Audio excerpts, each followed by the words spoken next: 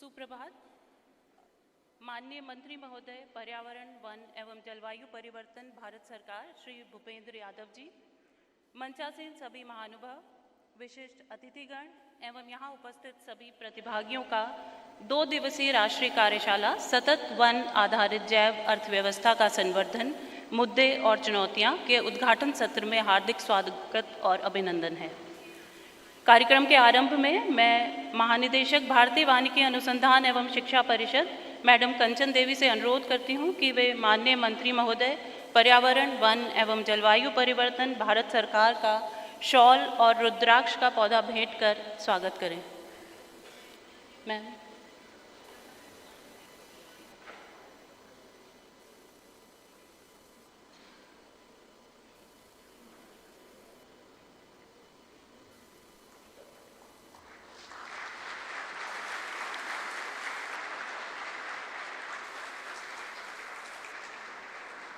Madam से अनुरोध है कि वे श्री तन्मय कुमार, सचिव पर्यावरण, वन एवं जलवायु परिवर्तन मंत्रालय, भारत सरकार का शॉल और पुत्रंजीवा का पौधा भेंट कर स्वागत करें।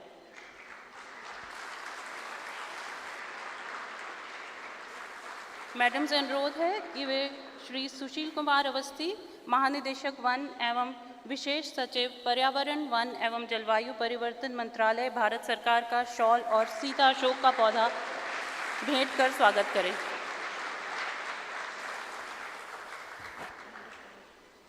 मैडम से अनुरोध है कि वे श्री रमेश कुमार पांडे, अपर महानिदेशक वन जीव पर्यावरण, वन एवं जलवायु परिवर्तन मंत्रालय, भारत सरकार का शॉल और मौलसरी का पौधा भेंट कर स्वागत करें।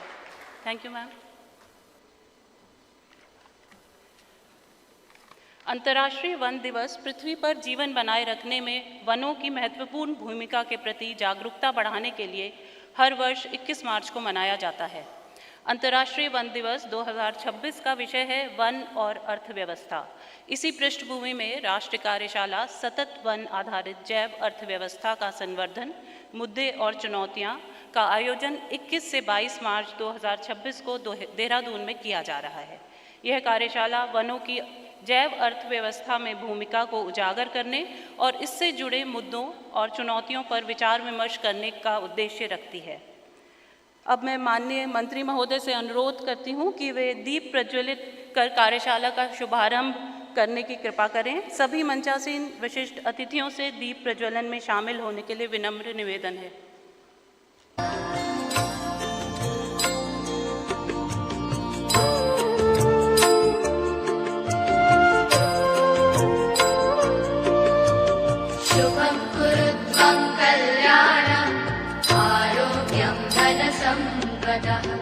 शुभं कुरु त्वं कल्याणम् आरोग्यं धनसम्पदः शत्रुबुद्धिविनाशाय दीपज्योतिर्नमोऽस्तुते दीपज्योतिर्नमोऽस्तुते शुभं कुरु त्वं कल्याणम् आरोग्यं धनसम्पदः।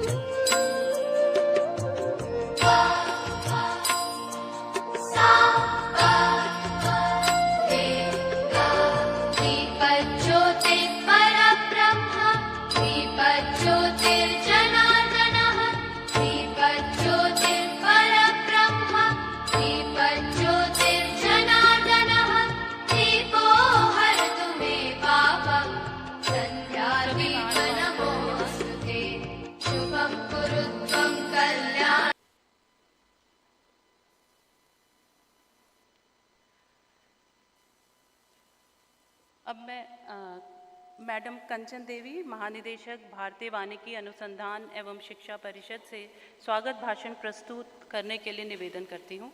मैम।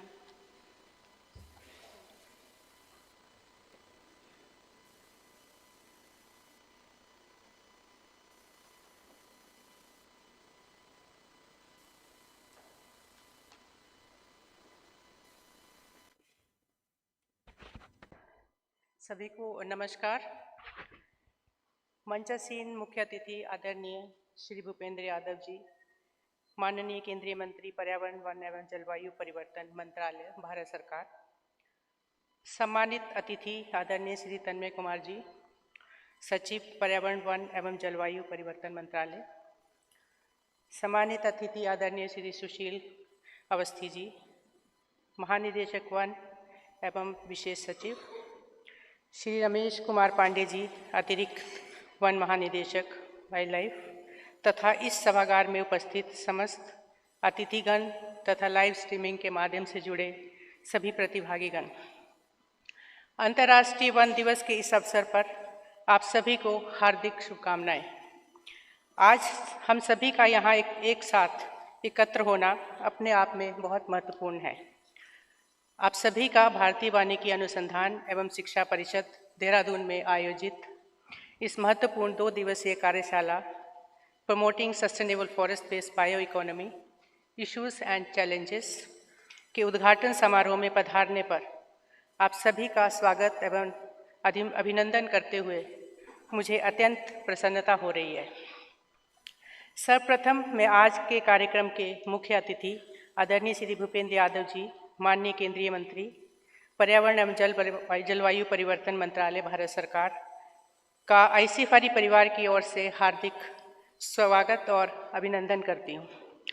आपके नेतृत्व में देश ने पर्यावरण संरक्षण, जलवायु परिवर्तन शमन और वन संसाधनों के सतत प्रबंधन के क्षेत्र में कई महत्वपूर्ण कदम उठाए हैं। आपकी दूरदर्शी सोच ने हरित विकास को एक नई दिशा दी है और आज आपकी गरिमामयी उपस्थिति इस कार्यक्रम को और भी विशेष बना रही है। मैं सचिव महोदय श्री तन्मय कुमार जी का भी स्वागत करती हूँ। आपके कुशल नेतृत्व में मंत्रालय ने पर्यावरण संरक्षण, जैव विविधता और जलवायु परिवर्तन से जुड़े अनेक महत्वपूर्ण कार्यक्रमों को प्रभावी ढंग से आगे बढ़ाया है। श्री सुशील कुमार अवस्थी जी, वन महानिदेशक एवं विशेष सचिव का विशेष रूप से अभिनंदन। वन प्रशासन और प्रबंधन में आपका अनुभव हम सभी के लिए मार्गदर्शक है। इसी के साथ Shri Ramesh Kumar Pandey ji, ADG wild life तथा मंत्रालय से पधारे सभी वरिष्ठ अधिकारियों, ADG FC, NDG FSI, CO Campa और अन्य अधिकारियों का भी हार्दिक स्वागत है, जो नीति और क्रियान्वयन के माध्यम से देश के वन क्षेत्र को सशक्त बना रहे हैं। आज यहाँ पर उपस्थित director IGNFA, director WI, joint director FSI, director forest education, principal task force का भी हार्दिक अभिनंदन है। राज्य वन विभागों के सभी वन बल प्रमुख, PCCFs, CWLWs, अन्य अधिकारी गणों का भी दिल से स्वागत है। इसके साथ ही निरंतर संस्थानों के प्रमुख भी यहाँ पर उपस्थित हैं, उन सभी का विशेष अभिनंदन है। ICFRE के अंतर्गत आने वाले सभी अनुसंधान संस्थानों के निदेशक गणों का भी हार्दिक स्वागत है। साथ ही IFS प्रशिक्षु, ICFRE के वैज्ञानिक और अधिकारीगण, देश के विभिन्न हिस्सों से आए विशेषज्ञ, शोधकर्ता, छात्र छात्राएं, उद्योग जगत के प्रतिनिधि और मीडिया के साथियों तथा लाइव स्ट्रीमिंग के माध्यम से जुड़े सभी प्रतिभागियों का मैं दिल से स्वागत करती हूँ। आज का समय हमें एक महत्वपूर्ण सच्चाई की याद दिलाता है। पूरी दुनिया जलवायु परिवर्तन, जैव विविधता में कमी, भूमि क्षरण और प्राकृतिक संसाधनों पर बढ़ते दबाव जैसी गंभीर चुनौतियों का सामना कर रही है। इनका प्रभाव केवल पर्यावरण तक सीमित नहीं है, बल्कि हमारे समाज और अर्थव्यवस्था पर भी स्पष्ट रूप से दिखाई देता है। भारतीय वानिकी अनुसंधान एवं शिक्षा परिषद देश में वन अनुसंधान और शिक्षा के क्षेत्र में एक अग्रणी संस्था है। परिषद अपने विभिन्न संस्थानों के माध्यम से फॉरेस्ट इकोलॉजी, बायोडाइवर्सिटी, जलवायु परिवर्तन, वन प्रबंधन और इकोलॉजिकल रेस्टोरेशन जैसे क्षेत्रों में महत्वपूर्ण कार्य कर रही है। ICFRE सतत वानिकी प्रौद्योगिकियों को बढ़ावा देकर, वृक्षों की उत्पादकता बढ़ाकर और गैर लकड़ी वन उत्पादों को प्रोत्साहित करके बायो इकोनॉमी में महत्वपूर्ण योगदान दे रही है। एग्रो फॉरेस्ट्री सिस्टम्स में तेजी से बढ़ने वाली और उच्च उपज देने वाली प्रजातियों को बढ़ावा देना, जैसे तमिलनाडु में कैजुरीना और बिहार में पॉपुलर, इसके अच्छे उदाहरण हैं। परिषद का उद्देश्य है वैज्ञानिक अनुसंधान, नवाचार और क्षमता निर्माण के माध्यम से देश में वन संसाधनों के सतत प्रबंधन को मजबूत करना, हमें विश्वास है कि शोध, नीति और जमीनी कार्यों के बीच बेहतर समन्वय से हम इस दिशा में और तेजी से आगे बढ़ सकते हैं। इसी उद्देश्य को प्राप्त करने की दिशा में forest based sustainable bio economy की अवधारणा हमारे सामने एक संतुलित रास्ता रखती है, जहां हम विकास भी करें और प्रकृति का संरक्षण भी सुरक्षित हो। हम सभी जानते हैं कि वन हमारे जीवन के लिए कितने महत्वपूर्ण हैं। वे कार्बन अवशोषण के माध्यम से जलवायु परिवर्तन करने को कम करने, जैव विविधता को सुरक्षित रखने, जल स्रोतों और मिट्टी की रक्षा करने के साथ साथ करोड़ों लोगों की आजीविका का आधार हैं, विशेषकर ग्रामीण और जनजातीय समुदायों के लिए। भारत जैसे समृद्ध जैव विविधता वाले देश में ये और भी ज़रूरी हो जाता है कि हम वन संसाधनों का उपयोग वैज्ञानिक, जिम्मेदार और सतत तरीके से करें। वन आधारित उत्पादों और जैविक संसाधनों के माध्यम से हम एक मजबूत और इंक्लूसिव बायो इकोनॉमी का निर्माण कर सकते हैं। वन आधारित जैव अर्थव्यवस्था का विकास केवल पर्यावरण संरक्षण तक सीमित नहीं है। ये ग्रामीण क्षेत्रों में रोजगार बढ़ाने, स्थानीय एंटरप्रेन्योरशिप को प्रोत्साहित करने और कम्युनिटी बेस्ड डेवलपमेंट को मजबूत करने का भी एक माध्यम है। इन्हीं उद्देश्यों को ध्यान में रखते हुए इस 2 दिवसीय कार्यशाला का आयोजन किया गया है। इस कार्यशाला का उद्देश्य है वन आधारित जैव अर्थव्यवस्था से जुड़े मुद्दों, अवसरों और चुनौतियों पर विचार विमर्श करना और सभी हितधारकों के बीच संवाद और सहयोग को बढ़ावा देना। इन 2 दिनों में हम कई महत्वपूर्ण विषयों पर चर्चा करेंगे, जैसे वन आधारित बायो प्रोडक्ट्स और उनका व्यवसायीकरण, रिसोर्स बेस्ड बायो इकोनॉमी और समुदायों की भागीदारी, sustainable development of forest, policy framework, forest entrepreneurship और आजीविका के अवसर तथा इस क्षेत्र में नवाचार और तकनीक की भूमिका। मुझे पूरा विश्वास है कि इस कार्यशाला के माध्यम से वैज्ञानिकों, नीति निर्माताओं, उद्योग जगत, उद्यमियों और अन्य हितधारकों के बीच सार्थक संवाद स्थापित होगा, जो हमें आगे की दिशा तय करने में मदद करेगा। अंत में मैं एक बार फिर हमारे माननीय मुख्य अतिथि, सभी विशिष्ट अतिथियों, मंत्रालय के वरिष्ठ अधिकारियों, संस्थानों के प्रमुखों, वक्ताओं और सभी प्रतिभागियों का इस कार्यक्रम में पधारने के लिए हृदय से धन्यवाद और स्वागत करती हूँ।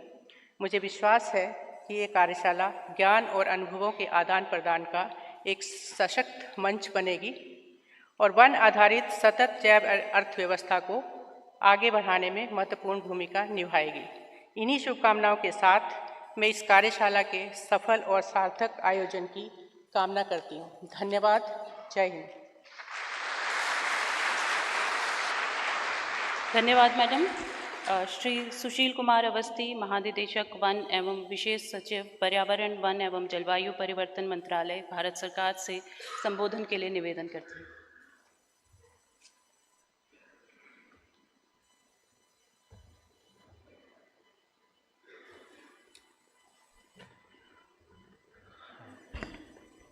धन्यवाद।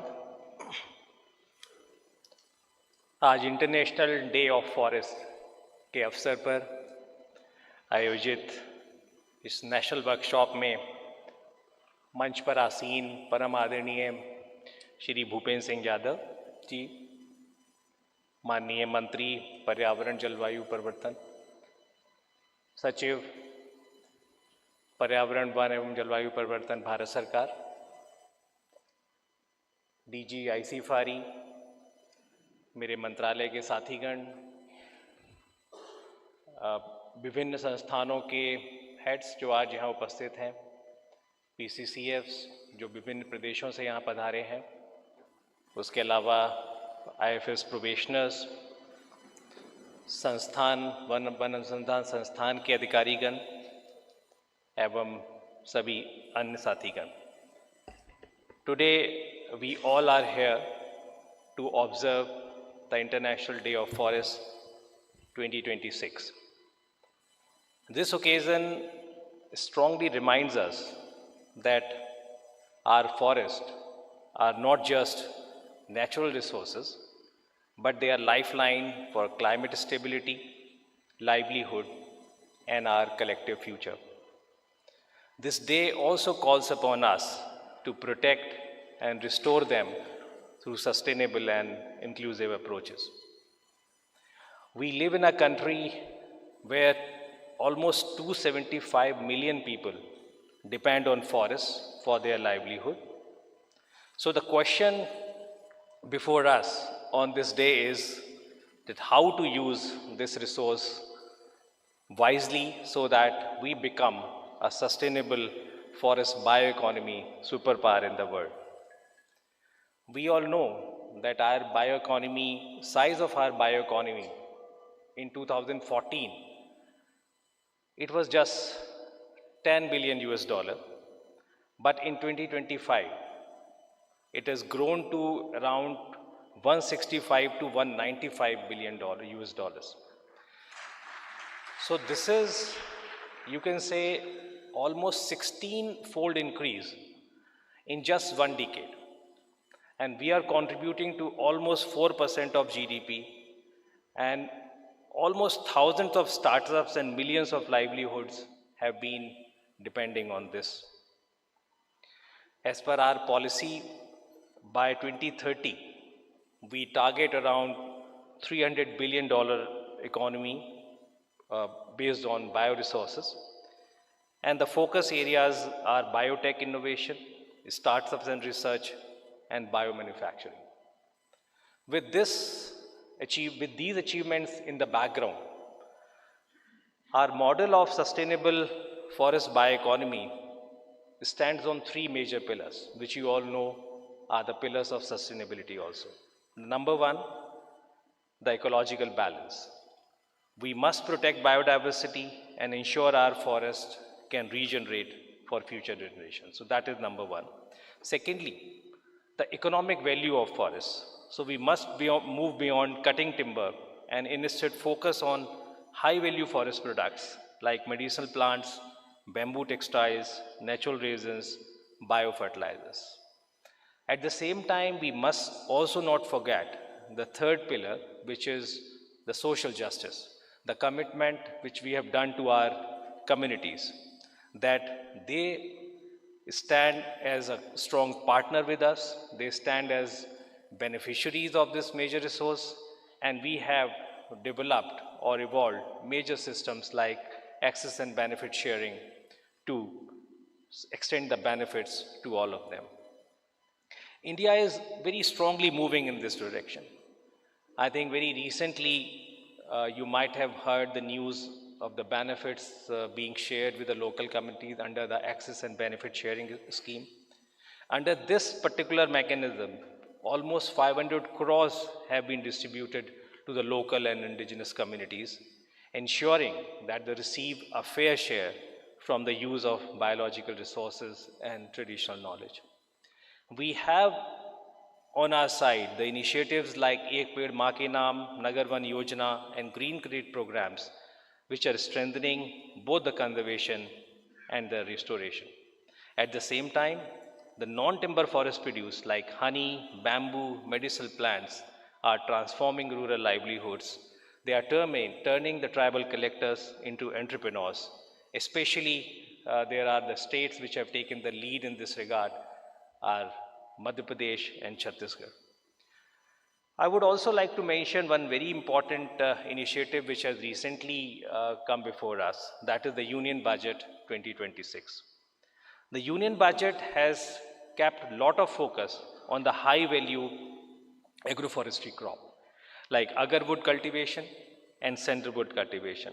We all know that agarwood cultivation is being promoted in the northeastern part of this country, which is a very, very high value product used in perfumes and medicines, and this gives a huge income potential to the farmers. At the same time, the sandalwood is coming out of its natural zone, which was traditionally Tamil Nadu and Karnataka. So now it is getting into the agroforestry fields of even the farmers who are doing it in Gujarat. So these steps clearly show a shift from low value extraction to high value sustainable growth based on our forests. Also, the technology is playing a big role. The ministry has gone ahead and released the model agroforestry guidelines, which stand as a major document to the states, by which they can relax and they can ease out the norms of tree felling in the states. We are also going ahead with the scheme of One Nation, One Pass system, which is making the movement of forest produce easier and faster across the states. Looking ahead, the global consensus is very, very clear. Non-wood forest produce are no longer secondary. They are central to the climate resilience and rural prosperity. In conclusion, the future of India lies not in choosing between development and environment, but in combining both of them. A sustainable forest bioeconomy gives us that path where forests thrive, people prosper, and growth becomes truly inclusive. Let us also remember that if we do not take care of forests, the forest will also not take care of us. So it is a two-way process, and we have to continuously contribute towards its conservation and the sustainable forest bioeconomy. Thank you very much.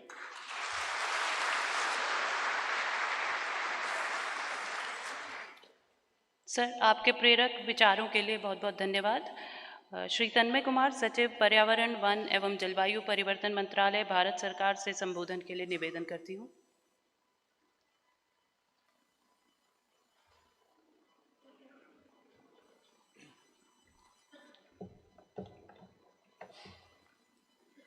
Honorable Minister, Environment, Forest and Climate Change, Government of India, respected Shri Bhupen Singh Yadav Sahab, my colleague in the Ministry, DG Forest and Special Secretary, Shri Sushil Awasthi ji, DG Ma'am, Srimati Kanchan Devi ji, Shri Ramesh Pandey ji, all senior officers, colleagues and probationers. First and foremost, I would like to congratulate all of you, all the foresters, the ones who have served the country, the ones who are serving, and the ones who are going to serve in the times to come on this International Day of Forestry for a contribution to maintaining forests in the country. It is because of the collective efforts of all those who have worked in this field that India takes pride in saying, not through our own system, through our own voices, but the voice of FAO, which says that India is now third in the net gain in forest area and is ninth in the overall area under forest. Through you, I would also like to compliment all the communities residing in and around the forest areas who have over the years, over the ages, contributed towards the maintaining of forest, towards the rejuvenation of forest, towards the revival of forests. Had they not contributed along with you, we would not have been witnessing this historic occasion. Having said that, on this Day of Forest, International Day, where the topic which has been included and is very relevant is forests and economies, promoting sustainable forest-based bioeconomy is the need of the hour.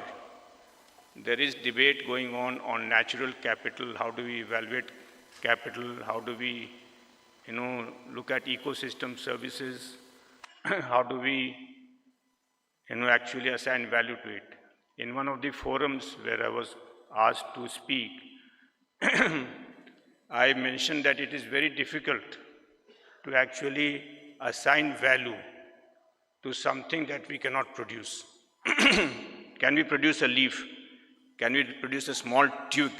Can we actually replicate nature? However, the essence lies in ascribing some value, and that is where the ecosystem services approach has some merit. Because unless we ascribe value, we will not be able to preserve that. When we ascribe value, we attach importance, and thereby the economic way of thinking gets triggered. Bioeconomy is such a field where if we look at the other means of production, we have raw material, we mine them out, we use them, we throw them, but forest is one raw material which regenerates. Therefore, and it provides livelihood to the local communities. So what is the challenge? The challenge is how do we look at the forest produce, the timber produce, the non-timber, as well as how do we actually in this age where climate change, where there are three types of crisis, they're known as triple planetary crisis. One is the climate change, the other is the biodiversity loss, and the third is the menace of pollution.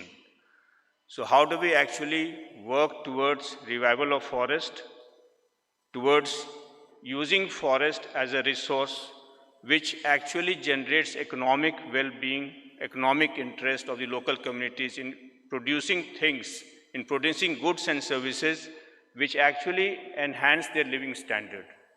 So there the concept of, the green credit, the carbon credit, the access benefit sharing mechanism, all those gain importance. Would be, guided by Honorable Minister when he delivers his speech.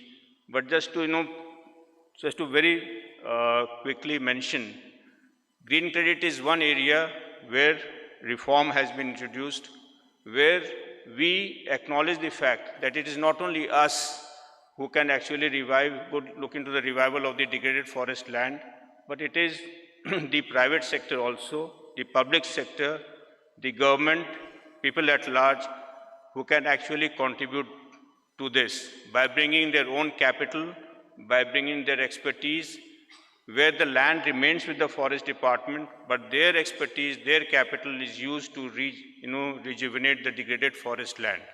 That is one major thing that has been done, and it will be incumbent on the field level functionaries to utilize this opportunity. The second major thing that is available with us is the carbon credit. So steps are being taken in that direction to open up this sector, to look into the voluntary carbon market, to look into how villagers and others, farmers also benefit from that. The third which has been done is the access benefit sharing mechanism, which has been mentioned by my colleague here, where the National Biodiversity Authority, under the guidance of Honorable Minister, has developed a portal through which the benefit is being shared with the community so that they start owning up. So if you look at circular economy, it is not only, doing away the use through culture, but to, reduce, reuse, recycle, and that is very much applicable to the forest produce.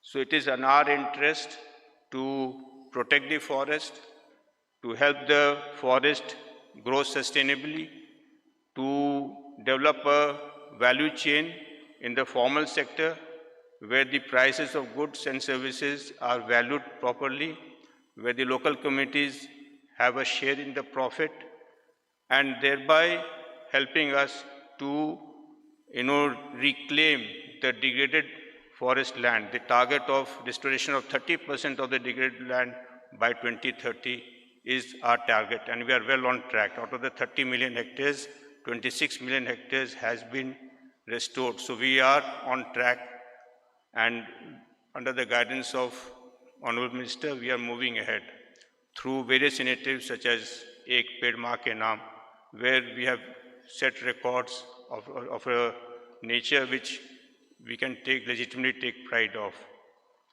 under the vision of Honorable Prime Minister. I would end this by just reminding ourselves of our fundamental duty as enshrined in the Constitution, Article 48A, which says that it is our duty to protect the environment and to safeguard the forest and the wildlife. I think with this, I'll just end my short speech before you today, and we look forward to the guidance of Honorable Minister. Thank you very much.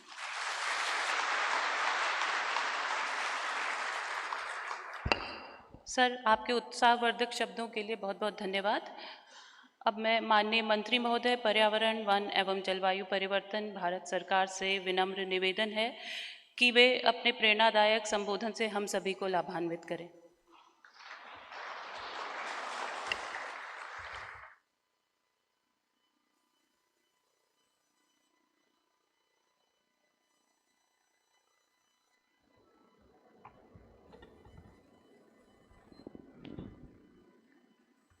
सबसे पहले तो आप सभी को international forest day की बहुत बहुत बधाई और शुभकामनाएं। और इंटरनेशनल फॉरेस्ट डे मनाने के लिए ICFRE से बढ़िया कोई इंस्टीट्यूट हो नहीं सकता। मंच पर उपस्थित हमारे मिनिस्ट्री के सचिव Shri Tanmay Kumar ji, DG forest Shri Sushil Awasthi ji, ADG wildlife Shri Ramesh Pandey ji, ICFRE की डायरेक्टर श्रीमती कंचन देवी जी, यहाँ उपस्थित सभी अधिकारीगण,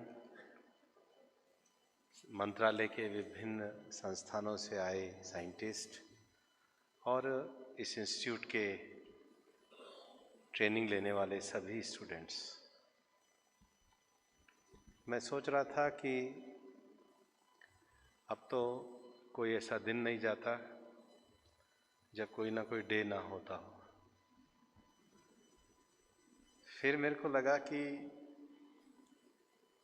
हम कई तरह के डे मनाते हैं। कुछ डे इसलिए मनाते हैं कि हम अपनी रिलेशनशिप को याद रखें, mother day, father day, Valentine day. कुछ डे इसलिए मनाते हैं कि हम अपनी हिस्ट्री को याद रखें, इंडिपेंडेंस डे, रिपब्लिक डे। कुछ डे इसलिए मनाते हैं कि हम अपनी ग्रेटिट्यूड व्यक्त कर सकें, टीचर डे। और कुछ डे इसलिए मनाते हैं कि हम अपने आसपास की सराउंडिंग में कॉन्शियसनेस पैदा कर सकें। और इसलिए हमारी मिनिस्ट्री में भी tiger day, elephant day, lion day, forest day, sparrow day. तो दो चीज़ें मनुष्य में बाकी स्पीशीज से ज़्यादा है और दो चीज़ें हमको विशिष्ट बनाती हैं। एक हमारी मेमोरी बहुत दुनिया की बाकी जितने भी स्पीशीज हैं उनमें सबसे अच्छी है। कहते हैं कि एलिफेंट की मेमोरी सबसे अच्छी होती है, लेकिन उनकी मेमोरी सीमित होती है, अपने रास्ते को लेकर, अपने झुंड को लेकर, अपनी हैबिट्स को लेकर। लेकिन हमारी मेमोरी जो है, इसके साथ, हमारी मेमोरी के साथ जो सबसे बड़ी चीज़ है कि मनुष्य में मेमोरी के साथ साथ कल्पनाशीलता बहुत होती है, सृजनात्मकता बहुत होती है। जितना भी साइंस का आविष्कार हुआ है, जितना भी सिविलाइजेशन हुई है, जितने भी जो अर्बनाइजेशन हुआ है, सिविल स्ट्रक्चर हुआ है, ये सब मनुष्य की कल्पनाशीलता के कारण हुआ है। और मनुष्य की इतनी कल्पनाशीलता है कि हमने जो जो नए इनोवेशन किए, नए प्रयोग किए, उसको हमने अपने कम्युनिकेशन के माध्यम से कलेक्ट करने का प्रयास किया। और जैसे जैसे साइंस आगे बढ़ रही है, जैसे जैसे मनुष्य का ज्ञान आगे बढ़ रहा है, संसार को जानने की हमारी साइंस बेस्ड नॉलेज आगे बढ़ रही है, हमारा डेटा भी उतना ही ज़्यादा मजबूत हो रहा है। हमारे जिसको कहते हैं कि कुछ जगह तो हमारे संग्रह के कारण सब्जेक्ट ही खड़ा हो गया आर्कियोलॉजी, और अब तो डेटाबेस, मशीन लर्निंग या AI यही है कि हमने जितना ज़्यादा डेटा क्रिएट किया है, अब मनुष्य के अपने भी बस की बात नहीं रही कि उस सारे डेटा का एनालिसिस कर सके, इसलिए हम नए नए टूल को बढ़ाते जा रहे हैं। लेकिन इतना कुछ बढ़ाने के बाद कुल मिलाकर के, ये मेरी व्यक्तिगत धारणा है, मैं कोई लिखा हुआ नहीं पढ़ रहा हूँ, मेरी अपनी ओपिनियन ये है, इतना कुछ जानने के बाद भी नेचर सुप्रीम है। नेचर से बढ़कर के कुछ नहीं है। हमारी भी जो कल्पनाएं निकलती है नेचर से ही निकलती है। हमारा जो रिसोर्स बेस है वो नेचर ही है। आज मैं कई बार कहता हूं मेरी पर्सनल बातचीत में कि हम जिस सिविलाइजेशन में रह रहे हैं ये एनर्जी बेस्ड सिविलाइजेशन है। आप मनुष्य के जीवन में से एनर्जी का पार्ट हटा दीजिए तो 2/3 ह्यूमैनिटी भी टिक नहीं पाएगी। इलेक्ट्रिसिटी हो, डीजल हो, ये जो नेचर बेस सोर्स से जो एनर्जी हम बनाते हैं उसी से तो हम अपना जीवन अच्छा कर पा रहे हैं। पर इतना होने के बाद जो दुनिया में सबसे बड़ी बात उठती है और जो फिलॉसफिकली भी कई बार कही जाती है कि पूरा डेवलपमेंट अगर ह्यूमन सेंट्रिक ही है, पूरा डेवलपमेंट अगर एंथ्रोपोसेंट्रिक डेवलपमेंट ही है, पूरे डेवलपमेंट का बेस अगर वही है, तो क्या ये डेवलपमेंट हमको सस्टेन कर पाएगा? आप कल्पना करिए कि इस धरती पे कोई भी पशु पक्षी ना हो, कहीं भी ना हो, केवल मनुष्य ही मनुष्य हो, तो क्या इस धरती को हम सस्टेन कर पाएंगे? हम कहते हैं कई बार हमने धरती की उपज बढ़ानी है तो हमने पेस्टिसाइड का इन्वेंशन कर लिया, हमने गति बढ़ानी है, लेकिन इतना करने के बावजूद भी क्या अकेला मनुष्य धरती को सस्टेन कर सकता है? वो नहीं कर सकता। और इसलिए जब हम फॉरेस्ट की बात करते हैं तो मैं हमेशा ये कहता हूँ कि फॉरेस्ट बचाने का अर्थ केवल पेड़ों को बचाना नहीं है। फॉरेस्ट बचाने का अर्थ है इकोलॉजी सिस्टम को, होल सिस्टम को सरवाइव करने देना। उसको नेचर की जो ताकत है, नेचर की जो बनाने की ताकत है, हम उससे बाहर नहीं जा सकते, लेकिन उसके साथ को एग्जिस्टेंस कर सकते हैं। और नेचर के साथ अगर को एग्जिस्टेंस करने का भाव अगर हम लेकर के चलेंगे तभी हम इस धरती को रहने लायक बना पाएंगे। सस्टेनेबिलिटी का जो अर्थ है, कई बार सस्टेनेबिलिटी को माना जाता है, सस्टेनेबिलिटी का अर्थ मेरे को लगता है कि जो कुछ हम ले रहे हैं नेचर से वो कितना और कब तक लेंगे। और इसलिए 30, 40, 50 साल पहले जब नई नई चीज़ें धरती पे इजाद करी थी तो प्रिंसिपल होता था टेक, मेक और वेस्ट। आप लो, बनाओ और फेंक दो।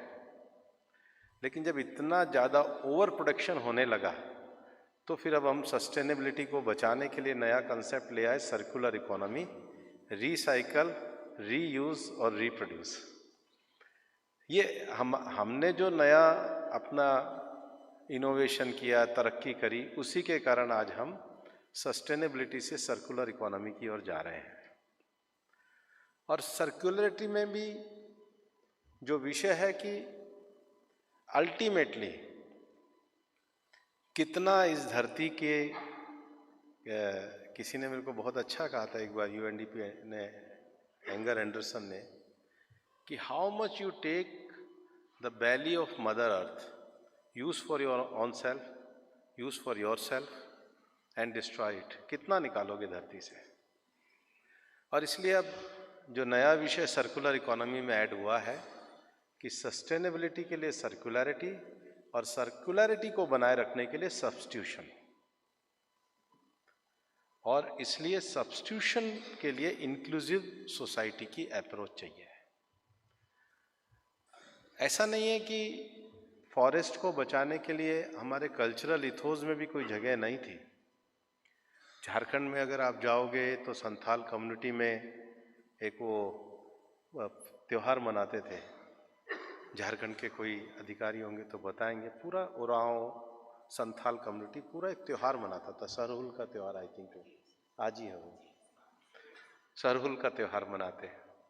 अब ये राजस्थान वगैरह में पूरी जगह जाओगे तो चूँकि पूरा रेगिस्तान है, लेकिन वो फिर भी जून जुलाई में बारिश होती थी तो हरियाली तीज मनाते थे। ऐसे ही उत्तराखंड में भी परंपरा है, हिमाचल में भी परंपरा है। तो नेचर को बचाने के लिए हमारे यहाँ अपने कल्चरल वैल्यूज़ में भी परंपराएं हैं। पर प्रश्न उठता है कि अब चूंकि सस्टेनेबिलिटी, सर्कुलरिटी, सब्स्टिट्यूशन और इंक्लूसिविटी, इसके लिए पॉलिसी लेवल पे हस्तक्षेप होनी चाहिए। और मुझे लगता है पॉलिसी लेवल पर हस्तक्षेप करने के लिए ही ये फॉरेस्ट डे मनाने का तय किया हो। मेरा ये मानना है कि जो हमने अपने मंत्रालय में प्रयोग शुरू किया है कि मंत्रालय के जो हमारे 16 इंस्टीट्यूट हैं उनमें बातचीत करने के लिए हमने निरंतर नाम के एक इनफॉर्मल ऑर्गेनाइजेशन को बनाया। मैं देख रहा हूँ आप लोग बायो इकोनॉमी पे आप लोगों ने यहाँ एक चैप्टर रखा है, लेकिन अगर बायो इकोनॉमी में आप रख रहे हो तो सारे फॉरेस्टर होने के बाद करेंगे क्या? तो DPIIT से, मिनिस्ट्री ऑफ फाइनेंस से भी बुला करके लोगों को लाना चाहिए। और हमें ये जो कंसल्टेशन का दायरा है ये बड़ा बनाना चाहिए। कॉन्फ्लिक्ट कहाँ आता है कि कॉन्फ्लिक्ट तभी आता है जब दो तरीके से हम लोग सोचना शुरू करते हैं, या तो ल्यूनेटिक वे में एक ही तरीके से सोचते हैं, या ऐसा सोचते हैं कि हमको सारा पता है। मुझे लगता है कि फॉरेस्ट्री डे पे भी अगर हम फॉरेस्ट और इकोनॉमी को बचाना चाहते हैं, बनाना चाहते हैं, तो इंटर डिपार्टमेंट कंसल्टेशन भी हमारा होना चाहिए। पॉलिसी लेवल पर फॉरेस्ट और इकोनॉमी को बताना चाहिए तो उनको भी फॉरेस्ट के बारे में जानकारी पूरी देनी चाहिए। मैं अक्सर, चूँकि मैं तो कोई फॉरेस्टर था नहीं, मंत्रालय आने के कारण मुझे फॉरेस्ट्री को जानने का अवसर मिला, पर मैं जब पॉलिसी स्तर पे बाकी लोगों को देखता हूँ तो मेरे को कई बार उनको समझाना पड़ता है कि हमारे डिपार्टमेंट का काम केवल पेड़ लगाना नहीं है। तो कहते हैं फिर आप कैसे मंत्री हो? मैंने कहा पेड़ लगाना केवल हमारा डिपार्टमेंट का काम नहीं है। मैं जब उनको बताता हूँ कि हमारे पास ICFRE जैसा इंस्टीट्यूट है, या हमारे पास WII जैसा इंस्टीट्यूट है, या ZSI जैसा इंस्टीट्यूट है, या PSI जैसा इंस्टीट्यूट है, जो केवल बायोडायवर्सिटी को लेकर के, उसकी टैक्सोनॉमी को लेकर के लंबा काम करते हैं, एक एक स्पीशीज़ की पूरी स्टडी करने के लिए लंबा काम करते हैं, और इन सबको होलिस्टिक वे में चलाने का काम ही ये हमारे डिपार्टमेंट का काम है। हमारी बीच में जब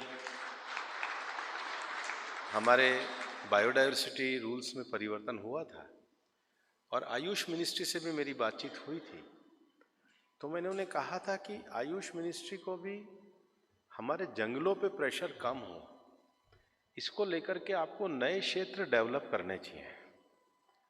अब जैसे अशोका का छाल का प्रयोग बहुत होता है, लेकिन उसको बनने में 40 साल लगते हैं। आप एक ही दिन में सबका पाउडर बना दोगे तो ये तो कमर्शियल एटीट्यूड में हमें जो हमारा वाइल्ड लाइफ एरिया है उसका जो एक नेचुरल तरीका है उसको प्रिजर्व करना इसलिए भी जरूरी है कि फ्यूचर के लिए भी आपको रिसोर्स वही रहेगा।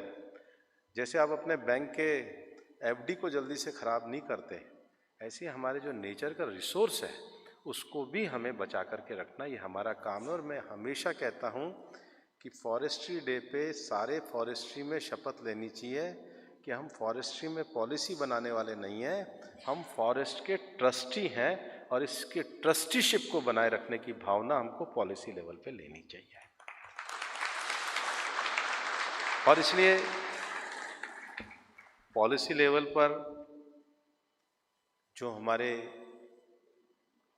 ये जो इम्पोर्टेंट स्पीशीज़ हैं, जैसे लाल चंदन का विषय कई बार आता है, नॉर्थ ईस्ट में अगर का विषय कई बार आता है, तो ये जो हमारी वनस्पतियां हैं, इन वनस्पतियों के संवर्धन का काम होना चाहिए।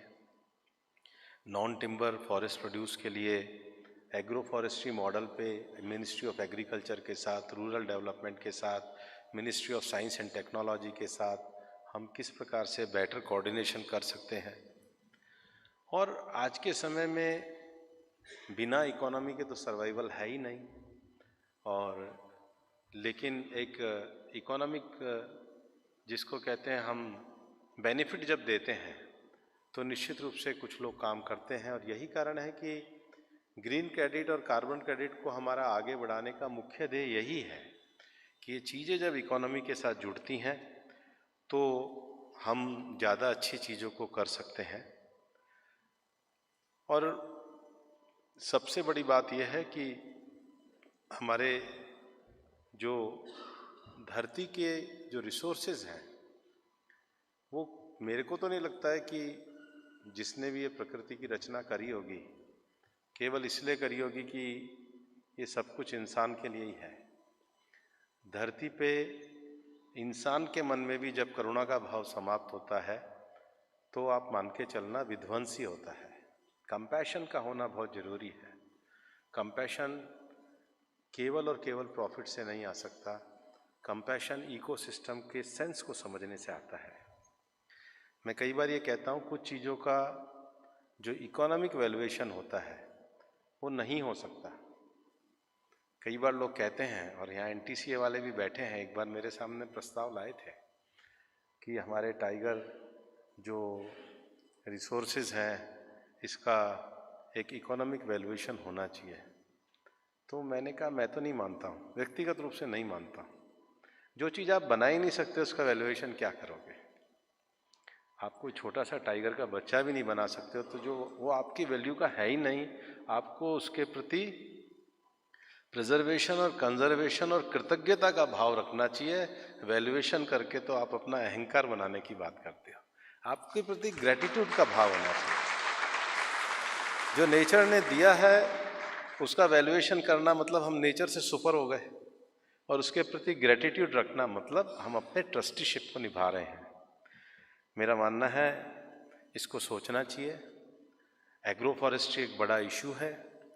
एग्रो फॉरेस्ट्री में हमको मिनिस्ट्री ऑफ एग्रीकल्चर के साथ मिलके काम करना चाहिए।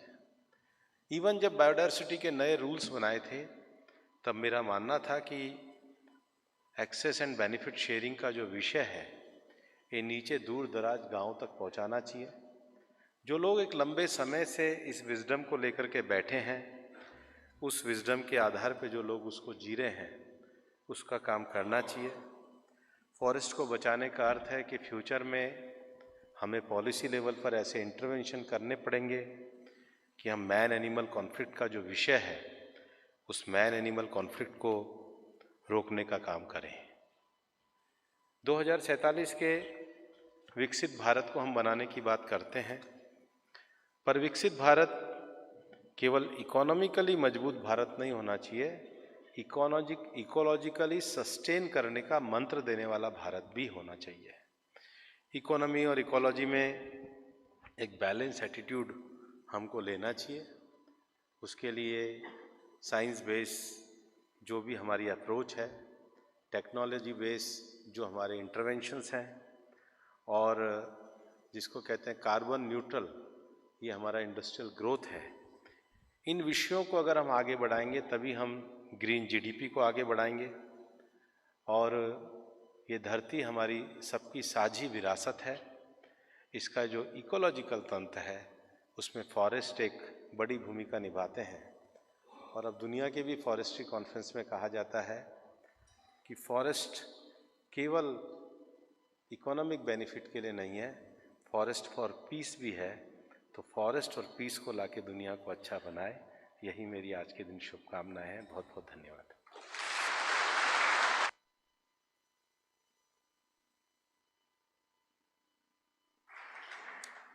माननीय मंत्री जी, आपके प्रेरणादायक एवं दूरदर्शी विचारों के लिए हार्दिक धन्यवाद। अब मैं महानिदेशक ICFRE से अनुरोध करूंगी कि वे माननीय मंत्री महोदय पर्यावरण, वन एवं जलवायु परिवर्तन भारत सरकार को आभार स्वरूप स्मृति चिन्ह प्रदान करें।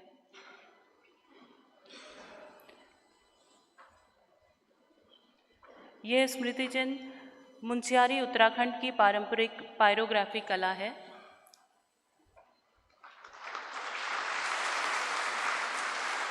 मैडम से निवेदन है कि वे श्री तन्मय कुमार, सचिव MOEFCC को आभार स्वरूप स्मृति चिन्ह प्रदान करें।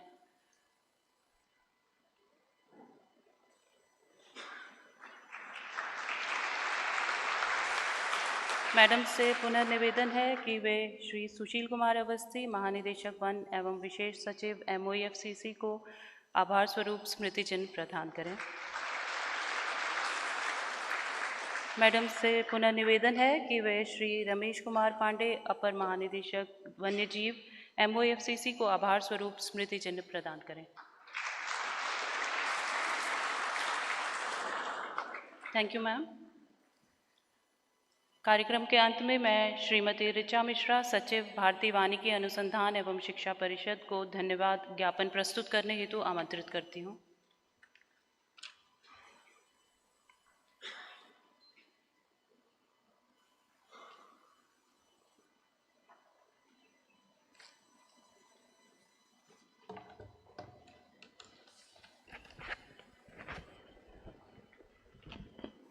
नमस्कार। आप सभी को पुनः राष्ट्रीय वन दिवस 2026 की शुभकामनाएं। आशा करती हूं कि आज के इस कार्यक्रम के माध्यम से हम वनों के महत्व व अर्थव्यवस्था में उनके योगदान का ये संदेश आप सभी तक पहुंचा पाए हैं। इस कार्यक्रम को सफल बनाने के लिए मैं हृदय से उन सभी का आभार व्यक्त करना चाहती हूं जिनके अथक प्रयासों से ये कार्यक्रम सफलतापूर्वक संपन्न हुआ।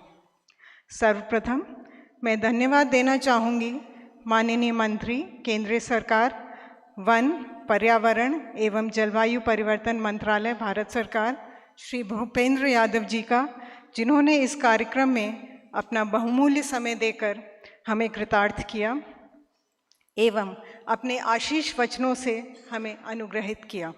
धन्यवाद महोदय।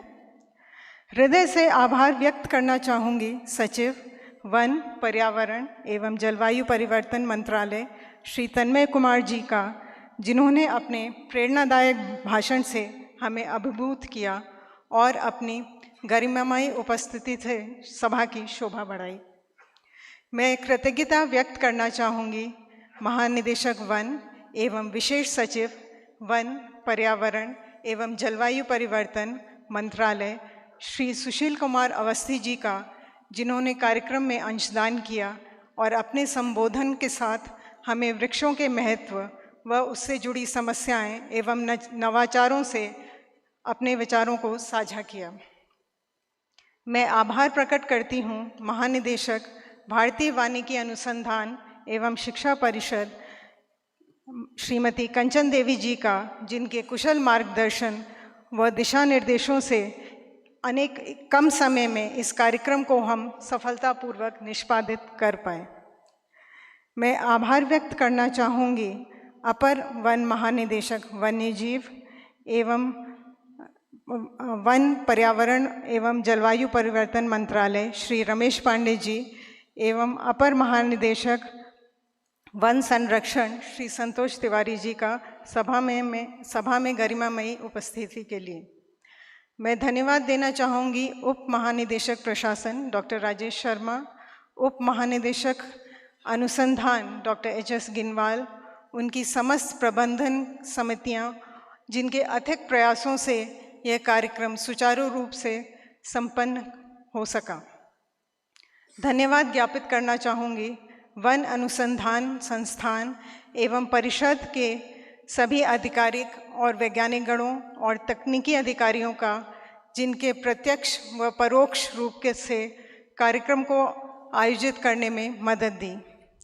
विशेष धन्यवाद सभागार में उपस्थित अतिथिजनों का, मंत्रालय से आए हुए सभी वरिष्ठ अधिकारीगण, CEO कैंपा, राज्य से आए हुए प्रधान मुख्य वन संरक्षक, मुख्य वन जीव प्रतिपालक एवं वरिष्ठ अधिकारीगण, निदेशक इंदिरा गांधी राष्ट्रीय वन अकादमी, संकाय सदस्य एवं प्रशिक्षणार्थीगण, महानिदेशक भारतीय वन सर्वेक्षण एवं अधिकारीगण, निदेशक IIFM, निदेशक वन्यजीव संस्थान एवं संकाय सदस्य, निदेशक वन शिक्षा निदेशालय, प्रधानाचार्य कैसफॉस, वन अनुसंधान संस्थान सम विश्वविद्यालय के डीन, कुलसचिव एवं छात्र छात्राएं, भारतीय वानिकी अनुसंधान एवं शिक्षा परिषद के निर्देशक गण, वन अनुसंधान एवं सभी तकनीकी अधिकारीगण,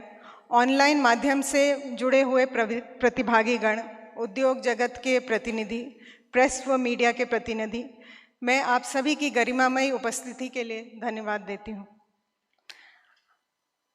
अब मैं अंत में आप सभी को एक अज्ञात की वनों से जुड़ी हुई कुछ पंक्तियों के साथ छोड़ना चाहूँगी। Forest dwindle, species flee. The cost of progress we must see. Protect the trees, the wildlife's home, or lose the balance, forever roam. धन्यवाद।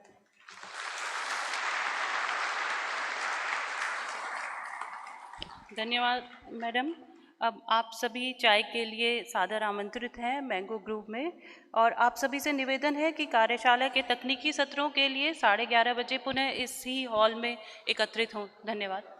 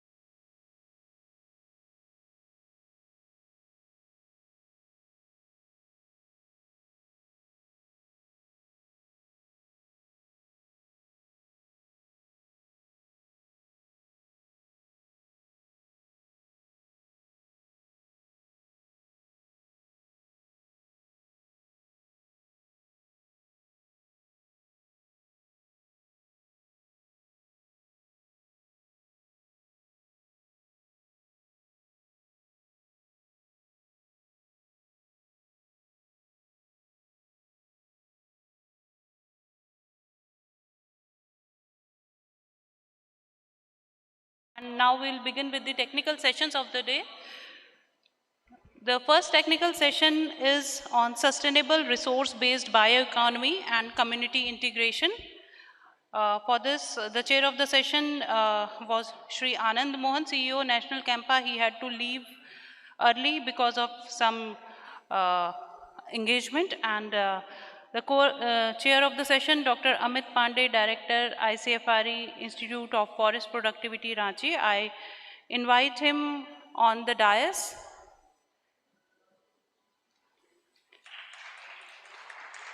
Reporters of the session are Dr. Ajay Kumar and Shri Akash Anand Solanki. And I also invite the speakers of the session, Dr. Ajay Kumar Lal, former PCCF Himachal Pradesh. Sir, kindly take your seat on the dais. Dr. R.C. Dhiman, Advisor Agroforestry Initiatives, Greenlam Industries. Sir, kindly take your seat on the dais. And Dr. Nitin Kulkarni, Director ICFRE RFRI Jorad, to kindly take his seat on the dais.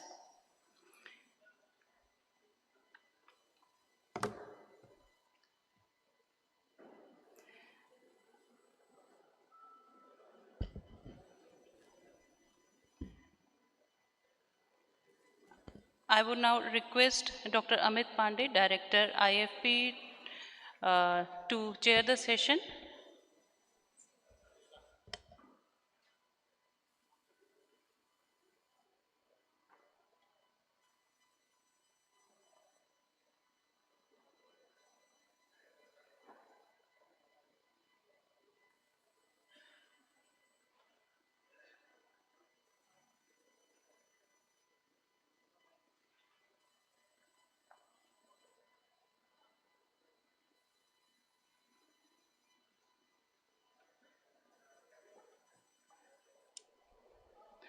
So, first of all, I would like to introduce the first speaker of the day, Mr. Ajay Kumar Lal. He is a retired IFS officer of 1987 batch with over 3 decades of distinguished experience in environmental governance, forestry, and public policy.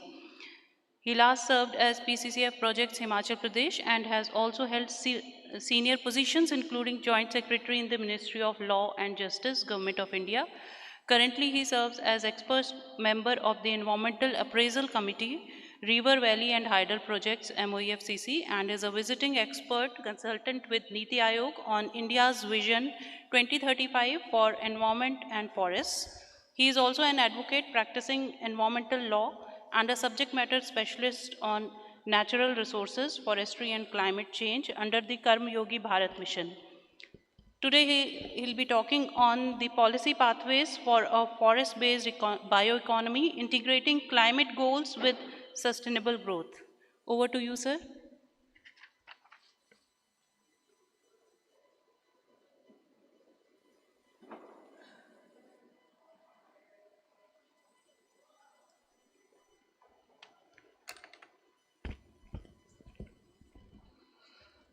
Thank you, Madam.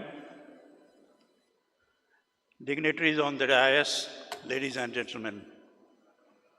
First of all, my greetings on this very special occasion of International Day of Forest today.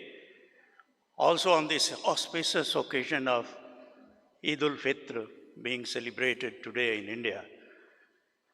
Also just we had equinox experienced yesterday till today. What I am going to do in this given 20-25 minutes on the topic given to me, trying to share with you a little bit of exposure and experience that I gained during my path, professional path as forester for almost 3.5 decades. I will be avoiding placing facts, figures, graphs, tables, and statistical data, etc., because I am well aware of the fact that the audience sitting here are equally competent, qualified, exposed, and they are good professionals at knowing about all these. So in order to save time, I would switch over to where we are and where we ought to go in relating to the topic allocated. As you can see on the screen, there are keywords here contained therein. Climate change goals, no need to mention much because many subsequent speakers will speak on that, and more or less you are well aware of what is going on and where India stands, what have been the India's commitments, what have been the progress made so far. Green growth, of course, we will dwell some time on that. However, certain tools, certain actions, certain efforts which require prioritized takeaways will be definitely discussed among us. 20-25 minutes followed by a couple of questions if you so wish. So moving forward, if you look at the topic, policy pathways, the first keyword placed before you. As we know, our policy is almost 38 years old, and many developments within India, outside India, internationally have taken place since 1988. We didn't have Rio at that time, we didn't have Kyoto, we didn't have many other developments, and even till today when the world is in uncertainty. So many such milestone developments have taken after 1988. So definitely there is a need, rather I will call mandatory need, to revisit the existing policy and try to plug some of the gaps as well as try to incorporate some of the new developments as an directive to the governance. As we know that programs and projects and all actions follow the policies, therefore the time has come when we will have to relook the existing policy. In subsequent slides, we will have some look at how and where and by using which tool we can go for some reforms. So pathways to bioeconomy, again interesting word. We understand classical economy, we have been familiar nowadays with environmental economics, but bioeconomy, of course, they are not only a fringe-related subject, but now it is coming to the fore, and it is our duty, because we are the bio-custodians as well as managers of bio-related resources, to ensure that it is mainstreamed into the main economy. And economy, and in Indian context, definitely bioeconomy is going and is playing a crucial role, paradoxically not accounted for, not evaluated as such, and not giving as much as importance or thrust as it deserves, because of the fact that we all understand and we know that the majority of the benefits, majority of the economic gains, they are more or less hidden in nature, invisible in nature, or not taken into account in the present accounting system. We will have discuss that, throw some light on bioeconomy aspect also, and then how to integrate these into our climate change related goals and ensuring green growth or sustainable growth. They are already, when we discuss the first two, it will already be included into or imbibed into the later part of keywords of this topic. So we will move forward. Next slide, please. This is my favorite slide. I never forget to place it before my audience wherever I speak or wherever I go. Because my objective is just to stimulate your thinking. Close your eyes for a minute and think the location of India on our blue planet. And you might not have viewed from that angle that God has been so kind. Nature has been so kind to place this country called India on a position, on a location which would have been, which is the ideal. Can you think of any other country which possesses, which is endowed with such climatic variations, topographical variations, edaphic variations, and what not? We are neither equatorial country, sorry, neither equatorial country, my throat was slightly bad 2 days back, nor, say, polar region. Our Tropic of Cancer crosses, divides us in almost 2 parts, tropical, subtropical region. Like location-wise, you can see neither too hot nor too cold. Like most of us, almost everybody has gone abroad and might have experienced across so-called developed countries, Europe, US, where not. You will find temperature running in minus. They are making huge investments and artificial methods, measures just to control and make the living at least livable or existable. In India, we have everything.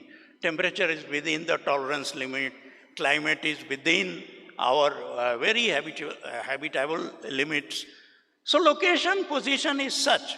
Then endowed with nature's endowment, all type of forests, if we come and speak particularly about forests, we can understand that we are so rich, we have variety.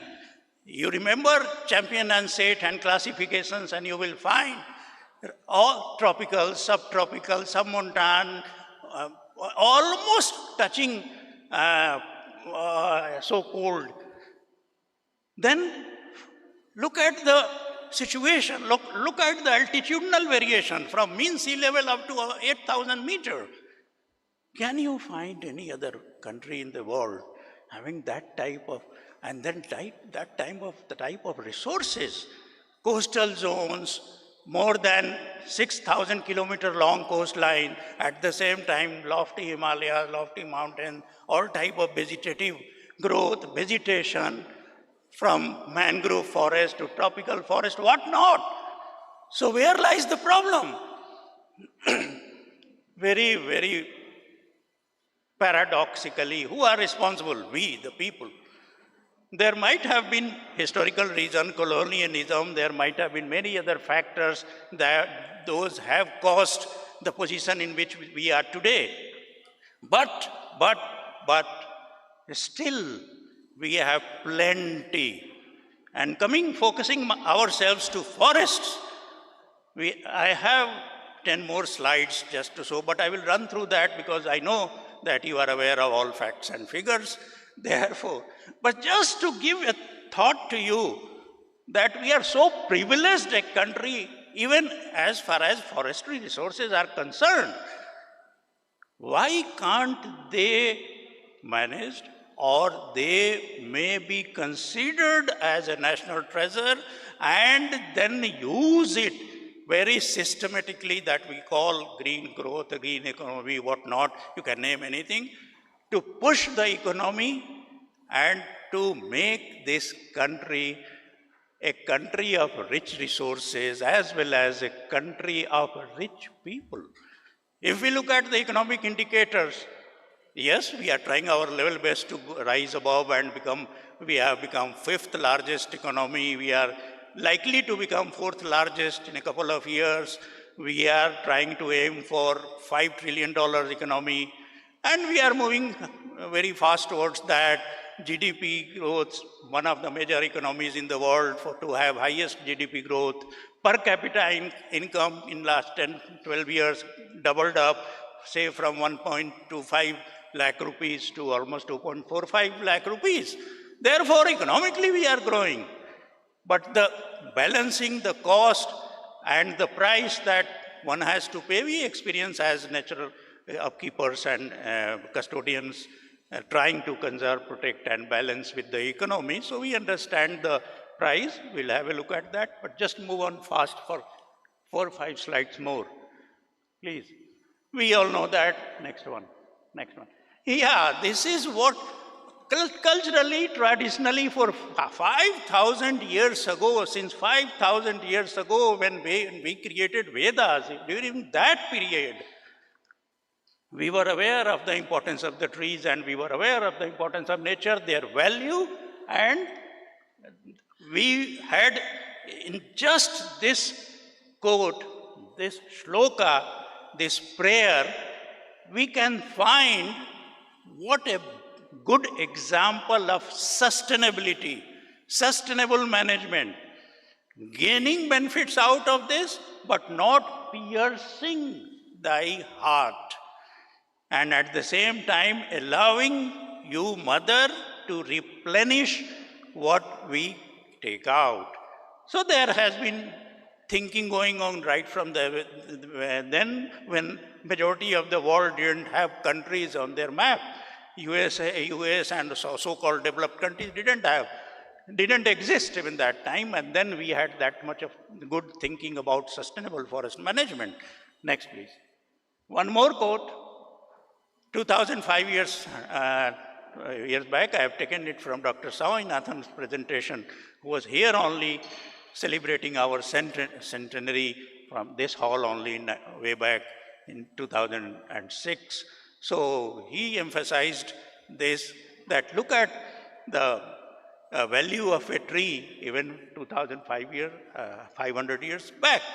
So this is now, next please. Some facts, just go through that. I don't want to just throw more light on that. Next. We know only 2.4% we have the land area of this planet. Still we possess 7 to 8% of flora and fauna, many endemic species across many versatile, variable at every level, biota. Anyway, next please. Next please. Next please.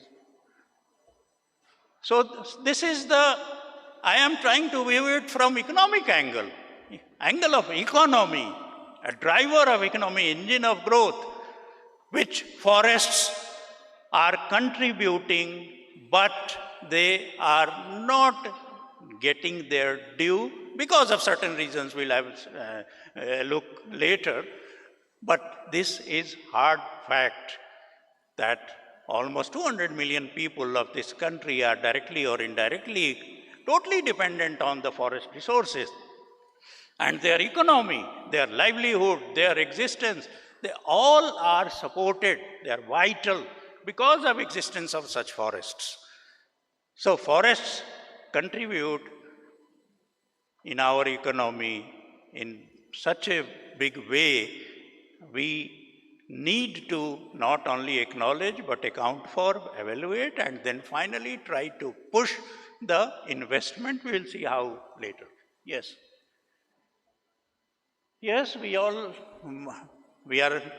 not only aware, we have worked into it. Many of us have the facts, figures, details, how and much NWFP, how much our energy requirement, up to what level it is met. So I will not dwell much on that. Next one. These are again some figures, data that substantiate the facts that forest bioeconomy is crucial to growth and to boost economy of this country. Yeah, I wish to stay a couple of minutes on this slide because it is a cause of concern also.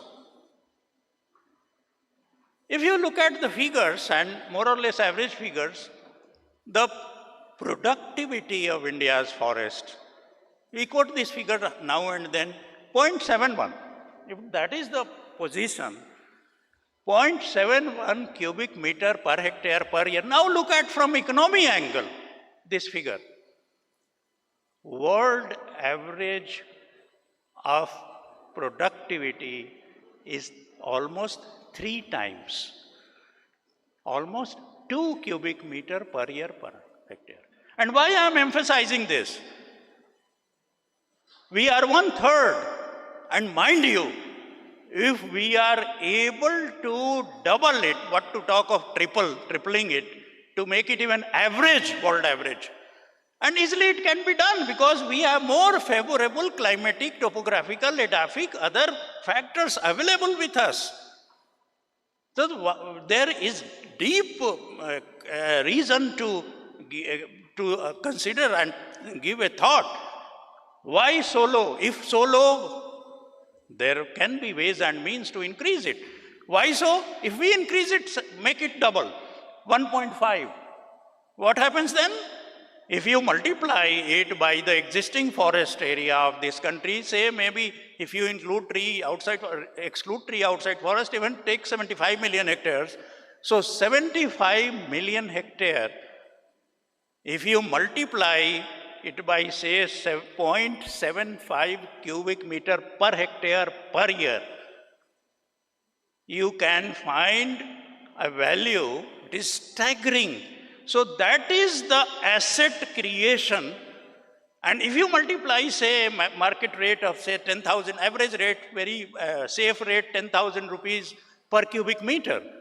So a rough calculation would tell you that we are going, by increasing this productivity, you can enhance your forest asset by as high as almost 60,000 crores of rupees per annum. So, this value, we are not very serious about it.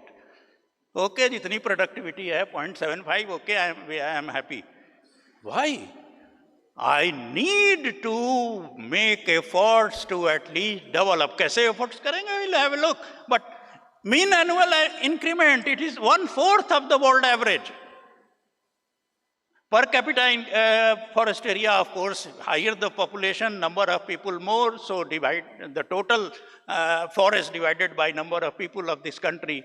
So if we are the most populous nation on this earth with 1.45 billion people, definitely per capita forest area will be less.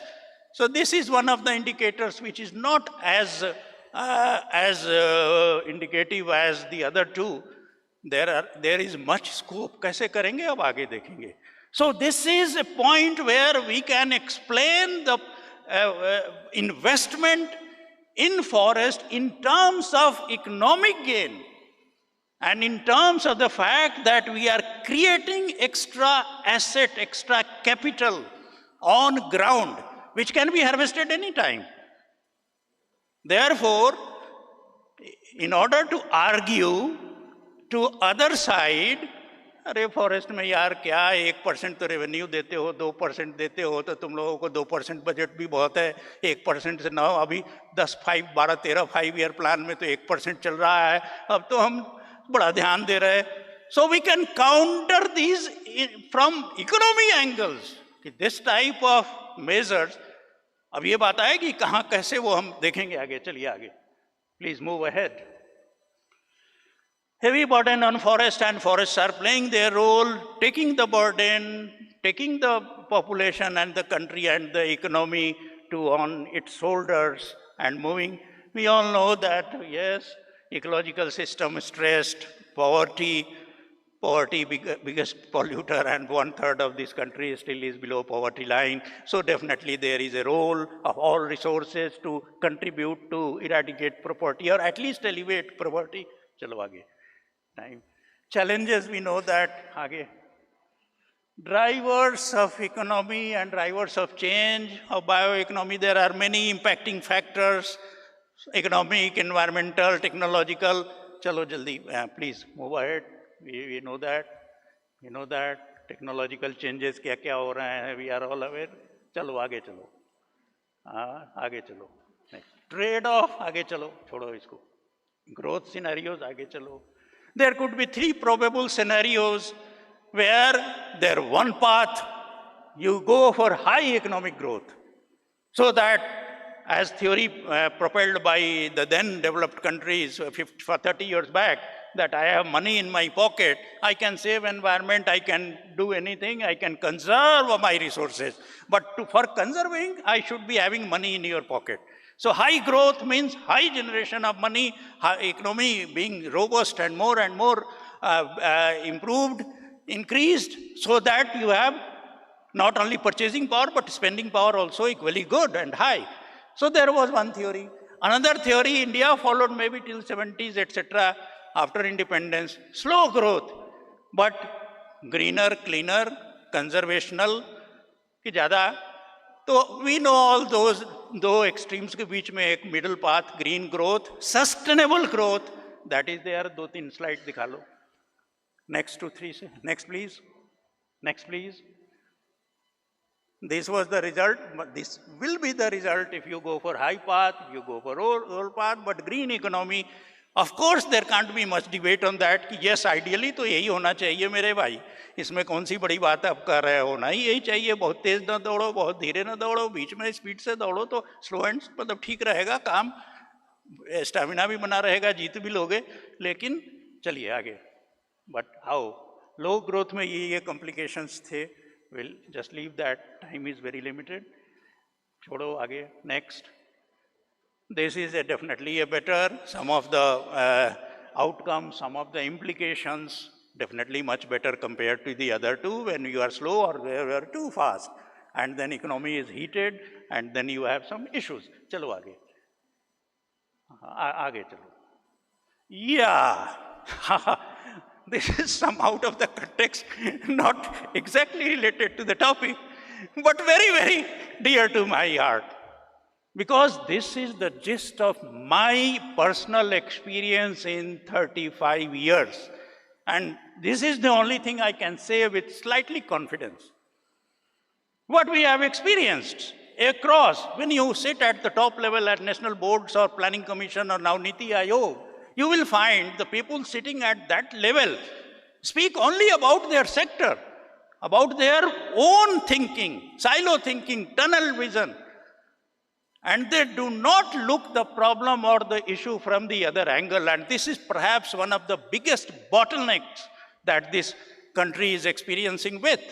Nothing to do with money, nothing to do with price, nothing to do with any management, but thinking. Because any change is brought by whom? Us, the people, professionals. But if this is the thinking, if you talk to a forester, nahi, mere to 10 पेड़ cut जाएंगे. He will not realize the fact that the villagers were asking, have been asking for this road for 30 years. They are deprived because of non-existence of road. This is the problem. He is concerned with that. If you ask an economist, he will just say, oh, 7% growth, 8%, 10%, this megawatt generation. What if 50,000 trees go? Doesn't matter. So it is his version. I think I have some time. We are already running out. I have some 5 minutes? 10 minutes? 5 minutes. 5 minutes, okay. Right, thank you. So this is, environmentalists, we are champions of conservation, but forget about managers, researchers, unfortunately. Please excuse me for saying so. We are just considerate and we are just thinking about कैसे हो जाए successful, possible हो जाए. लेकिन उसका applicability, उसकी viability, उसकी profitability, उसकी acceptability हम उतना मायने नहीं वो करते नहीं lab to land में कि वो कर तो दिया, बना तो दिया, ट्रांसलोकेशन ऑफ ट्री हो जाएगा भी, यहाँ से वहाँ ये यंत्र बना देंगे, ये मशीन बना देंगे, हो जाएगा, लेकिन वो उसका खर्च no one, if you ask a question 1 tree even 2 lakh 3 lakh कहाँ से आएगा भाई. So it becomes not. So आगे अब चलो, हाँ केवल सोल्यूशंस पे आ जाएं. हाँ 5 points. Stock productivity we have talked it about. There can be done with investment. Forest area now 21, 22, whatsoever you can say 24%. We need to go for 33%. For that, FSI has come out, which is one of the goals also placed by India to create 2.5 to 3 billion tons of carbon dioxide absorption by additional forested area. So agar 30, and FSI has come out with figures ki 30-35 million hectares extra plantation, afforestation costing around 1.65 lakh crores. So that is what I was trying to emphasize during 5 minutes back, that can be managed provided we consider from that angle, enhance productivity, expand forest areas, 24% to 33%. There is a question, कहाँ से लाएंगे जमीन? अरे भाई 328 million hectare है, उसमें 146 million hectare agriculture है, ठीक है उनको दिया, तो एग्रीकल्चर जरूरी है, 75-80 मिलियन टन जो है सो फॉरेस्ट्री है, ठीक है, लेकिन रिमेनिंग जो waste land, barren land on many lands which can be pulled off, which can be mapped, which can be already being done, there are many action steps taken, but still बहुत lightly लेके, तो इसको immediately जो है किया जा सकता है. Public participation बहुत जरूरी है, PPP, क्योंकि पैसा, so policy एक policy angle बनता है to ensure, to encourage private public participation, because private sector is ready to invest in many cases much amount in forestry activities to meet their own need, own requirement, industrial requirement, etc., etc. दीवान साहब बैठे हैं, agro forestry models इनके जो हैं, इनके plantations, industrial feed, और there are many such activities and there can be many such projects, programs and implementation which can result into. So a lot of private partnership potential is there which can be tapped, and because of that money can be got back. कोई जरूरी नहीं है कि finance ministry और निर्मला जी से जाके कहे कि हमारा बजट बढ़ाओ भाई, हमारे पास बहुत और वैकल्पिक व्यवस्था भी हैं. Ensure public participation needs to stay. We are in democratic country and very, very vibrant democracy. So if once we try to take along with public, then definitely the task becomes easier. This is our experience. These all points have been taken based on my experience, attending, getting, reading and whatnot, managing. Next please. Policy pathways में थोड़ा सा जरूरी है, 88 वाले policy को अब time नहीं है, अदरवाइज जो है कुछ वहाँ पे गैप्स जो हैं, so needs to be filled, like private participation का को boost नहीं है, उनको कोई encouragement वैसा नहीं है, and there आज के development में climate change related issues have not been addressed there because it is pre-climate change development policy. उसको थोड़ा imbibe करना, आजकल certification और many other things, sustainability issues, management related जो criteria indicators हैं, उसको policy में reforms में लाना चाहिए. Next please. Next please. पंच नहीं, इसके पहले आइए, हाँ, पंच परिवर्तन, policy reforms, sectoral policy harmonization, 4 point again based on our experience day to day, that sector based policies in India, industrial policy, education policy, rural development policy, forest policy, environment policy, and if you look at all these policies, they move in divergence. They are not in harmony. Many a times, when I go to inspect MCL Mahanadi Coalfield Limited and talk to these people, and then we see the tenders, we find there is no clause, no conditions for saving, to conserving to doing something for the environment. They only speak about economy because their policy talks about only mass, बढ़ाओ, input बढ़ाओ, output बढ़ाओ, coal production बढ़ाओ. So all policies need to be coordinated, harmonized with common goals. ये बहुत important है, और ये भी आप समझ ही रहे हो कि कितना इम्पोर्टेंट है एनवायरनमेंट बीइंग, तो forest being, forest doesn't know what environment is doing, environment doesn't know what forest is progressing. Thoughts exchange, coordination, cooperation होता ही नहीं है. पार्टनरशिप, ये परसेप्शन चेंज ऑलरेडी डिस्कस. आगे बस. अब ये सब चलिए, थोड़ा एक ग्रीन अकाउंटिंग की बात थी कि जिसमें green accounting, when you have a resource, when you go for accounting, it has to be in such a way that your contributions, bioeconomy contributions are properly accounted for. और आजकल जो चली हुई है ग्रीन अकाउंटिंग, जिसमें कि national income वगैरह में जोड़ के, so that there is a facts and figures to project that we are not contributing 1 or 2% of the GDP, but definitely more than 10%. Services valuation, total economic valuation, and then monetize them to get the final figure, which is much beyond, much more, many times more than conventional figures that we have when we calculate or compute the national income.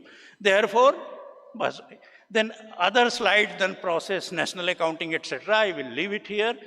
Just to conclude, I will say these 5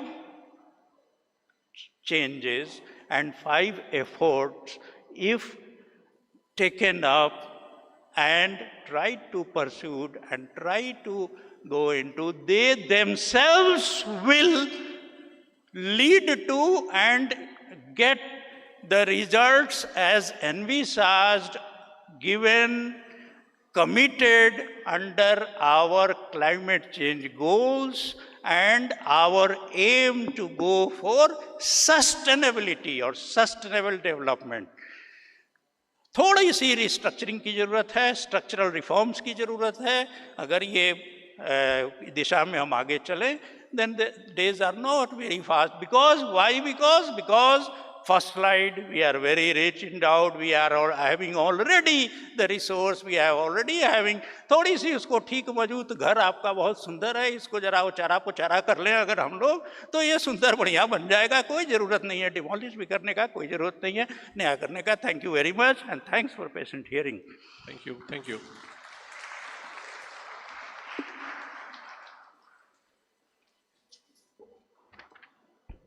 Thank you, sir. Now, we'll have the question and answers in the end of this session. And now for the next speaker, we have Dr. R.C. Dhiman. He has over 4 decades of working experience in different capacities in different organizations. Those include Himachal Pradesh Forest Department, Forest Research Institute, Dr. Y.S. Parmar, University of Horticulture and Forestry, WIMCO Limited, including WIMCO Seedlings and ITC, and C4ICRAF. He is widely known for his research, extension, and development work on fast-grown tree, especially on poplars and eucalyptus, commercial agroforestry, macro propagation, and nursery technology. Dr. Dhiman is currently advisor agroforestry initiatives, Green Lamb Industries Limited, and today he'll be talking on agroforestry as a source for sustainable bioeconomy. Over to you, sir.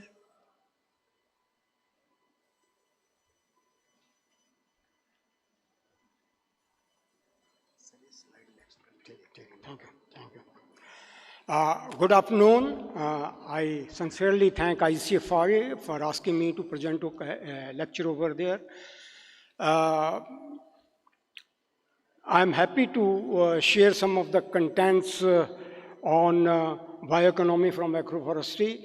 I have 3 takeaways from the morning session, inaugural session, where the First Minister, Honorable First Minister, talked about 2 things. One, that pathway for sustainability through circularity, and circularity through substitution.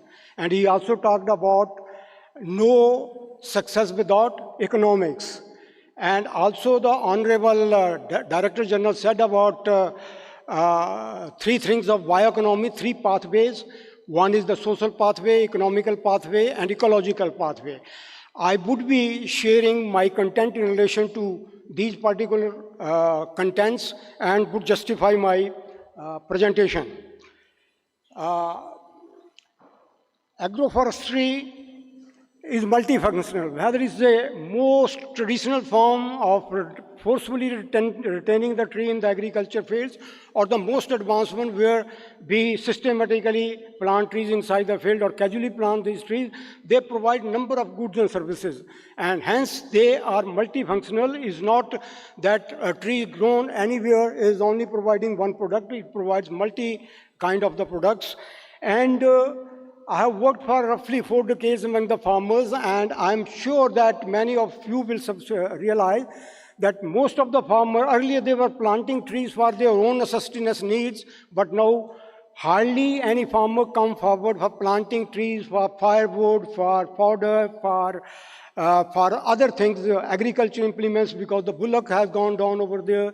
So milk animal have gone there, fodder requirement have gone down over there.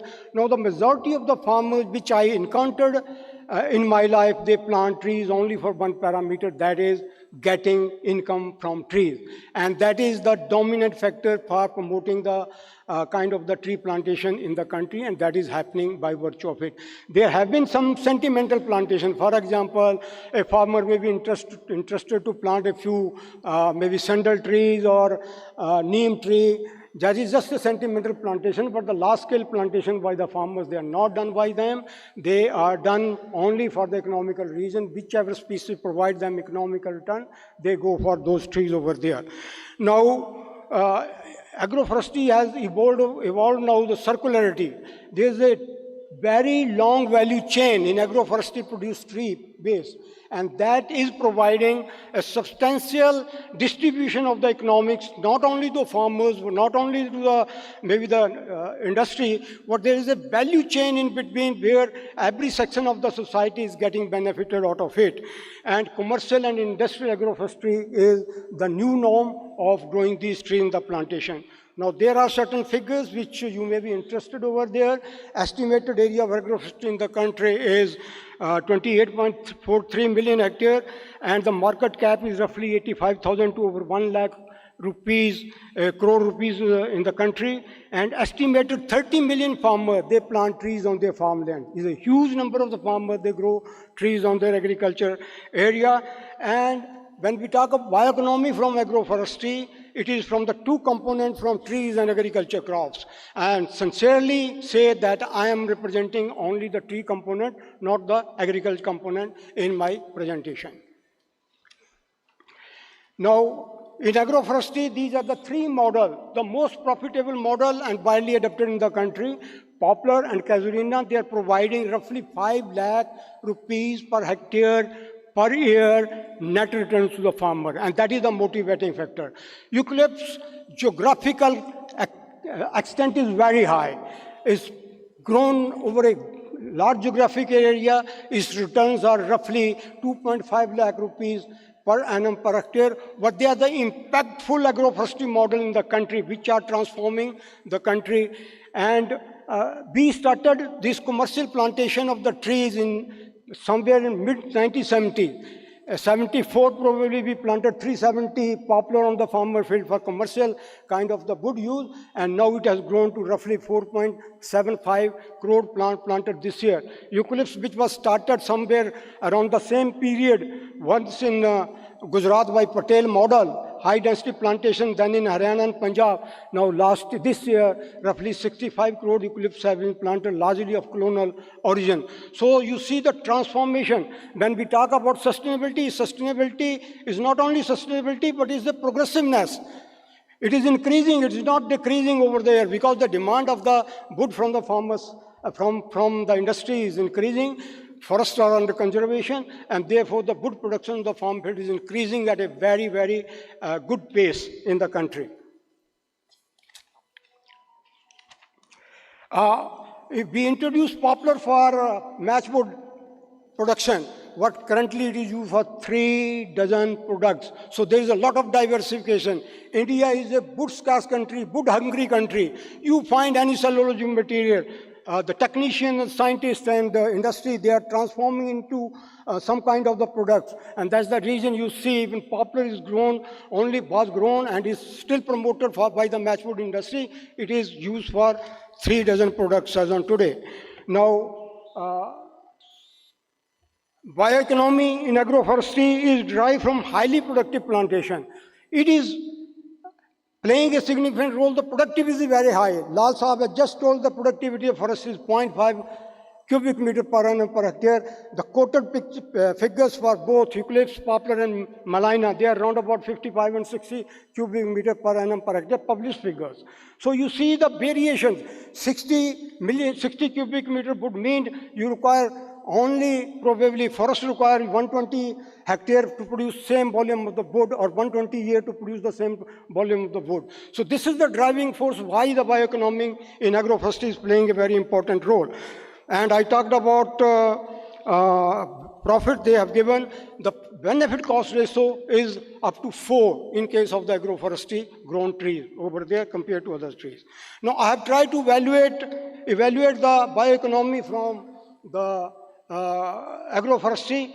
And I take shelter of Pandeyji's study in ICFRE, where he has quoted certain figure on the basis of which I have transformed these value into the economics value, and these are the value he has given over there. The only contradiction which I find in this is that he said that if we go for the 60% efficiency of the wood volume that is available annually, 207 million cubic meter per year, then the productivity would be somewhere 123 or 24, and if with the 65 and 70%, then it goes over there. My consideration or my intention or my belief is that the current probably utilization potential is 85%, and the available wood volume, main timber volume available for the industry is 175 million hectare, and the fuel wood is 88.5 million hectare, and fodder is 23. You must appreciate that the tree fodder is costly than the fodder which is grown by the farmer. It is sold at 14, 15, 16 rupees per probably kilo, and also the productivity, wood availability from the QF is 207 million cubic meter per annum, and from the forestry is just 0.22 million cubic meter. So you see the difference, 2 million cubic meter versus 207 million cubic meter from agroforestry. And I try to put certain default value on it and try to evaluate what is the bioeconomy from the three main products which are probably taken from the agroforestry.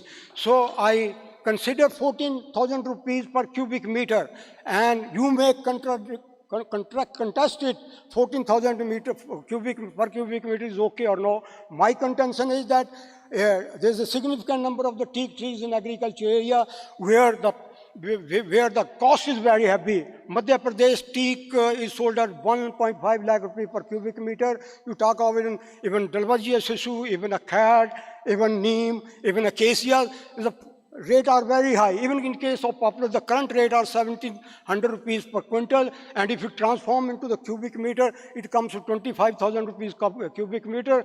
Peeling law from eucalypts, they cost roughly 20,000 rupees per cubic meter. So I put a very conservative value of only 14,000 rupees, and this is transformed into 24 lakh 50,000 worth of million rupees. And similarly for the fuel wood and the fodder, and if you see the total bioeconomy from tree-based economy, it comes to roughly 30 lakh crore rupees. It's a huge amount. There may be refinement with the assumption which I just made over there. What I took the assumption, realistic assumption and very conservative assumptions in it.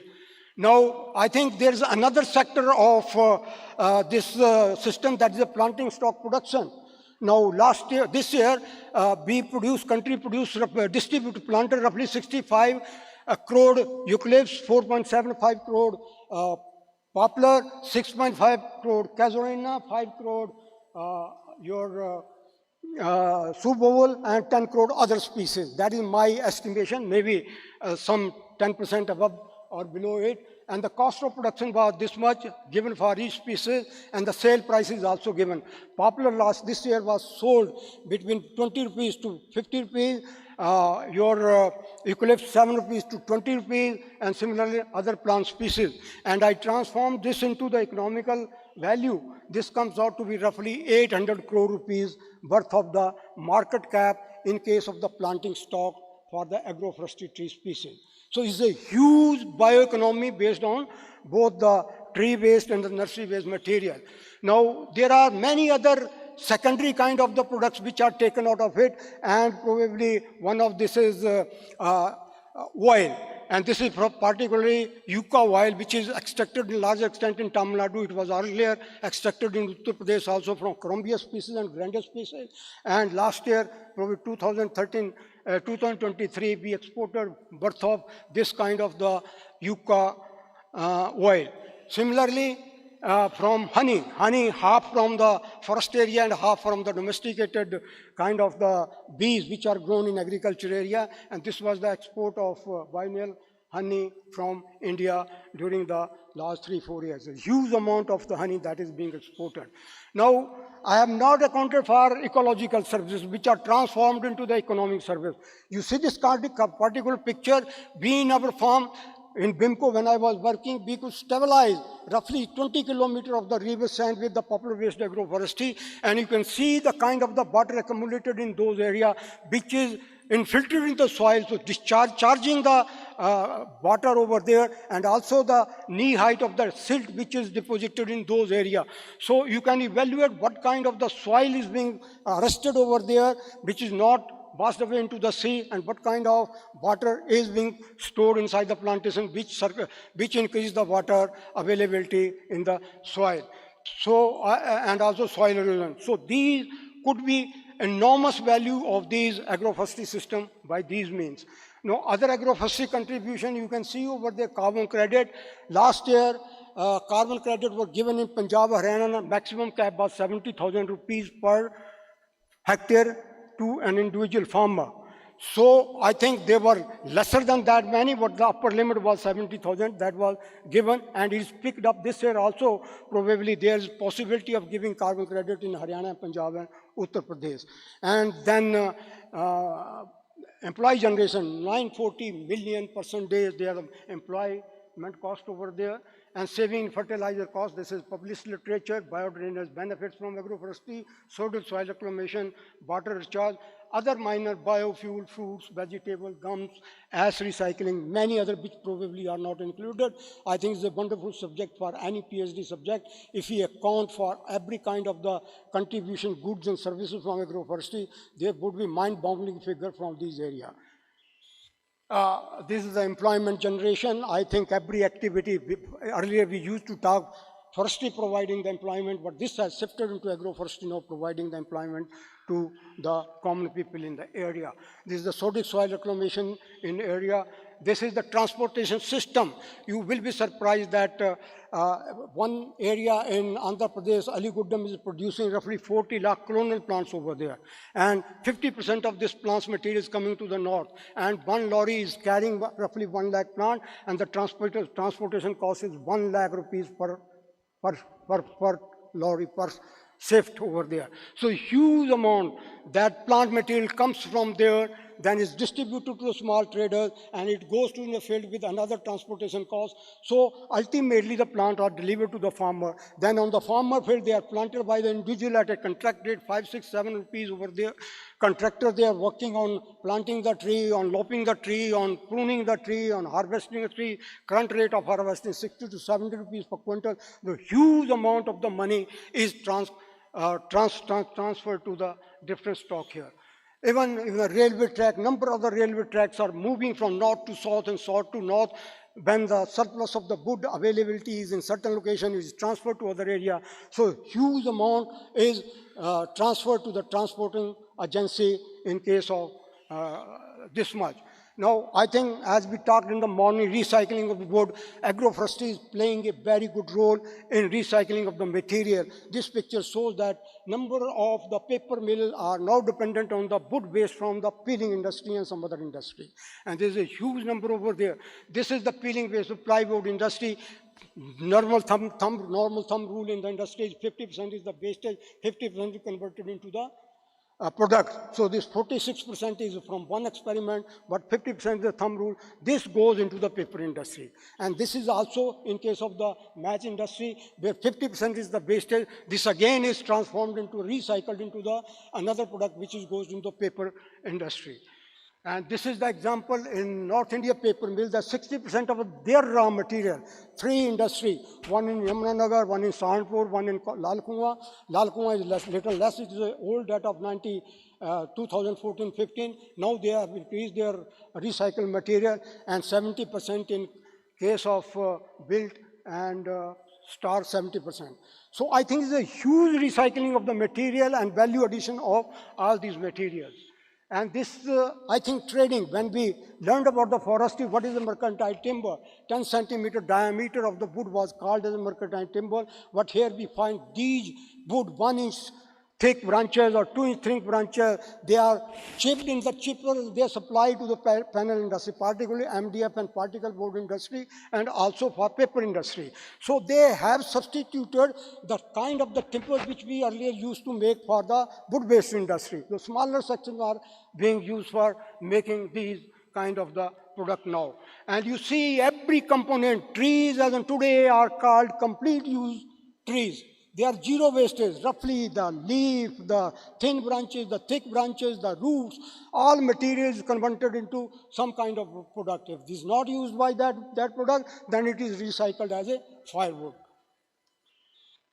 This is even bark, large amount, even 20% of the log is debark volume. And this debark volume is also going as a firewood. The energy content is very less, no doubt about it. But then it is used 100%, not 100%, maybe 80% or 70% goes into the industry. And lastly, recycling in the nursery. Earlier we used to raise the popular nursery by planting stem cutting.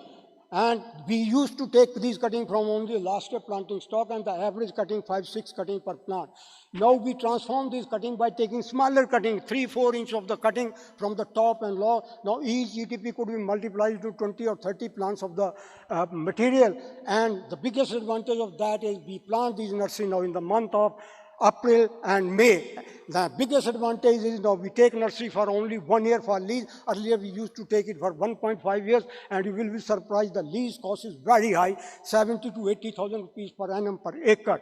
And that used to increase the cost of the planting material production. The current rate, as I said, is 15 rupees for the poplar, and that is by virtue of that we have increased the efficiency of the nursery by using the recycled wastage, which this was earlier called as a wastage, but now it has transformed into the product. And this is also in case of the eucalypts. You are aware that we raise vegetative garden, but in Andhra Pradesh, Aligudam, most of the cutting they are collected from the harvested plantation. They are known plantation. They go and collect the cutting from the sprouts, and they are used as a cutting. And the cost of the raising your vegetative garden is reduced by there. So this is also again use of the waste material over there. Now this is very important slide. Last slide. You must consider this very sincerely, and that is farmers are benefited out of it. This is the case study of a farmer where he has sold wood worth of 90 lakh rupees in 1 year, and that is tax-free agriculture income. There is no other activity which provide you agriculture tax-free income from activity other than agriculture. Unfortunately, bulk of trade is still taking place with cash because there are many links in between which do not deal it with digital transaction or number one transaction. What if awareness comes, as has come in this case of the farmer who has dealt it with professional touch from one of the CA. He maintained documents and then put up the case in case of with the income tax, and he got benefit, entire income, the tax-free. Only income he was shown as the 2.5 lakh rupees as interest from the bank. The rest of the income is agriculture tax-free. And there are hundreds of the farmers who are selling wood worth of 1 crore rupees per annum. So I think this is a lesson learning, awareness not there, and I think regulations are not very strict, and once they come probably, it would be touching all sections as talked about in the morning, social, economical, and ecological. Thank you very much for your patience here. Thank you for sticking to the time. Thank you.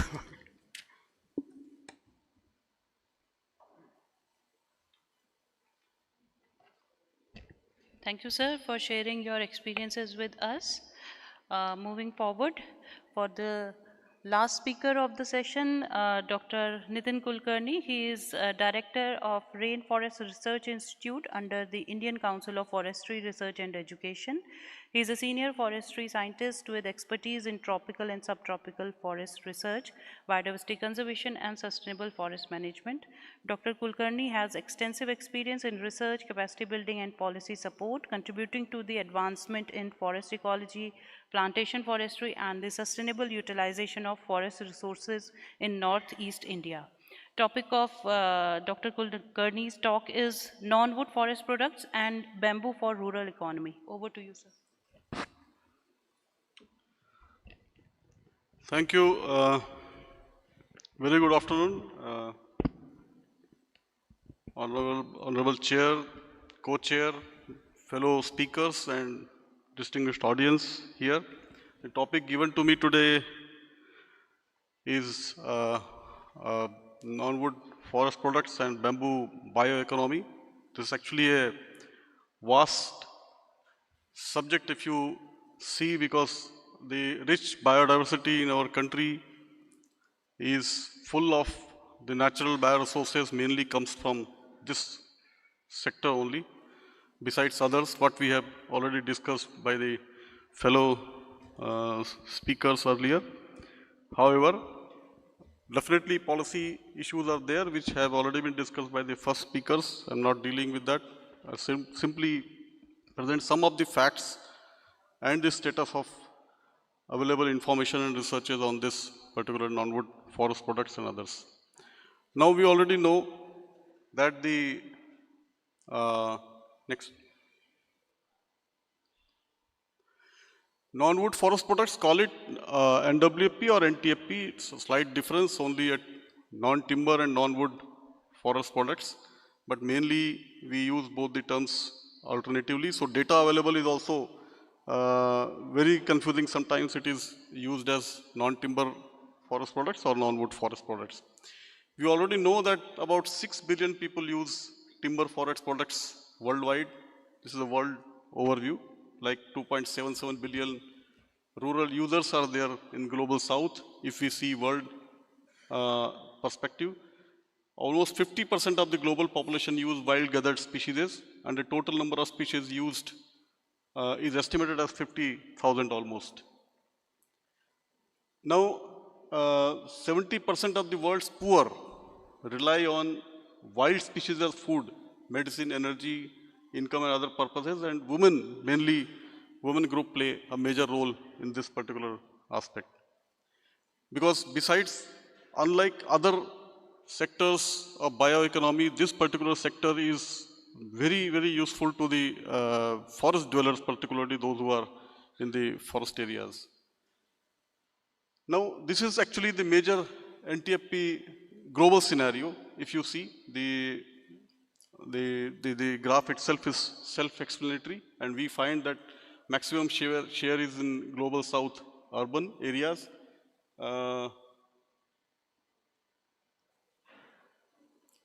Now, as far as the rural livelihood is concerned, this sector is very important because average share of household income from NTFPs, if you see from Africa, Myanmar, Bangladesh and India, here we stand with almost 40% of the bioeconomy coming from this particular sector for tribal communities, those who are actually forest dwellers and actual beneficiaries of this sector. If we see Indian perspective, then it is the most diverse country. We already know about the NWP species. We have been listening this, and we already know various facts about this sector. But some of the facts must be narrated here, that NWP support almost 275 million people in the country, with the 40% of income of forest dependent communities come from NWPs. Over 50 million people depend on NWP for livelihood and income generation. Additionally, around 70% of NWP collection occurs in tribal regions, highlighting their socio-economic importance. You must be thinking that we are only giving the data in percentage and other data, and there is no definite terms as far as the income from each source is there. Because as has already been discussed earlier by the earlier speakers also, this sector, particularly as far as bioeconomy is concerned, we all know that it's very difficult to calculate the figures, because the sector itself is very unorganized, and it's very difficult to calculate in many respects, because the number of resources, bioresources are also too many. There are almost more than 50,000 we have already seen resources, and 5,000 in the country also. The natural bioresources which are available differing in different states with respect to the species and utility.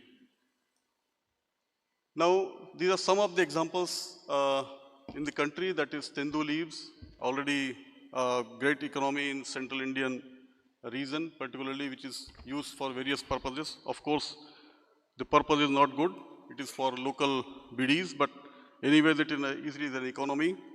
And then the bamboos, medicinal plants, gums and resins, oil seeds and spices, animal derived products, broom grass in Northeast India, and there are some other aspects also, like in Northeast India there are agar wood based economy also, which we also include in this. Now if we see the Indian perspective and bioeconomy, definitely the contribution of this particular NWP sector is very important in economy and livelihood, because in the country also 50% of forest sector revenue comes from this sector, with the 70% of forest based export income comes from this sector, 55% of employment in the country sector, and definitely it is very useful at household level also, because it gives a safety net during agricultural lean seasons also to the society as an additional source of income, and in case the agricultural crop fails due to any reason. It contributes 20 to 50% of rural income in many regions, and it's critical for poverty alleviation and many other aspects. The significance, if we see, it gives a livelihood support, of course, because of its bioresource availability in the forest areas, and it has very good economic impact also, and legal empowerment.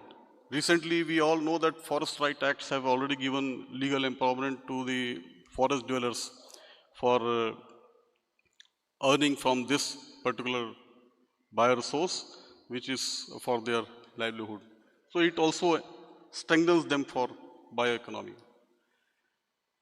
These are some of the examples of groups of this NTFPs or NWPs where the medicinal and aromatic plants are there, and the data is also given here under different groups, that how they are contributing in the market. The wild plant ingredients, the shea butter, tendu leaves, and many other. Tendu leaves is actually, it leads as far as the NWP, NTFP is concerned in various aspects because of the contribution, its contribution in this particular sector. Now these are some of the examples of major NTFP species in the northeastern Indian states. It is pertinent to mention particularly about the northeastern India, because we all know that the forest area also, the green cover, if you see, it ranges from 43% to 87% in the whole northeastern states. How can we not discuss the rich biodiversity available in the northeastern India? So these are the states, and some of the important, it's not easy to cover all the important available species in the area, but we have only chosen to place some of the examples from the northeast so that it only highlights at least some of the important species. Similarly, in the Mizoram, Nagaland, Tripura, and Sikkim, the availability of species. Now, if we see the role of this sector in bioeconomy, then definitely it emerges as key drivers of India's bioeconomy through green value chains, which is actually a part of current trends where we can integrate it with the other crops and use it as in herbal industries and eco products, climate resilient livelihoods, nature-based solutions for sustainable development, and their integration into national initiatives like MSPs for minor forest products, Vandan Vikas Kendra, etc., etc. Now, these are some of the examples only. I won't read them out, but these are well-known species, which are the major species which are used as NTFP species. Like similarly, the handicrafts and cottage industry sector, the natural dyes, the beekeeping and honey industry has been just discussed, and bamboo and cane sector, biofuel and cosmetics. In honey also, particularly the honey bee, that is Apis mellifera, is getting popularized because of its convenience to be domesticated, because wild honey you cannot domesticate. but still we lead as far as the wild honey is concerned. So we have to keep this lead up by maintaining the natural population of honeybee, that is Apis dorsata. Now there are challenges also in the NWP-based bioeconomy. That first of all, the ecological challenges are of course there, like definitely the sustainable harvesting has to be there.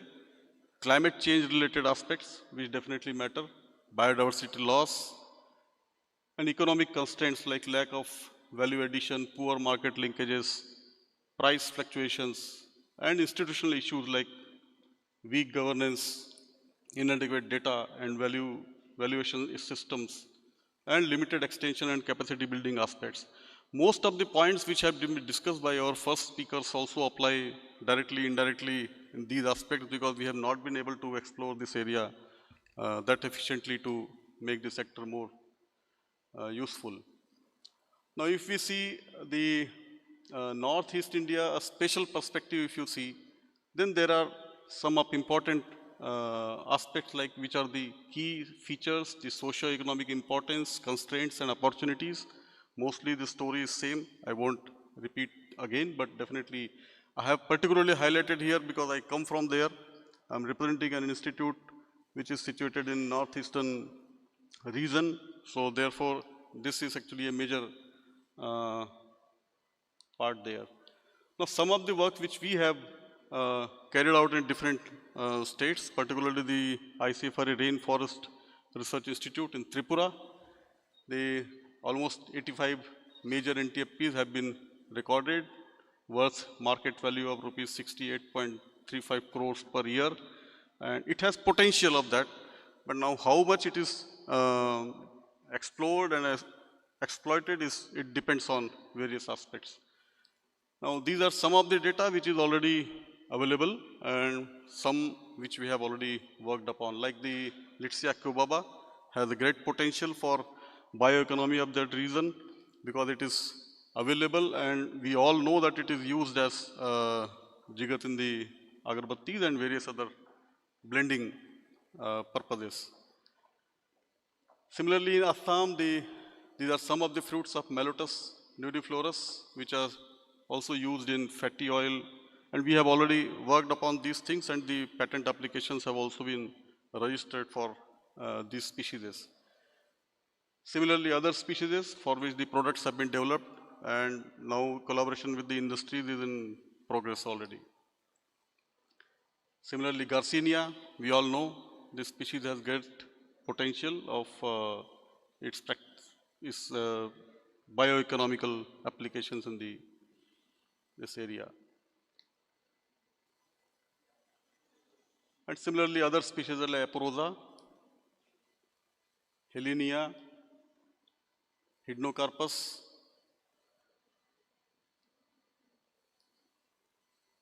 Delinia indica.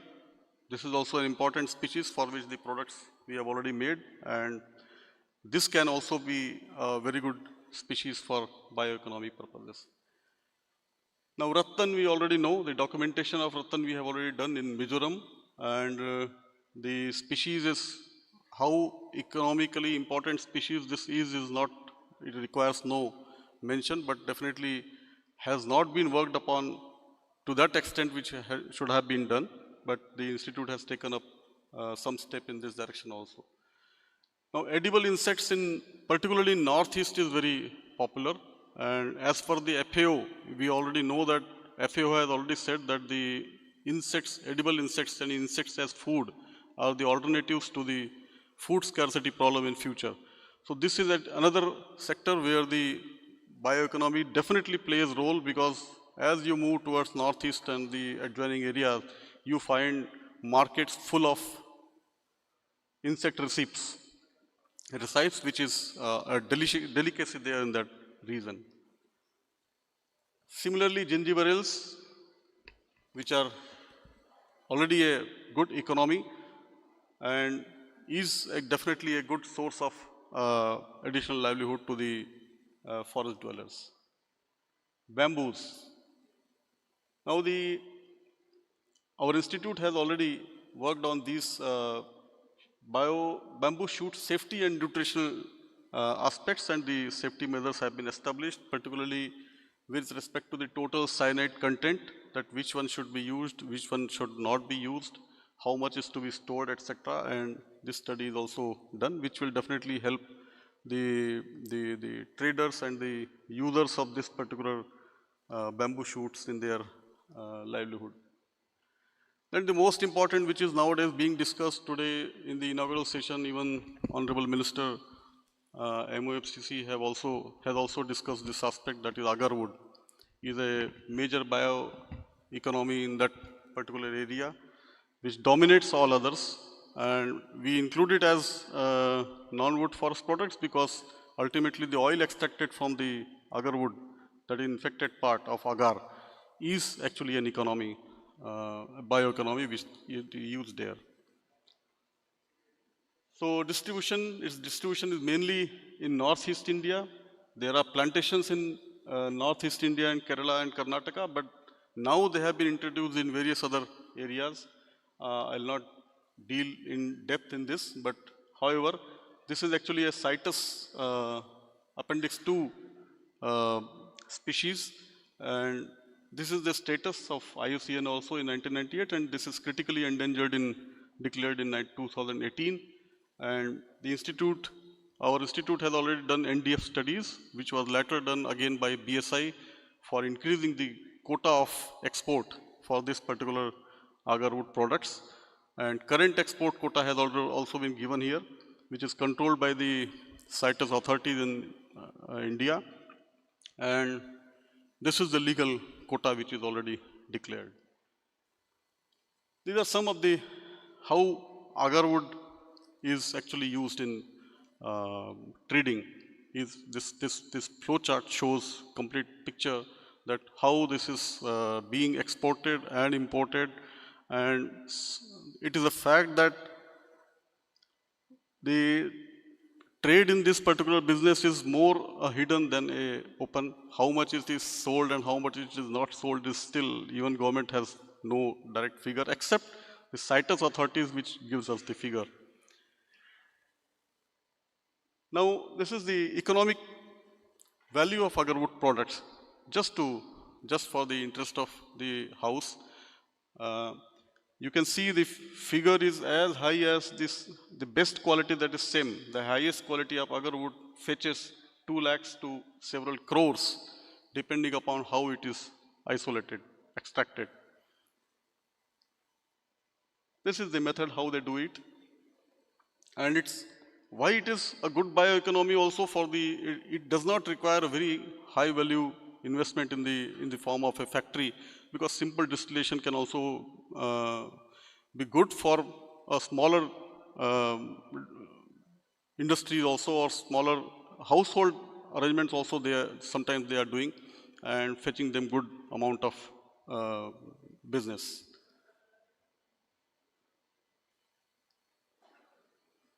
We have in the Northeast were first to release actually the first bioinoculant, which was released by the Chief Minister of Assam, Shri Hemanta Vishwakarma ji, and this is still a very popular product which is sold by us, and it is available on demand.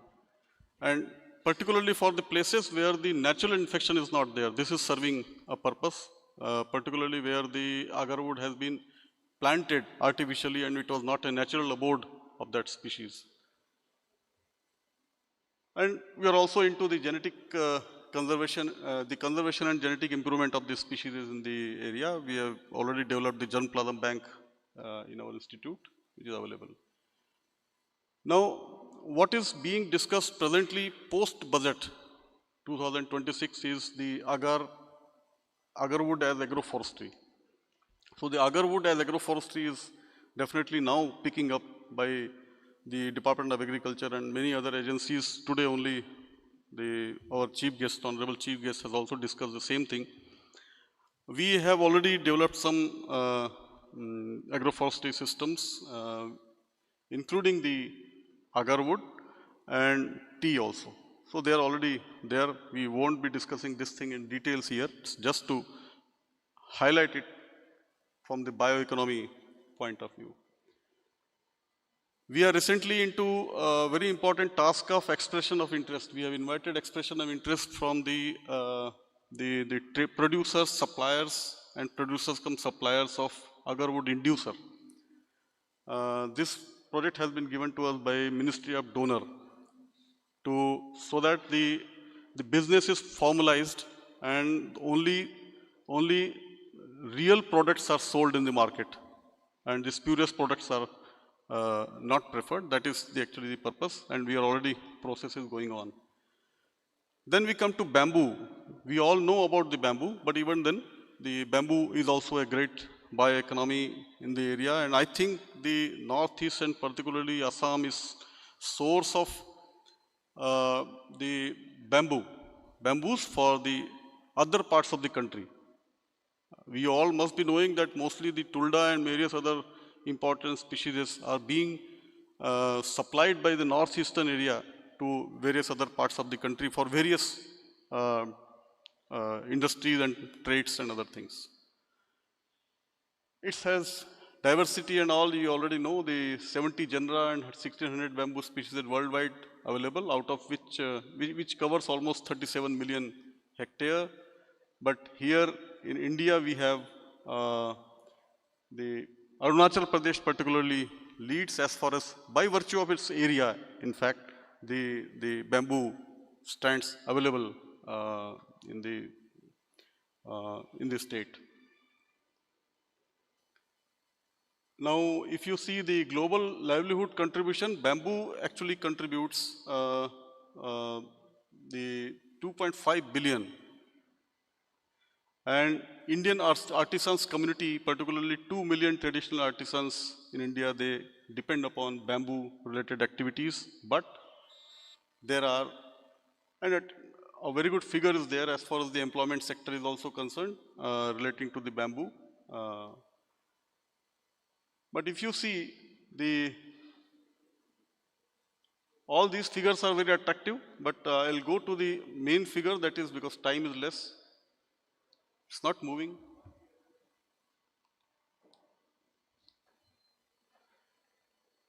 These are some of the pictures which are very attractive, just to show how bamboo is actually a great bioeconomy in the region and the country. Now it is becoming various other states where bamboo is not available or available. All the species are not available. Now they are picking up bamboo plantations, particularly after the 2017 the Gazette notification which actually excluded bamboo from trees. It has definitely picked up. Just 2 minutes. This is the standing biomass in different areas as far as bamboo number is concerned, and as far as bamboo growing stock is concerned. In all, the Arunachal Pradesh leads, and this is definitely higher than any other states.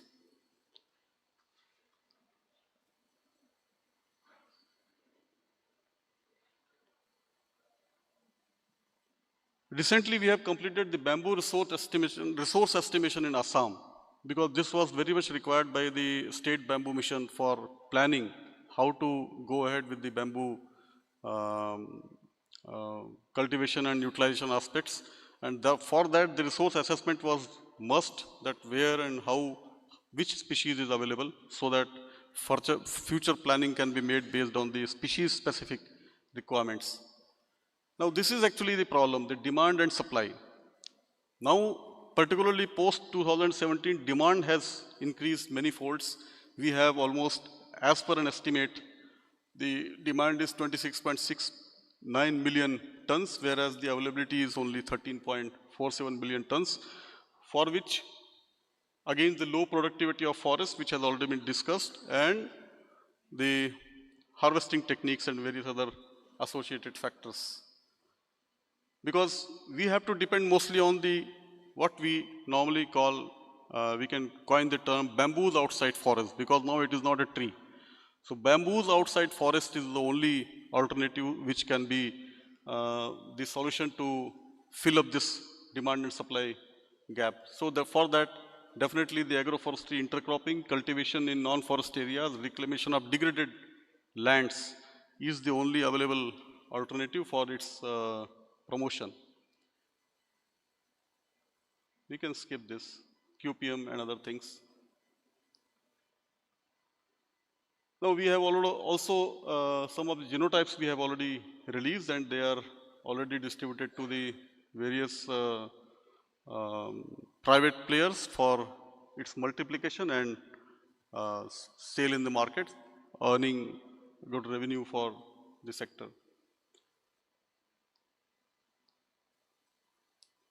Sometimes this button is not working, I don't.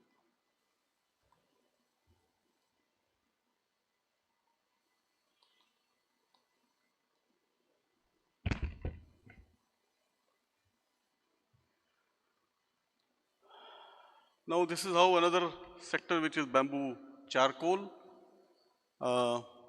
which the institute has already been involved in training various users for its, so that they can also adopt this particular technique and earn their livelihood, additional livelihood. So this is also another area where we can definitely work on, including the capacity building and various other things. Some of the pictures only I'll quickly rush through. I won't speak in details because of the time constraints, but this is the low-cost kiln which we have made for bamboo charcoal production and its capacity building programs for various groups. Besides that, our other sister institutions in the ICFRE, they have also been working on various aspects, like this is from IWST Bangalore.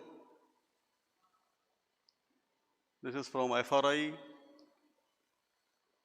This is the bioethanol you must have already heard, which is an industry being set up, and recently Honorable Prime Minister has already inaugurated it. It has demand of almost 5 lakh tons, metric tons per year, which is actually even not available, and now the industry is trying to increase this availability of bamboo from through various 3,000 farmers group which they have already prepared, and where they are cultivating, and then bamboo will be made available to them. So definitely the bamboo availability as a resource is still a problem. Otherwise, this will definitely be a great source of bioeconomy. Now the way forward. These are some of the facts which we find out of the discussion which we have already made, the available data which I have already shown here. The sustainable resource management we have to do through various means, and the value addition aspect has to be taken care, and some of the market reforms like improved market linkages are still to be developed, the digital marketing platforms are to be developed, and price discovery mechanism are required to be developed, and certification. Similar to the other certification issues with in the sector, this is also a factor where in future we will require the certification, which nursery it was procured, where it was planted, what is the source, etc., etc. Because the products which are being produced from the bamboo also include some of the cosmetics like silica products and cosmetic products which have silica. So therefore the certification definitely will be required in future if the trader plans to export this to the other areas. So these are some of the areas like the institutional strengthening, research and innovation, focus on northeastern India. This is it, the general overview. Since the topic was so broad that it was not possible to discuss various aspects, so number of examples are more. Therefore, we have tried to encompass most of the things in the minimum possible time. I hope I have not crossed the time limit. So with this, thank you very much. Thank you. Thank you very much. Thank you very much. So this session has come to an end. We may take up question and answers. if there are any questions, please. Audience, if anybody wants to ask anything from our speakers.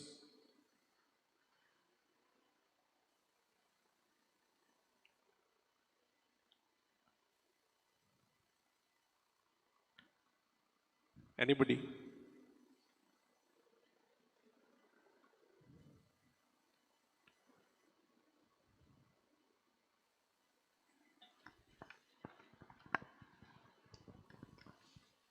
Yeah, Dr. Thank you Madan. very much.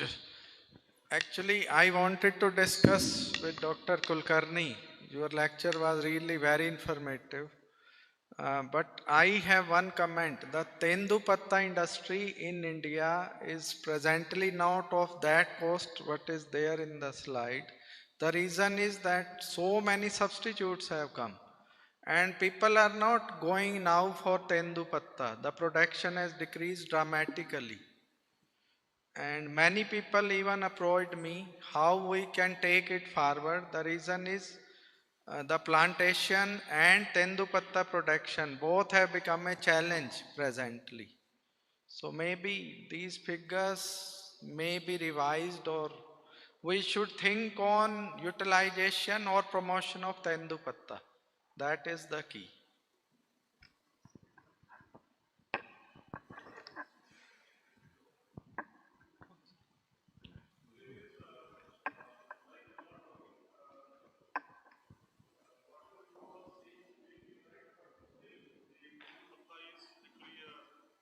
Trade which is there in central India and is the highest trade. Even the government, state government bodies are also involved in that, and particularly it is still having that. Maybe other species will pick up, but presently it is the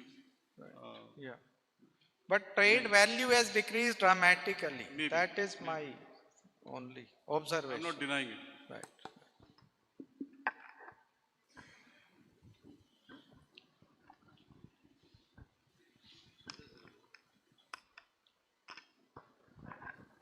Dr. Singh.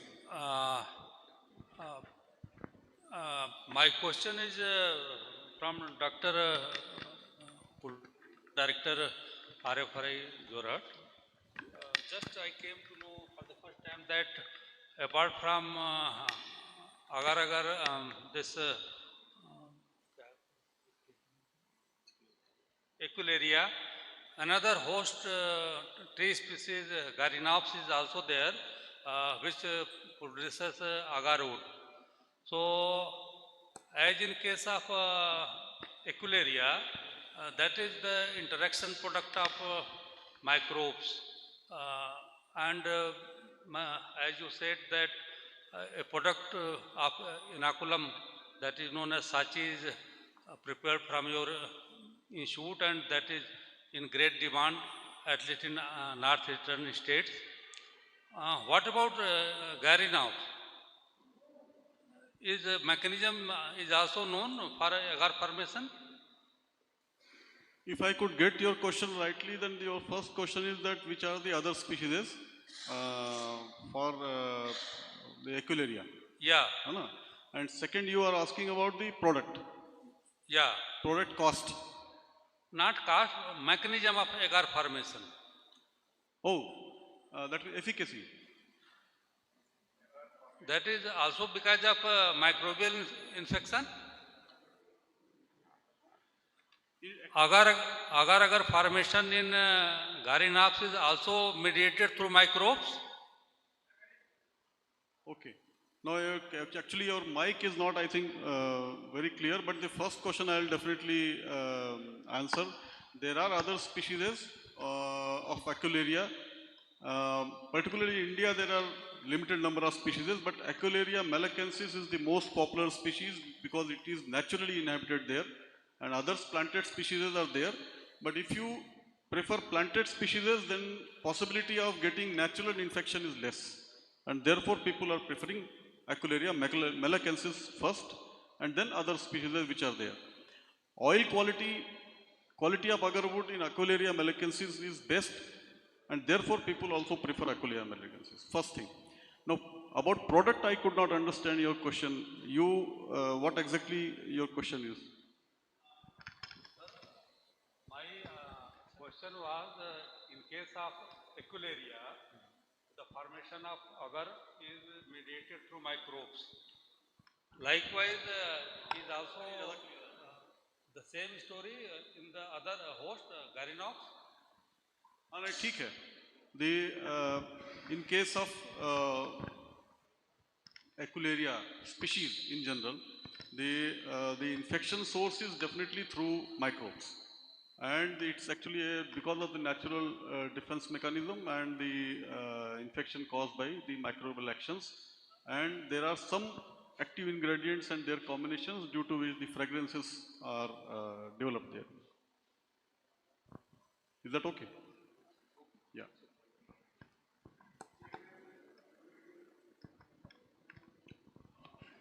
Sir, by your permission, sir. Chairman, sir. Yes, yes. Yeah.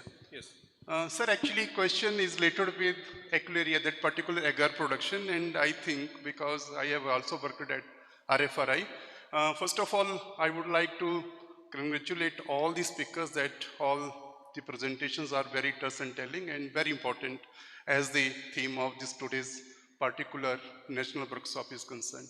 Sir, I think this particular production of Equularia, agar especially in case of Equularia mellacanensis, it is Aglocha species earlier. There is actually tripartite of type of infection, that particular kind of influence. The first is host, that is a plant, and second is a insect, that is a Gizuria conferta. I think some, insect specialists are here. And then third one that sir is telling, and Singh sir is telling, that is actually the fungi especially. And the fungi are, I can expose the name Fusarium species or some aspergillus species are there. So this is a kind of tripartite kind of that particular attenuation in which host is also involved, fungus is also involved, and insect is involved. And as per my knowledge goes, in case of while working on this particular species at Jorhat, that this infection first of all is being caused by Gizuria conferta first. I think it is higher in case of Upper Assam than Lower Assam. And second is a Garionopsis species, and this particular species is also being infected by this particular species. This is Gizuria conferta. So I think this is a kind of advancement in this research kind of aspect, because earlier we were working on this particular Equularia species. Now it is, I think, switched to this particular Garionopsis.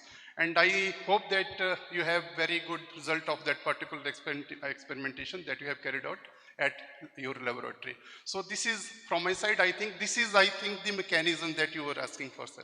So it is a tripartite of infection of microbes, being that particular hole being caused by the Gizuria conferta, a kind of insect, and then the host plant.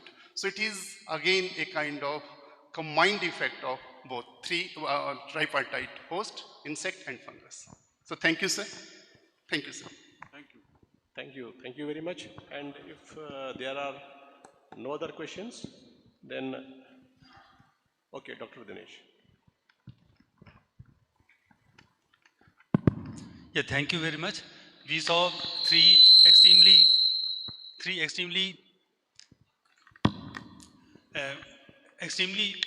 relevant and useful presentations.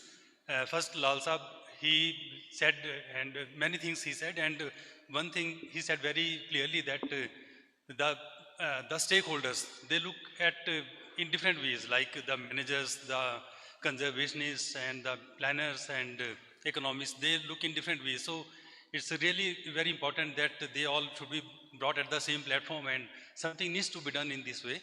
And Dhiman Saab, as usual, always spoke in very, his presentation was really full of facts and figures, and many things which are not known and which are not documented. He gave those insights. One thing I would like to know from Dhiman Saab, whether he gave a figure that farmer, he earned or he got rupees 90 lakh from harvest of wood, whether that was for from 1 hectare or 1 acre, and number one. And number two, what was the age of the plantation? Because I think it won't be 1 year age, so it might be different. So just a clarity on that. And for the third presentation from Kulkarni Sahab, he said that he told about the use of bamboo for energy. And I feel that when bamboo is converted into energy, then it's a low cost, it's a low return conversion of bamboo. If you're burning bamboo or just converting into ethanol, probably though it's a good, instead of letting it go waste, though it's a good thing, but in addition to that, some high value products like lumber or other structural engineering products, they can also be made. So I think though it's a good thing that energy is being produced from bamboo, because we have heard that and we have seen from the literature that lot of bamboo is going waste. It is not harvested, and because of not harvesting it, the bamboo is rotting and the clumps, they are degrading. So it's good that it's being converted into energy, but some other high value products, they can also be made. Thank you. Yeah, but for my part, that is your second part, that is in relation to bamboo, I answer, then I think sir will answer. While bamboo is available in the forest, still that source is not being utilized much. That is why this demand-supply gap is mostly being faced, because the bamboos, if harvested from forest areas, you already know the formalities and various other things, ultimately it is not very economical. So therefore the bamboos outside forest under the agroforestry program is only the best prospect in the future for filling up these gaps.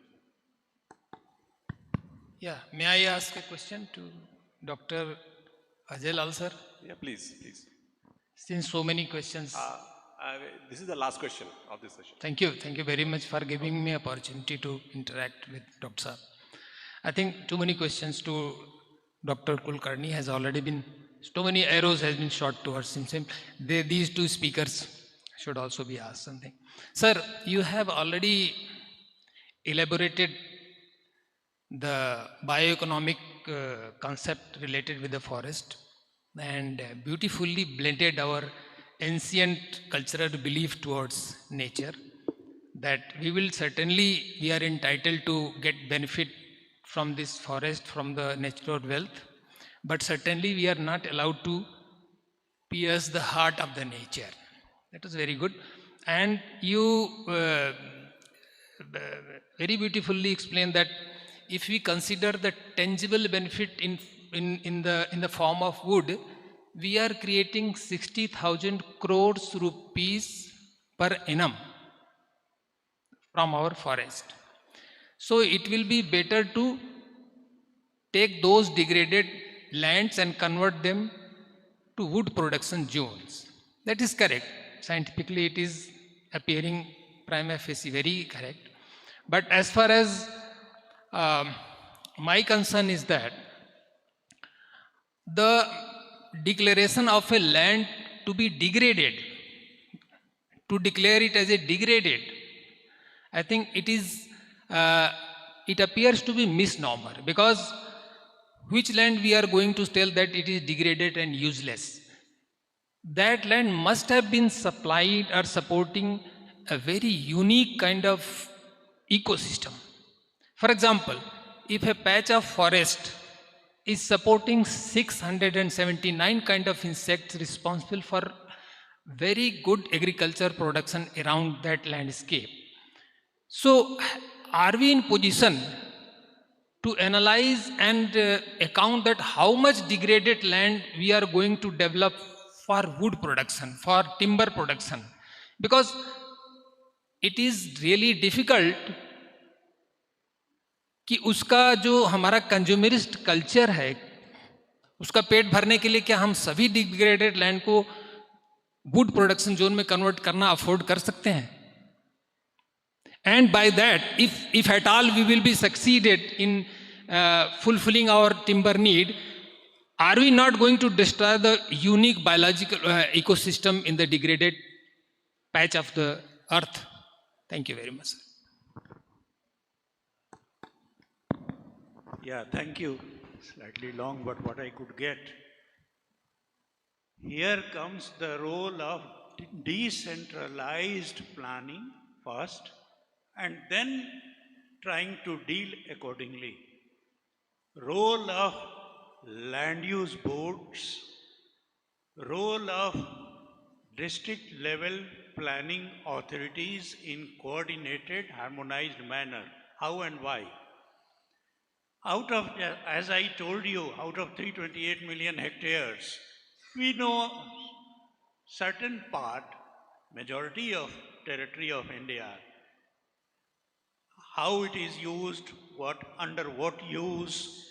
We are having records, we are having constant supervision, monitoring whatsoever. We have certain institutions in place which keep on updating the records. But at the same time, a country full of diverse landscape, full of diverse climatic and other factors, there are pockets, there are regions, there are areas which we at a glance or in a thought think, well, it is unusable, wasteland, waste को हम लोग waste बना देते हैं, किसी काम का नहीं है, वेस्ट है, चलो इसको सलाइन लैंड है, हाई अल्टीट्यूडनल जोन में लैंड है, इसका क्या करना है? In many countries, many technologies, many methodologies are there which can at least bring that to some economic gains, economic activities, and they are doing that. अभी हम कल न्यूज़ में देख रहे थे कि एक कतर में एक कंप्लीट सलाइन वाटर को कैसे डीसलाइन करके और they use it for drinking water.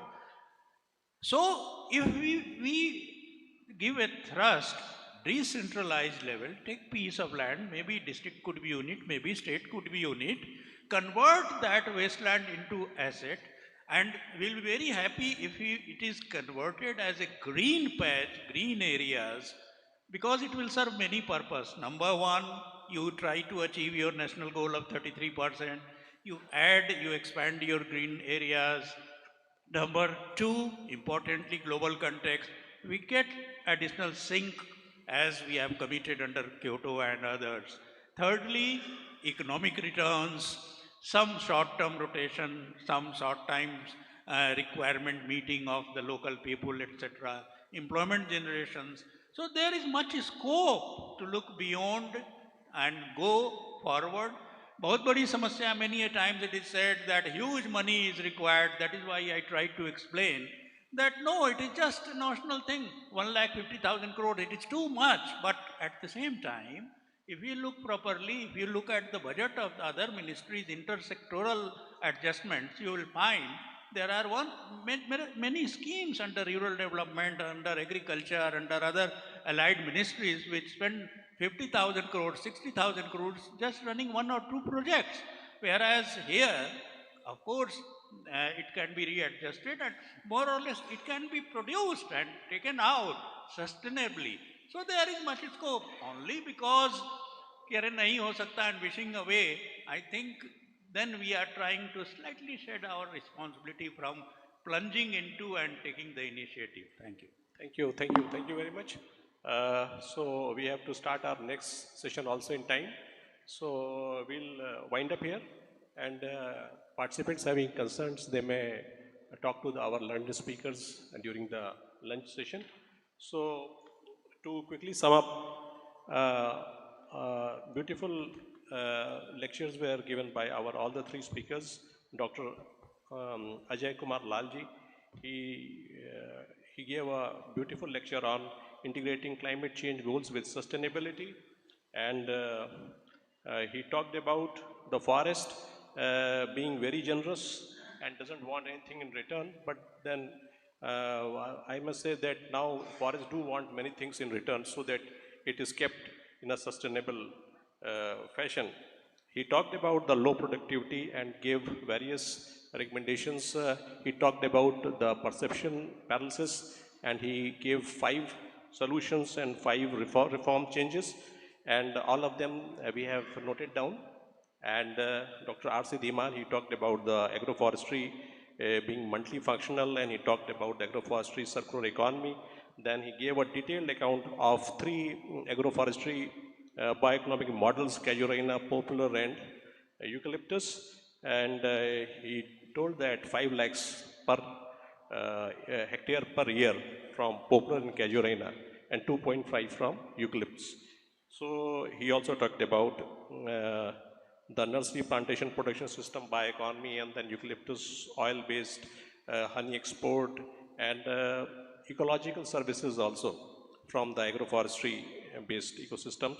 The planting stock transportation-based bioeconomy, then wood transportation-based bioeconomy. So in length, he talked about many things, and we have noted down. We'll discuss it during the panel discussion. We'll present it after summarizing it. And our last presenter, Dr. Kulkarni, he talked about non-wood forest products and gave a lot of examples from Northeast, talked about the 40% tribals contribution and the 70% collection occurs from tribal populations. He talked about various non-wood forest products and its role in bioeconomy, different challenges. He gave case study from Tripura and Assam.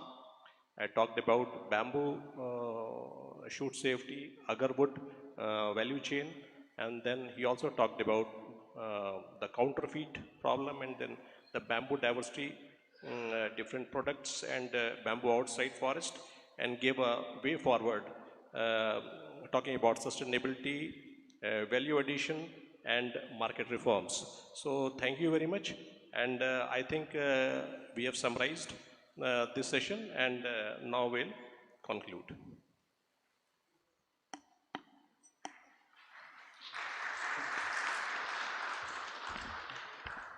I once again thank all the respected speakers of the session for their valuable insights and enriching contributions.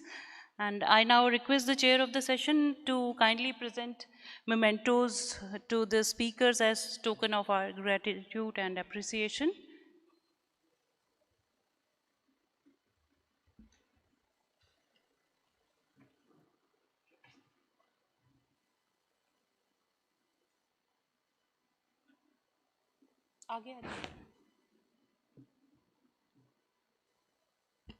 To Dr. Kulkarni.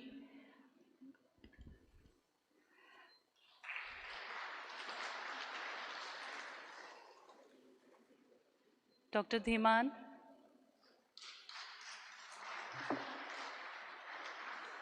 And Dr. Ajay Lal.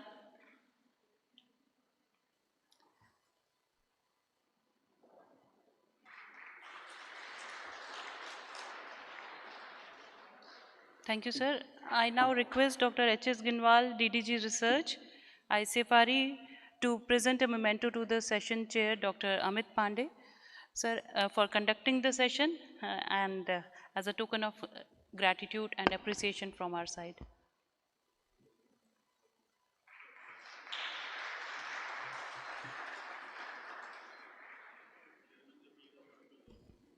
With thanks to the chair and the resource person, we'll now break for lunch, and it will be for 1 hour, sir. So we'll gather here back at 2:40, and everybody is invited to join us for lunch at Mango Grove. So we'll resume the session as 2:40.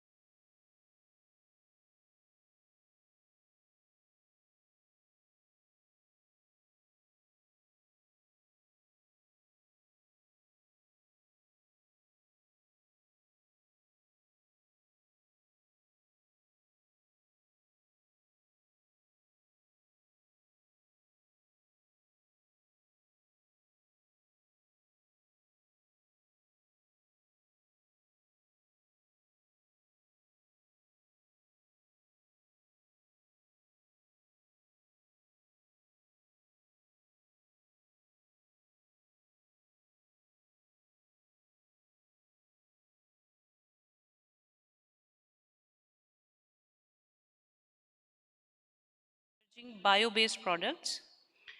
To chair the session, I invite Dr. Vineet Madan, DDD Education, ICFRE, to kindly take his seat on the dais.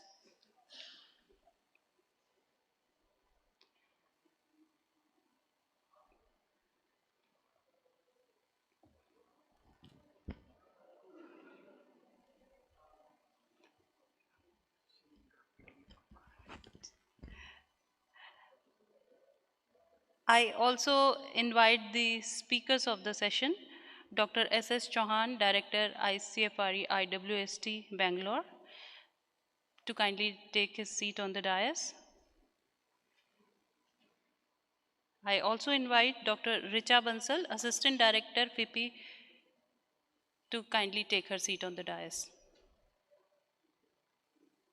I now request the chair to kindly conduct the session.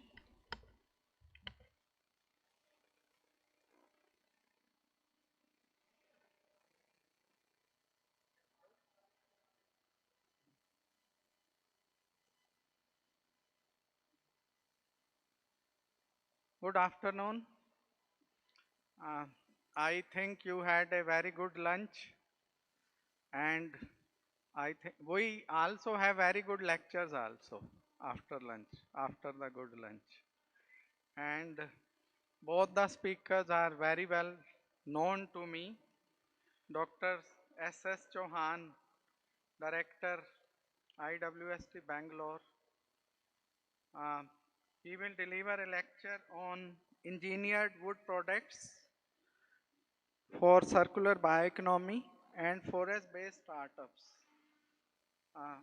Everyone knows that Dr. Chauhan is a well-known wood scientist and wood technologist. And when he joined his service, we were together, staying for many months together. And जैसे वो very close friend of mine. But apart from this, as I discussed with you, presently serving as Director, Institute of Wood Science and Technology. He is a senior wood scientist with expertise in wood science, forest products technology, and sustainable utilization of timber and non-forest timber resources. Dr. Chauhan has extensive experience in research, technology development, capacity building, contributing to advancement in forest resource management and value-added forest products. Apart from this, he has done very good PhD from New Zealand in the area of wood science, and he has developed many technologies, and apart from this, which is rare in ICFRE setup, he has encouraged many startups. And presently what I know is that he is handling, at least as a scientist itself, apart from being director, he is handling more than 20 projects, which is really creditable. And I discuss a lot with him regarding chemistry also. He has thorough knowledge of chemistry. Without taking much time, I would request Dr. Chauhan to deliver his lecture.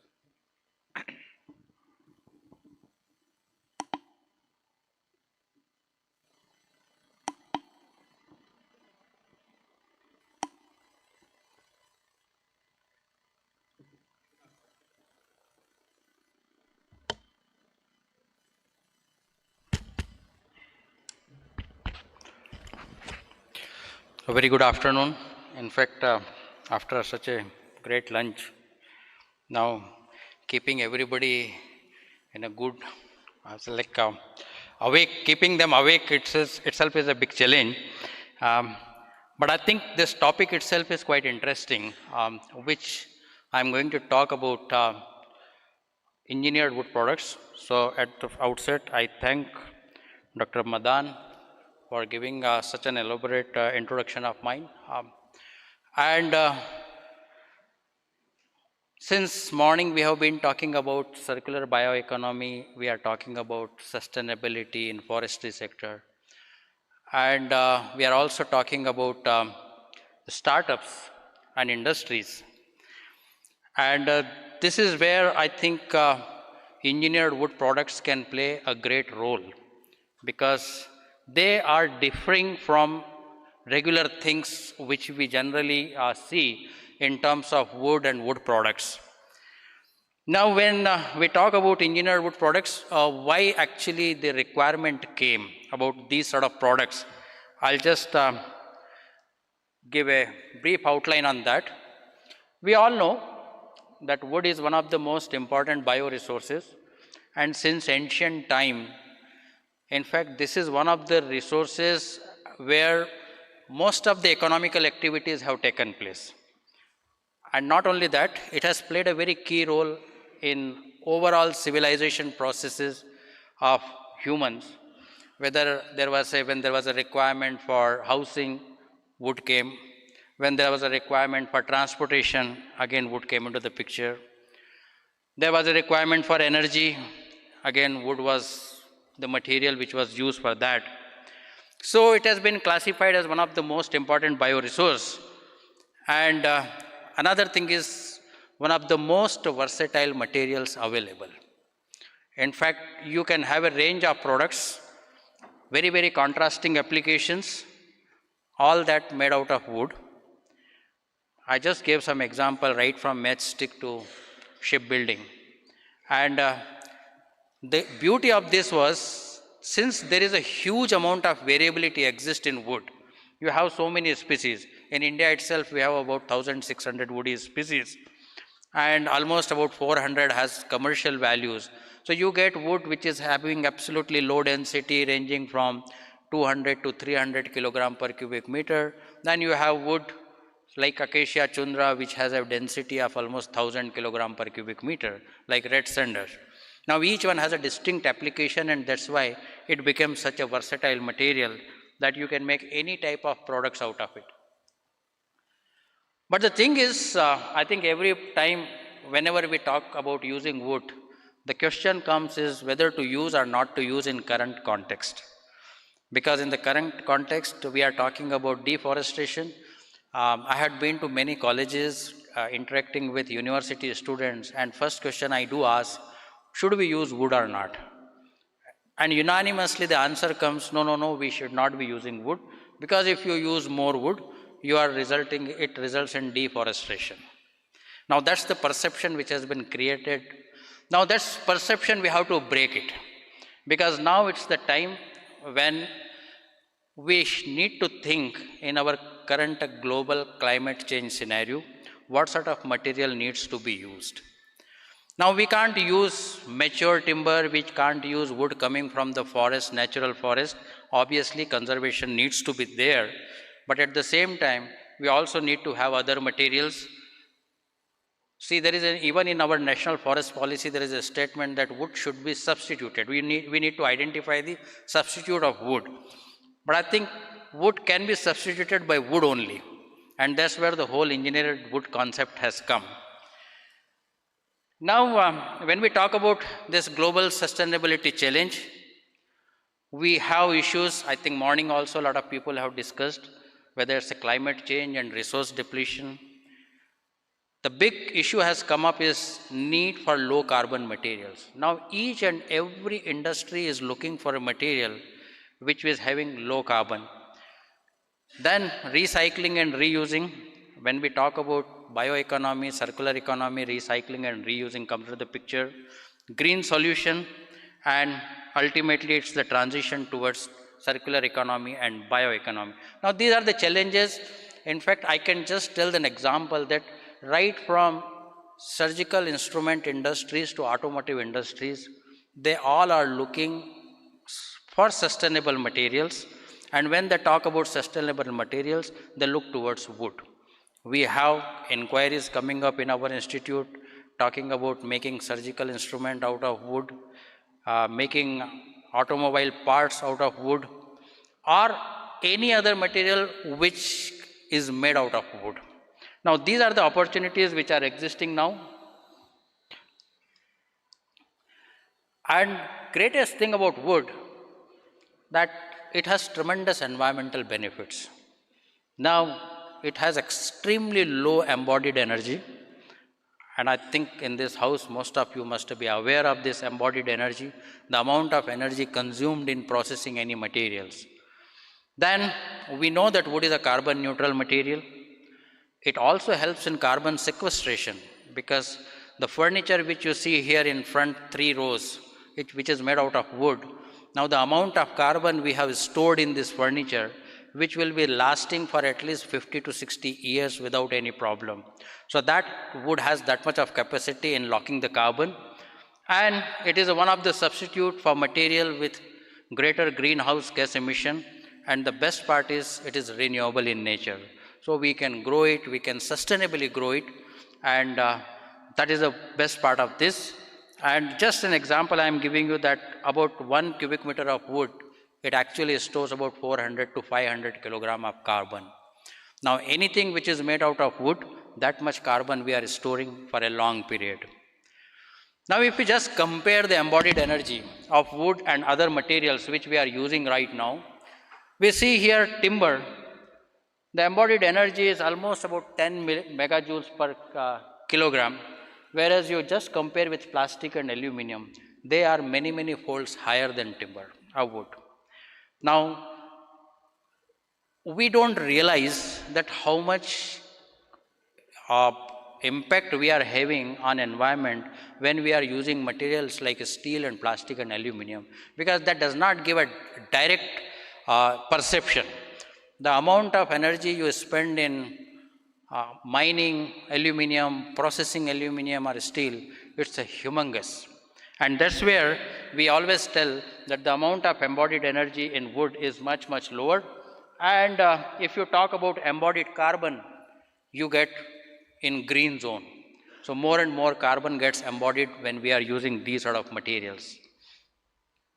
It's just an estimate. I think there's a recent study in 2022 that the average carbon storage in wood product is estimated to be about 1.04 gigatons per year. So that much amount of carbon gets stored every year when you are using the wood products or harvested wood products. And that can be in different forms. It can be in the furniture, it can be in the building, it can be in the form of other applications because we find wood everywhere. And not only that, it has a huge climate mitigation potential. And in fact, there are again some studies which says that if you substitute wood or energy intensive material by wood, we can have actually 14 to 31% reduction in total carbon dioxide emission. And also about 20% reduction in global fossil fuel consumption. Now these are some of the statistics. All over the world people are talking about it. And now everybody is very much convinced that this is the material for our sustainable future because it consumes very less energy, it helps in storing carbon, and not only that, it also helps us in mitigating the climate change issues. So basically, we are substituting energy intensive material with wood, and that's the best strategy as of now. But the biggest question is, which is the wood resource? Because quite often when we talk about wood material, the first thing comes the resource availability. We always say that India is a timber deficient country, we are importing a lot of timber from outside, and obviously there is no way for getting wood from natural forest. And morning Dhimanji also presented the huge potential of agroforestry, or what we call as a tree outside forest. So these are the materials which can rescue us, which can provide the material for different products, and this will only encourage us to use more and more wood. In fact, when people were talking earlier that if you use more wood, you are going to create deforestation, so that was a vicious cycle. So use less wood, so you use more energy intensive material, and this cycle will keep on going. Now if you use more wood from tree outside forest, from agroforestry, farmers will be encouraged to plant more and more trees. Ultimately that will help us in environment, carbon sequestration, and then carbon storage.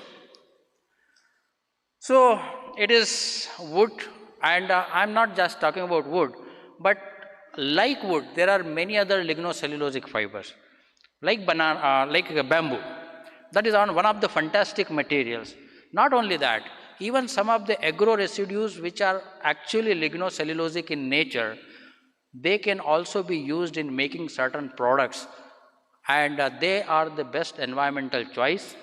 They can be reused, recycled, and the greatest part is that every part can be used. Now, a residue or waste for one industry can always be a raw material for another industry. So this is one of the best thing about these sort of materials, and all of them, why I'm talking when we talk about engineered wood products, that each and every part can be converted into engineered wood product material. So when you have veneers, you make plywood. When you have chips, you can make OSBs or particle boards. When you have fibers, you can make MDF. Or if you have long fibers, then they have totally different applications. You can have products which can have a very, very high-end application. So like, you know, lots of fibers like hemp, like flax, like jute, all these fibers have tremendous applications in making different type of products which have application even in the defense areas. Now this is the great potential about this material, and again I'll just quote it from one of the paper in 2022 which is published, and this tells the whole story about using wood. Like whether you talk about from forest wood, you get chemicals, you get reactants, you get different type of wood products, and then from there you get engineered wood products. So in engineered wood products, you can have composites, you can have CLTs, GLTs. I'll come little bit on those, all those things, which all of them have huge application in different areas. And ultimately, if you have to dispose it off at the end of the service life, either you can get the energy, or otherwise also, it has a very, very low environmental impact on disposal. So you can actually just leave it unless you have used some carcinogenic chemicals, and it will get degraded. Now that's where I tell you that wood has tremendous potential, right from nanomaterials to mass timber. So that much is the scope, that we can get nanomaterials also, we can get mega structures also. The only thing is that now we have to engineer the properties of wood.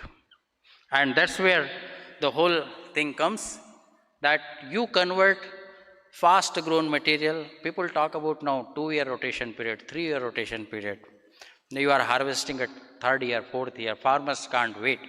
Now, do we have technologies which can convert them into a high-end engineered products?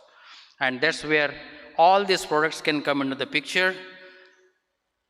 Now, these are some of the classical engineered wood products. I think some of you may be knowing it. When we have fibers, we have insulation board, MDF, hardboard. When you have particles, you have different category of material. When you have veneers, you have different category of materials. When you have blocks, you have different category of material. And each of these materials can be played around. Now you can play around with their density, you can play around their properties, you can engineer the properties whatever we want to have in a specific application.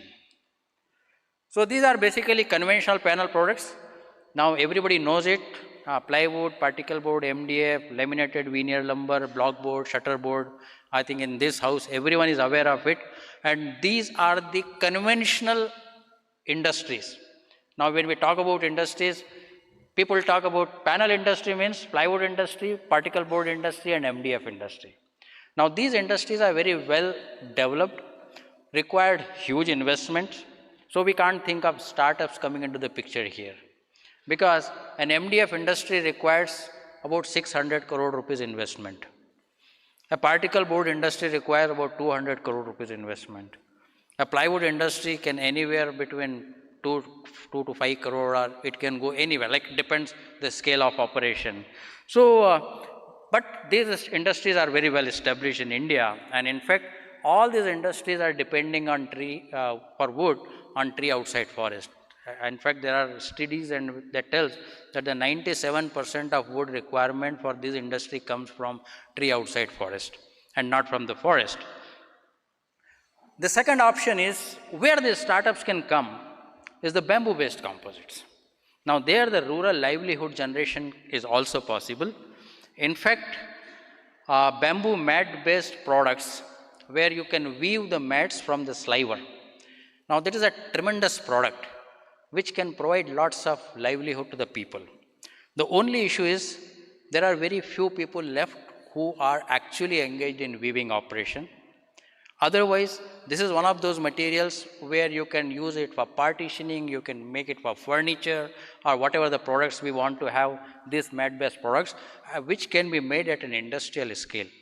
In fact, Institute had transferred this technology to Kerala Bamboo Development Board, which started manufacturing.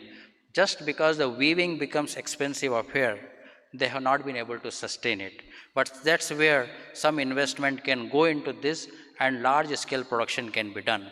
The other products are, as morning Dr. Dinesh was asking, that you can have products like laminates. Now bamboo laminates can be a very good substitute for all wood-based materials, where you can make furniture, you can make tabletops. Already we have a couple of startups working with us on these sort of products where they can make bamboo laminates from different bamboo species. And we have bamboo-based lumber. The processes are very well established, technologies are there. Only thing is that we need to take it to the scale where it can be manufactured in large quantities. We have a couple of manufacturers right now in India, located mainly in the northeastern region, and who are manufacturing this product. But this is the material which can go pan-India level. Now bamboo plantations have been done all across the country. Other than that, I was saying agro residues, you have plenty of options. We can make from rice husk, we can make from rice straw, wheat straw, bagasse, from wood dust, different type of products. Again, certain categories we can't think that the startups will come. But there are products, last two products when I'm saying this product from wood dust, where you can make actually simple trays and all those things using those. So it's basically wood residues, wood waste generated by other industries. You can convert into a very good product. And this can also replace at large extent particle boards particularly. Instead of using wooden particle boards, we can always use agro residue based particle board. Not only that, there are opportunities where you can have a totally, like I think now this is the time we need to think slightly on a bigger way. We can't think only about plywood, MDF and particle board. We need to look towards some alternatives. We need to think bit innovatively. Now there is a lot of talk about waste management and you know, Tetra Paks. We get lots of fruit juice and all those things. It's basically a layered material with having paper also, having plastic also, having some metals also. Now those sort of materials can also be converted into panel products. And in fact, these are the different products from different type of non-conventional materials like pulp waste, bamboo slivers, invasive weeds. In fact, one of the program which we are running, in fact, ICFRE on the lantana, where we are trying to use lantana for different product. And this product, which you are seeing at the table, that's made out of lantana particle board and which can be converted. But again, the economics can only work when it is at the large scale. So there needs to be some balance. How do we take it forward? One of the technologies or one of the greatest engineered wood product, I will say, is that the fire resistant doors. The technologies have been established. You know, in Maharashtra, particularly in Mumbai, now it is mandatory for all multi-story buildings to have the main door should be fire resistant door, which should be having either 90 minutes rating if it is a 10-story building, otherwise it should be 120 minutes rating if it is a more than 10-story building. Now these doors for all high-rise building, they are very much essential, and these doors can again be engineered. You can have a different layers of material to give the different properties. So I can make a door with 30 minutes fire rating also, we can make a door with 120 minutes fire rating also. Now we are trying to make doors with 240 minutes fire rating. Now that's where wood property comes into the picture. You need to have a high dense wood, we need to have a different type of layers. You can have fire resistance layers in between. One of the technologies which we have recently developed and we are trying to go through startup is that develop a fire resistance thin layer of material, and a patent has been already filed on that. So these are the technologies which can actually encourage startups to take it and start manufacturing a different type of products. The another one came is that I think in last 10-15 years is this engineered wood. See, most of these product, what we were talking about, plywood, MDF, particle board, they are not meant for a structural application. They are meant for semi-structural application. You make tabletops, you make furniture. But if you really want to have a wooden buildings, now you need to have an engineered wood composite with structural capabilities. And that's where product like cross-laminated timber and glue-laminated timber have become very popular now. In fact, IWST has taken an initiative on that. And we have already made these glue-laminated timber from our own indigenous timber like eucalyptus, Melia dubia, silver oak. It gives a great value to this plantation species. And the properties of these materials are matching with any other glue laminated timber which are generally made out of softwoods, because the technology itself came from Europe, so they were focusing on this, and this technology is already being used, and this is one of the example. It's an 82-meter tall wooden building. It's in Norway. Completely it is made out of these sort of elements, and no wood from forest has come in this. It is all farm grown wood or plantation grown timber, which has been converted into a structural material and it is being used. We also have this dream of constructing such sort of a structure in India, and we also already have a project on that, and we are talking to lots of industries. The issue here is that you need to have a different set of mind, in the sense we have people who can construct building with RCC, but when you are working with wood, you need to understand a little bit about wood also, because wood will have a different phenomena, different characteristics altogether. Then the next technology when I talk again, I think this is one of our flagship program was on wood plastic composite. Here the raw material is all waste generated by wood-based industries. It's the sawdust, bamboo dust, agro residue dust. You blend it with polymer and then you make a product which can be injection molded, which can be profile extruded, or recently we have come up with a product that you can even convert this into panel products. Now these are the products, in fact I am very happy to say here that we supported one startup company and we started working with them in 2018 or so. He established his unit in 2021 and just before the COVID came. So he could not carry forward it, but after 2022 again he started working, and now that company has become profitable. And they have been using all wood waste generated by wood and cutlery manufacturers. He is using wood waste from sawmills, and he is also using rice husk, which is coming from rice mills, and also from product from coir, coffee husk. Whatever is the lignocellulosic fiber, I can blend it with polymer and convert into these sort of products. Then, as I said, we need to think a little bit imaginative, and one of the thing was, can we transform wood into a transparent material? And I think I must give credit to our earlier scientists in IWST. They have worked extensively and they converted wood into a transparent wood. Now you may say, who are the takers for this? And I can say here is the potential lies for the industries, for the startups, that they can take it forward. We have a couple of inquiries coming up for car interiors, for lighting applications where you require diffused light, like inside a car cabin, you see those, you need some diffused light. And one good thing about that, these materials are shatterproof, so they will not break. Now these are the technologies which are coming up, and again, it's a fantastic engineered composite material where you have at least 50 to 60% wood, another 30-40% material is other materials, and you convert into a completely transparent material. Now here we can play with the transparency.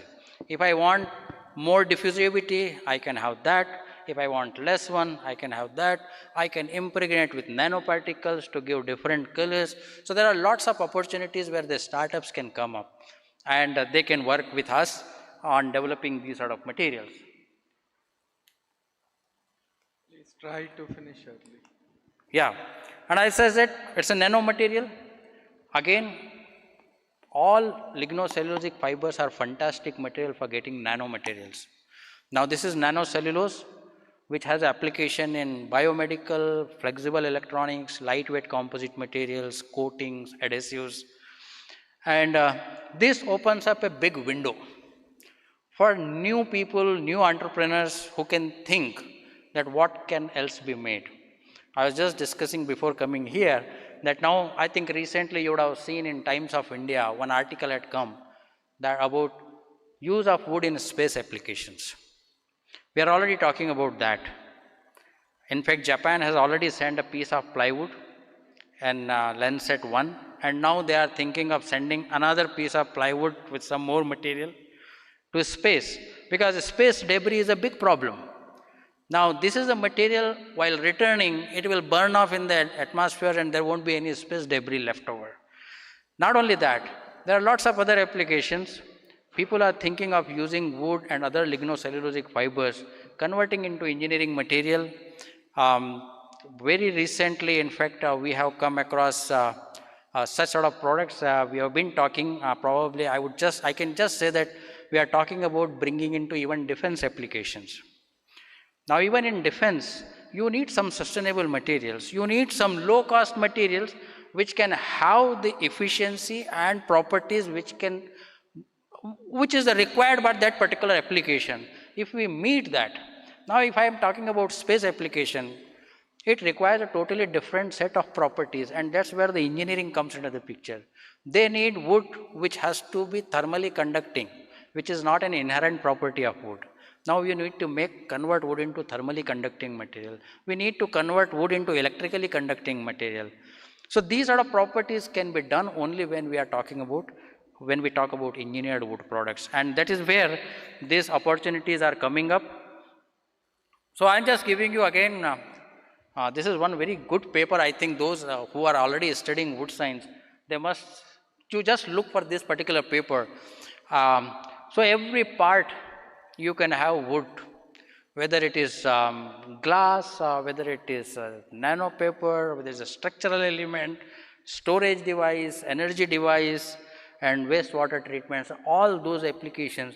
Here, our solid wood will not work for every application. That's what I'm saying. This is where the opportunities are there, where you can actually engineer properties in wood and wood-based composite materials. Now, I just wanted to give you, this is the business pathway.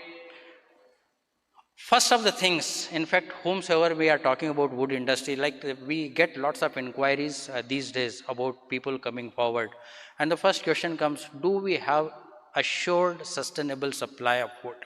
And I think the morning session, which was dedicated to that the agroforestry and these sort of materials will have to come forward and ensure that we have enough wood supply for these sort of products. Then technology comes into the picture.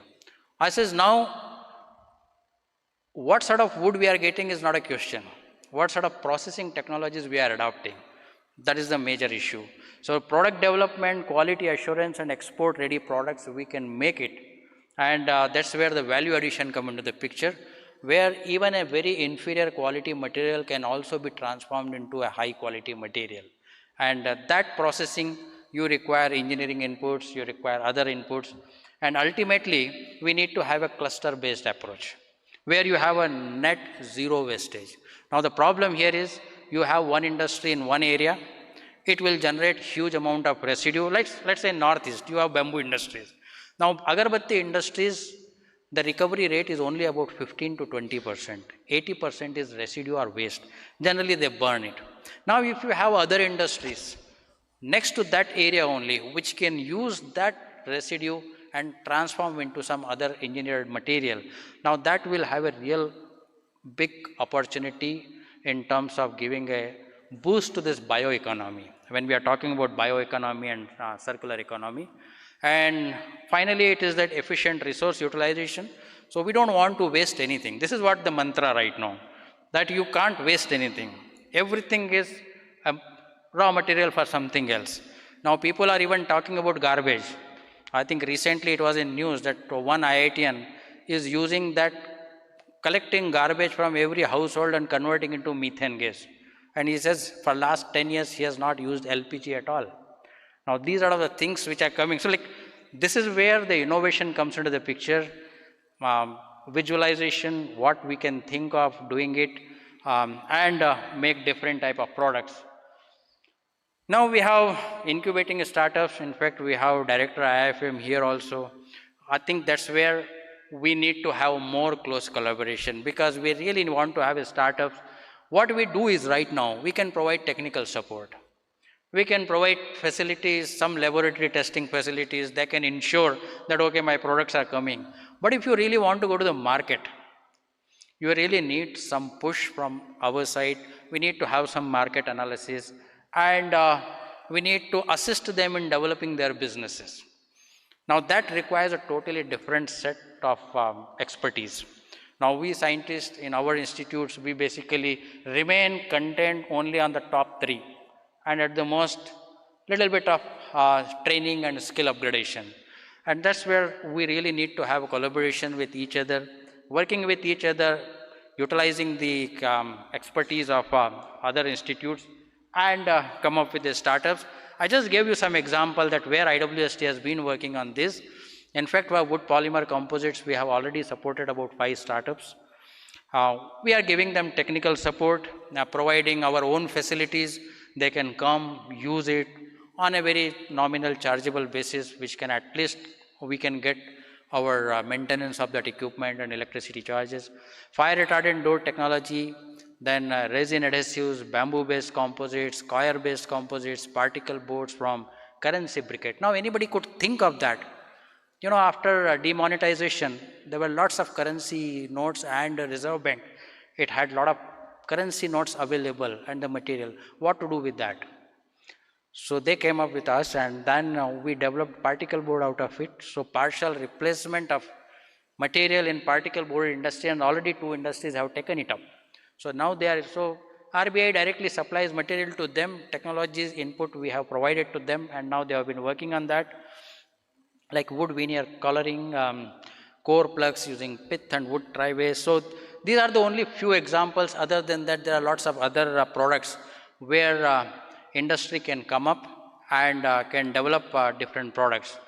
So at the end, I will just say engineered wood, it's a material for a sustainable future because it enables efficient forest resource utilization. It's a low environment impact, recovery of energy content is possible.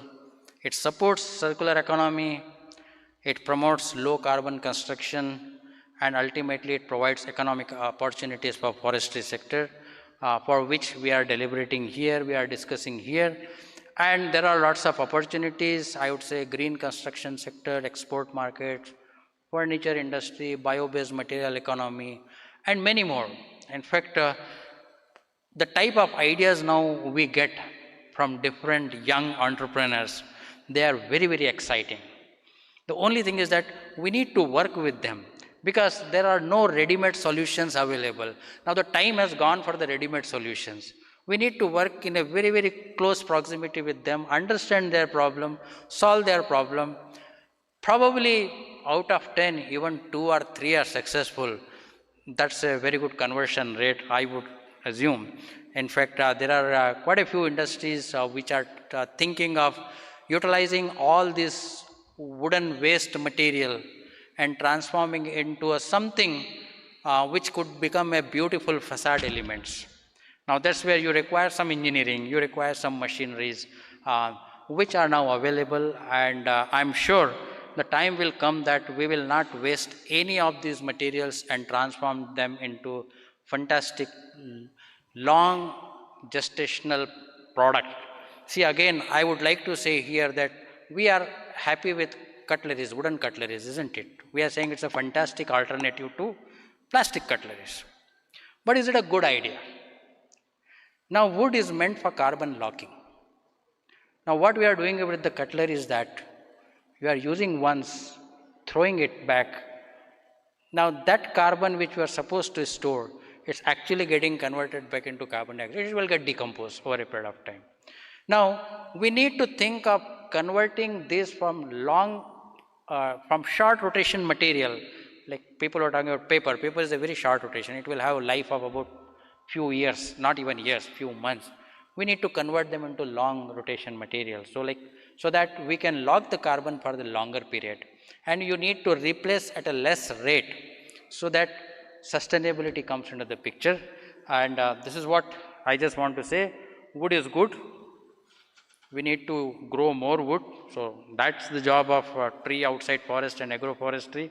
And at the same time, we need to use more it with very efficiency, convert into engineered product. We have lots of opportunities, and there are some students, I always tell them that please come forward, use facilities, transform into product and take it to the market. Let's see, sometimes we fail, but I think one day we will definitely succeed into this. Thank you very much.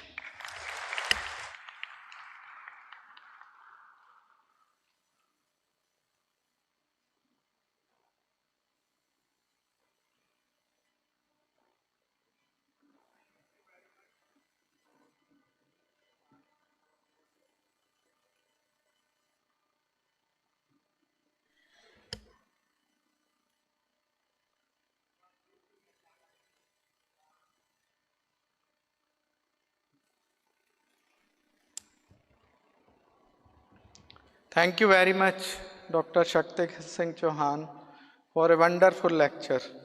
As wonderful the wood is, same is the lecture. So, without taking much time, because we are running out of schedule, behind the schedule, I'll call Dr. Richa Bansal, Assistant Director, FIPPI, for the next lecture. As I told already, both the speakers are well known to me. Dr. Shakti Singh Chauhan is my good friend, and I have taught Dr. Richa Bansal in MSc class. So nothing can be better than being a chairman to a person whom you have taught. So I'll just give a brief of Dr. Richa Bansal. She is Assistant Director at Forest Industry Partnership and Policy Initiative. She specializes in forest policy, sustainable forest management, and industry forest linkages. She has wide experience in research and utilizing wood for number of products, which has already been elaborated by Dr. Shakti Singh Chauhan.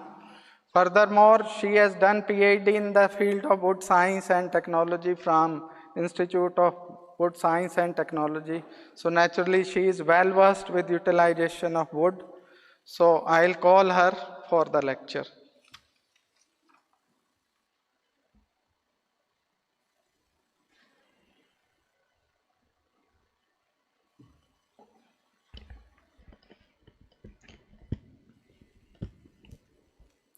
A very good afternoon to all the respected dignitaries, respected chair and co-chair, distinguished guests, and esteemed members of the industry.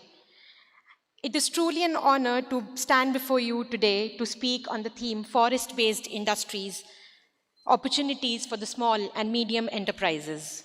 As we gather on the occasion of International Day of Forests, it is important for us to recognize that forest-based industries are not only a pillar of our rural economy, but also a key driver of sustainable development, climate resilience, and green growth. Next please. Okay. So today, the forest-based sector is undergoing a transformation from which was once limited to traditional timber products, which has now emerged into a broader bioeconomy, which includes engineered wood products, biomass energy and bio-based materials, and non-timber forest products. This transition is extremely important because it aligns with the economic growth with environmental sustainability. And it is also important as it opens up new entrepreneurial opportunities for the small and medium enterprises. Next, please. So now I'll be introducing about the wood-based industries in India, which is a vital part of the economy, supporting millions of livelihoods, especially in the rural areas. So these are the types of industries which comes under the wood-based industries in India, which are mechanical sawn wood industries, composite panels, which include the plywood, particle board, and medium density fiberboard industries, pulp and paper industry, as well as the match industry. Next, please. So as Dr. Shakti sir told that it was a common perception that the natural forests are harmed when the industry is sourcing timber from the natural forest. However, I would like to tell that the graph highlights the forest transition in India, and the forest cover change has been positive and implying that no sourcing is from forests. Now, in the recent decades, the industry is largely supported by tree outside forests and plantation-based resources, which are critical for meeting the industrial demand substantially. Next, please. So now let me delve into the historical background and the journey of plywood production in India. Following the Supreme Court order of 1996, industry suffered a huge setback and most of the industries were closed in the Northeast region. After that, new clusters emerged after the order and industries started augmenting their timber from the agroforestry and plantations, leading to the emergence of new clusters and supply chains. Next, please. So this is the current state of timber demand and supply in India. India's demand for timber continues to surge, which is driven by many factors, including rapid urbanization, economic growth, and housing, construction, furniture manufacturing, plywood, and panel products. However, the supply is limited. Additionally, the reliance on imports exacerbates the supply issues. Despite strong domestic demand from the country, India remains dependent on wood imports due to limited domestic supply of wood. Next, please. So this is a study which shows that India's wood demand is expected to grow significantly by 2030. The widening gap between the demand and supply presents both a challenge and a major opportunity for the small and medium enterprises to expand and innovate. Studies show that roundwood demand may increase by nearly 70%, from 57 million meter cube in 2020 to 98 million meter cube in 2030, driven by largely the construction sector. Next, please. So this is a quick overview of the plywood and panel industry in India, which is a core segment of the forest-based industries. It is largely driven, plywood dominates the sector with MDF and particle board industries. And the plywood share is almost 64% of the market, whereas particle board and medium density fiber board units share 18% each. So there are in India around 3,300 manufacturing units, which are predominantly MSMEs and the unorganized players. 70% of the overall market is largely because plywood is heavily produced by small and medium scale units. So the sector provides employment to more than 20 lakh people with a strong dependence on plantation and agroforestry timber, which is being discussed since the morning sessions, and directly linking the industry growth to farmer income and sustainable agriculture. The market size of the industry exceeds more than 50,000 crores. Next, please. So these are the different sourcing of wood for the plywood and panel industry in India, with more than 92% sourcing from agroforestry and plantations and 8% through imports. So this presents a massive opportunity for the small and medium enterprises to leverage this underutilized resource. Next, please. The key growth drivers for the plywood and panel products in India are rapid urbanization, supportive government policies, other government schemes such as 100 smart cities, housing for all, and use of timber in construction, which is supported by many government agencies in India now. Next, please. So this growth, how has the growth of plywood and panel industry is driven? It is the implementation of the quality control orders for the plywood and panel products has been a game changer for the industry.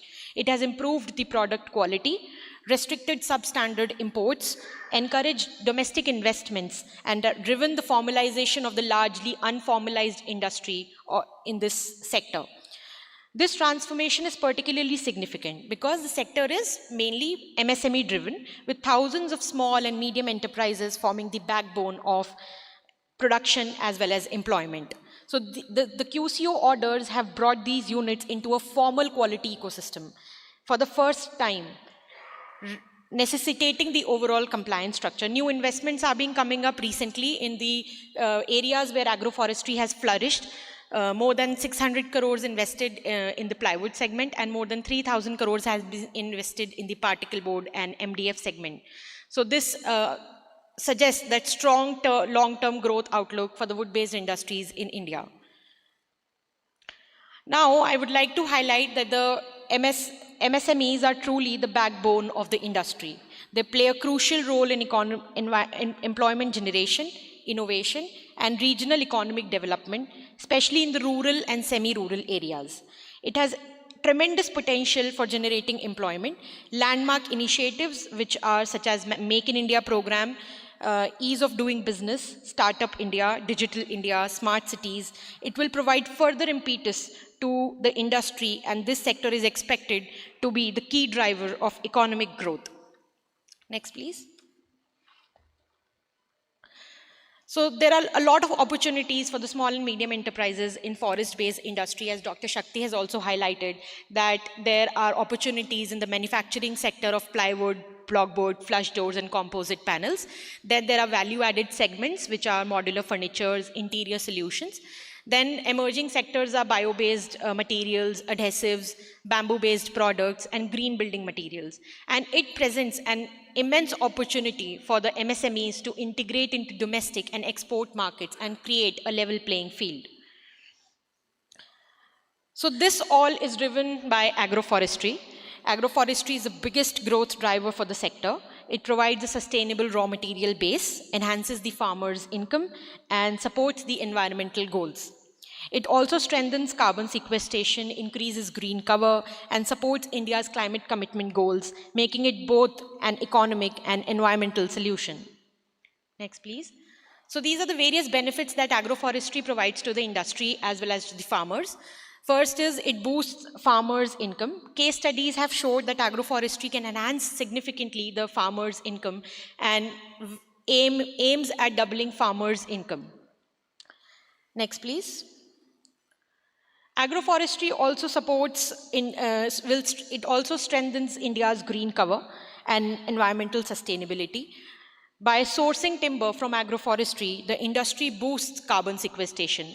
So the current area, 28.4 million hectares under agroforestry already sequester 60 to 65 million tons of carbon annually. And this, at over 20% increase in the agroforestry tree cover, has further reinforced its role in climate mitigation and rural development. Next, please. So agroforestry fuels the India's wood panel ecosystem. As the panel capacity based on agroforestry timber grows, it drives expansion of the MSMEs in furniture manufacturing, modular furnitures, and interior fit-outs and allied services as well. Next, please. So as Sir has already highlighted most of the benefits of timber as a most sustainable building material, it promotes circular economy. It is the most sustainable building material available to mankind with a significantly lower carbon footprint and low embodied energy than most of the non-materials like steel and concrete. So now, next please. What are the challenges which are affecting the industry at present? So despite the various opportunities that small and medium enterprises are having, the sector faces major challenge of raw material shortage, regulatory issues, and there are skill gaps, limited access to modern technologies, increasing competition from the low-cost imports, and need for a technological upgradation. And transit rules and ownership rules of the farm-grown timber are critical challenges which the industry are facing right now. Next, please. So these are some development strategies for the plywood and panel industries which they can use for enhancing their production capacities. Like wood industry clusters. The industry clusters can be developed in areas where agroforestry has already flourished and agroforestry is flourishing. Next is supportive government policies. Third is agroforestry expansion, which aligns with the India's goal of Atmanirbharta, self-reliance. Next, please.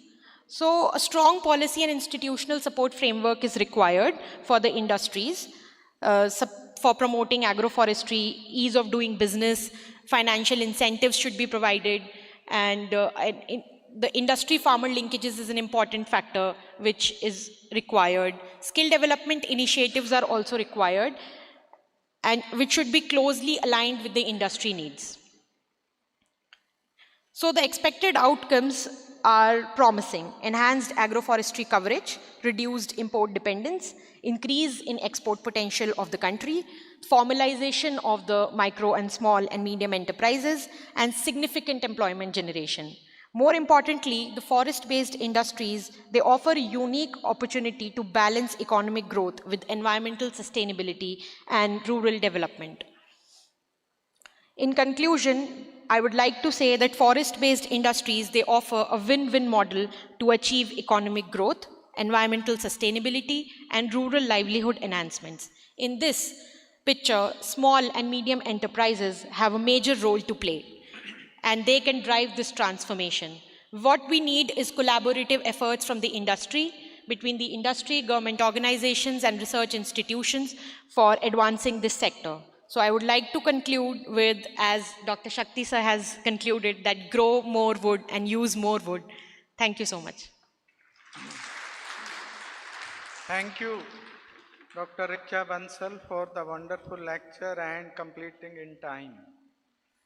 May I now request the participants for questions, please? If you have any question from Dr. Chauhan or Dr. Bansal.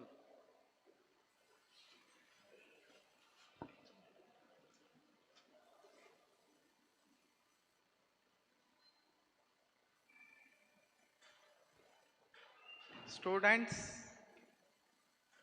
from back side.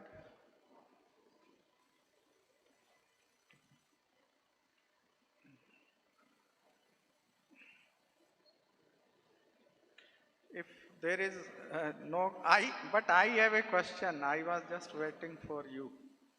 Actually, the economy of New Zealand is dependent on wood itself. And India is a very big country. We have vast potential for agroforestry, tree outside forest, and the way Dr. Shakti Singh Chauhan has shown how we can utilize the wood. I think there cannot be a better material than wood if we see in terms of constitution of cellulose, hemicellulose, and lignin. And now world is advancing towards transparent wood. So my query to Dr. Chauhan is that how realistic it could be in coming years to have transparent wood which can compete with the other transparent materials. For his comments, please. Yeah, so I can say that for last 5 to about 10 years, it has been in research stage, and now very rapidly it's getting into a large scale like productions level. I would say now it has crossed to TRL 7 and very fast approaching to TRL 8 and 9. And I'm sure in very near future we might find its application in certain niche areas. I will not say that you can replace glass with transparent wood and immediately, but it will have its own application areas. So like as I said, in case of solar cells or wherever you don't want shutter to happen, because I can tell you this also requires some other polymers when you are converting into a transparent material. And there are lots of challenges. It's not that straightforward. I can tell you this, our own laboratory, we have been able to successfully make maybe about 10 centimeter by 10 centimeter piece, 5 centimeter. The moment you go another slightly on the larger scale, wood will start playing its own role. It will have shrinkage, it will have cracks and all those things. So all those processes have to be optimized. But this is one of those technologies which will definitely become commercialized. Maybe another 3-4 years we might see somebody coming up. I'm saying other than that, there are lots of other technologies which are coming up. Like one very good one is mycelium based composites, where you use all woody waste and use mycelium growth as a binding agent for packaging industry. Now that is one area where a lot of research is going on, and there are quite a few startups have started working on that. Then compressed, that is a compressed wood, compressed at a very, very high pressure, and you convert material like steel from wood. So these are all the products, but transparent wood will definitely, I can tell, we are also trying to go from lab to certain application, and maybe another 2-3 years we will find its application in few areas. Thank you very much. If still there is a question, you have a chance to ask. And if there is no, then will sum up this session up.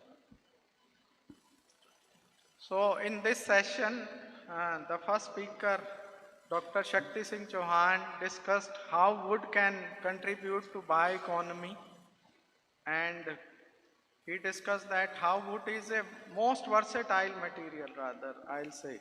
You cannot find any combination on earth where there is combination of cellulose, hemicellulose and lignin in the best possible form. You see the trees are standing and they don't fall just because of lignin. What a nice building material, binding material God, nature has given us. And the interesting part is that they absorb the UV light in the perfect manner. If you are synthesizing in laboratory anything equivalent to lignin, it will take years for a Nobel laureate just to prepare it, rather just to think about it, the complexity of structure. And Dr. Chauhan discussed that how wood embodies carbon and what is the best, how it is the best carbon storage material. And we have 1.4 gigatons carbon per year in the form of wood products. Then wood polymer composites, where IWST has been working for last so many years. They have come out with the best materials. They have transferred the technology. Many industries have come up. Now startups are also coming in the area of wood research, which has been done by IWST Bangalore. And wood has the capacity to replace 14 to 31% cut in global production and 12 to 19% reduction in global fossil fuel production. We are struggling with fossil fuels presently due to the war which is going on, and wood as a material has the capacity to substitute some of the demand of the petroleum products. So basically, as I discussed previously, many economies in the world, they are dependent on wood itself. The thing is that they derivatize the wood in the best possible way. They increase the shelf life, but there has to be a balance between increasing the shelf life, because this is a circular economy. We cannot increase the shelf life to a large extent that it doesn't become part of the circularity, but we can increase the life to an extent that it is useful for the masses. So this all has been thoroughly discussed by Dr. Shakti Singh Chauhan, and also the nanomaterials which can be made out of wood. And many of the nanomaterials or nano products, they are already based on cellulose. They are already in the market. Nanocellulose based products are there. People are derivatizing them. Again, they are preparing nano and again launching in the market. The thing is that we have to utilize the potential in the best way, as it was discussed in the lecture, that each part of the wood, when we have used it, even the powder or whatever sawdust has to be used, so that it becomes 100% usage is there, and then only more industries can come up in this area. And in another lecture by Dr. Richa Bansal,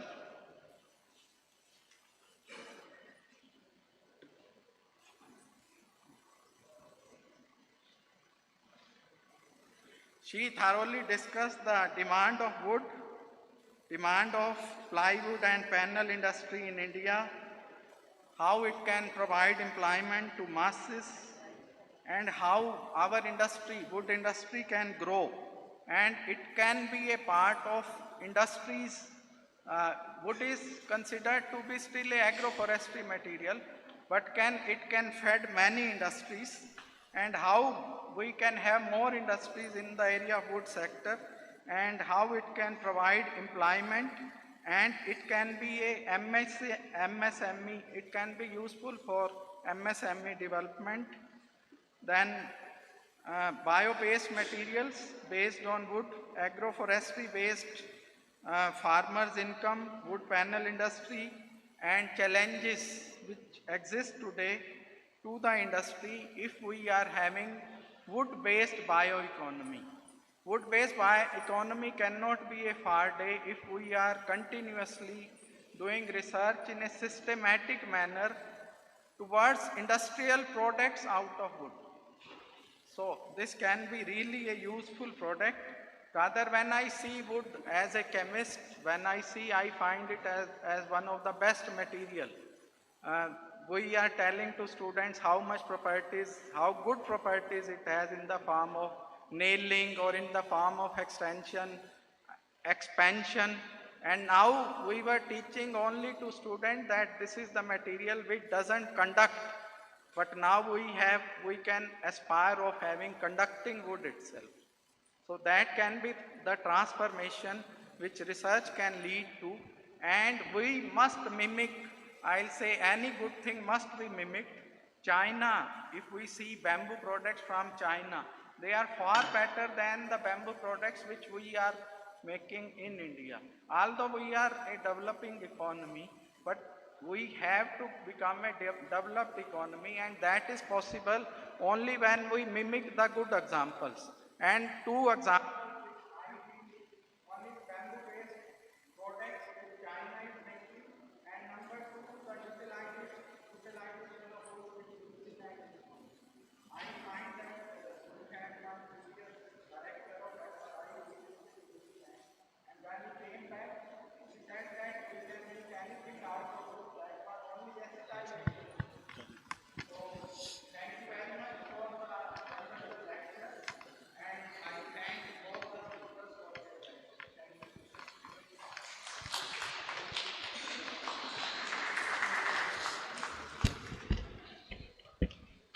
I thank the speakers for sharing their knowledge and experience with the participants. I now request the chair to present mementos to the speakers as a token of gratitude and appreciation from our side.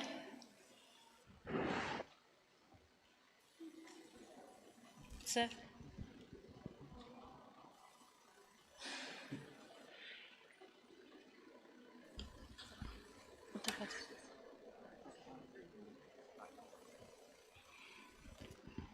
Dr. S.S. Chauhan.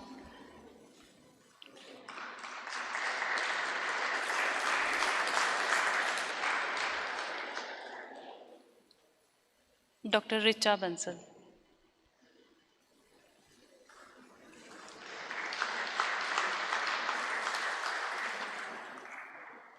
Thank you, sir. I now request Dr. K. Ravichandran, Director IIFM, to present a memento to the session chair, Dr. Vineet Kumar, as a token of appreciation and gratitude from our side.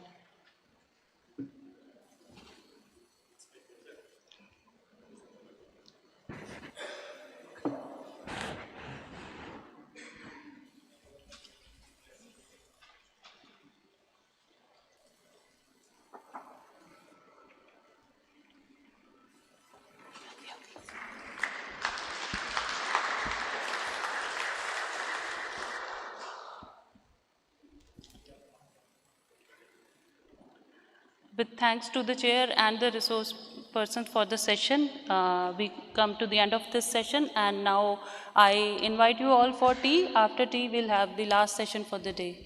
And tea is in the Mango Groove, and we'll assemble here at 4:05.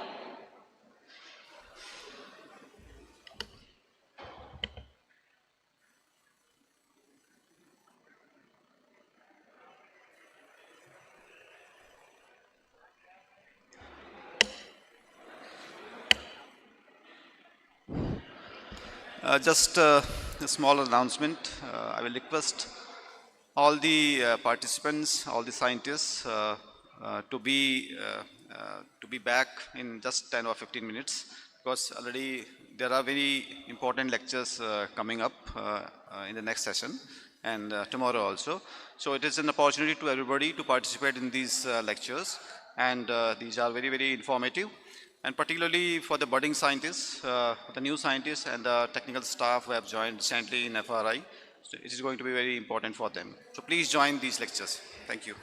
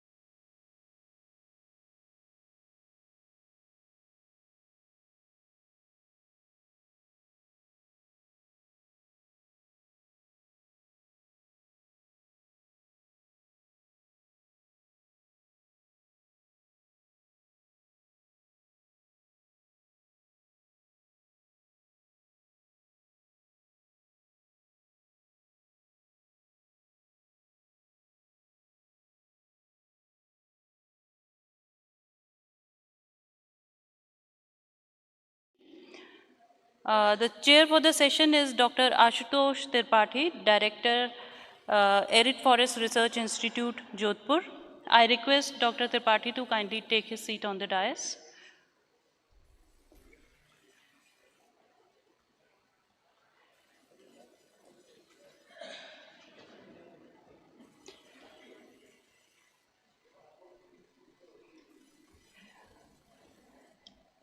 Speakers for this session are Shri B.R.S. Rawat, former ADG BCC ICFRE. I request sir to kindly take his seat on the dais. And Dr. R.S. Rawat, Scientist, Biodiversity and Climate Change Division, ICFRE. I request Dr. Rawat to kindly take his seat on the dais. The reporters for this session are Dr. Abhishek Verma and Dr. Ajay Kumar. I now request the chair to kindly conduct the session, please.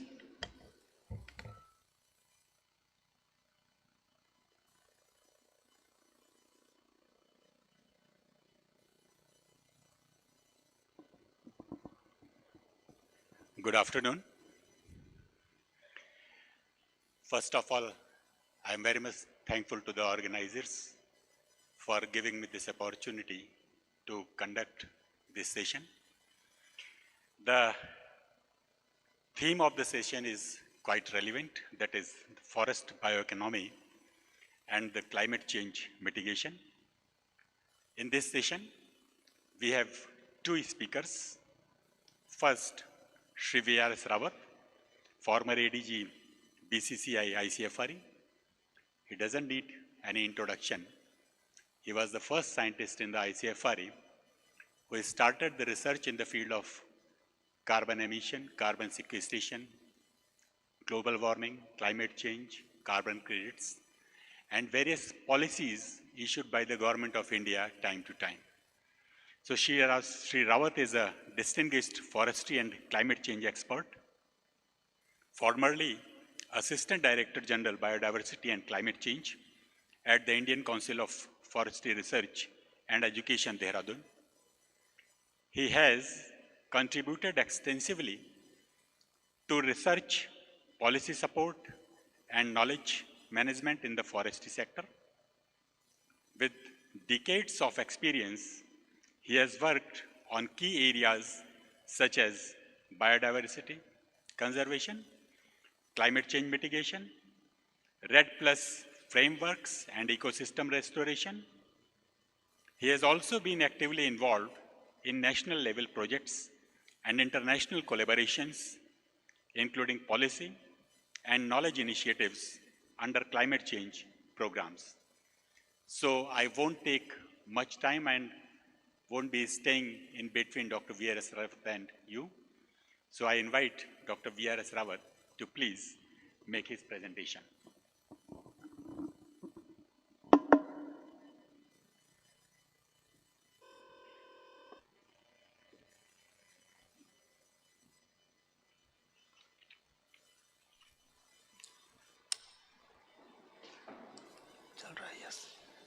So, thank you, Chair.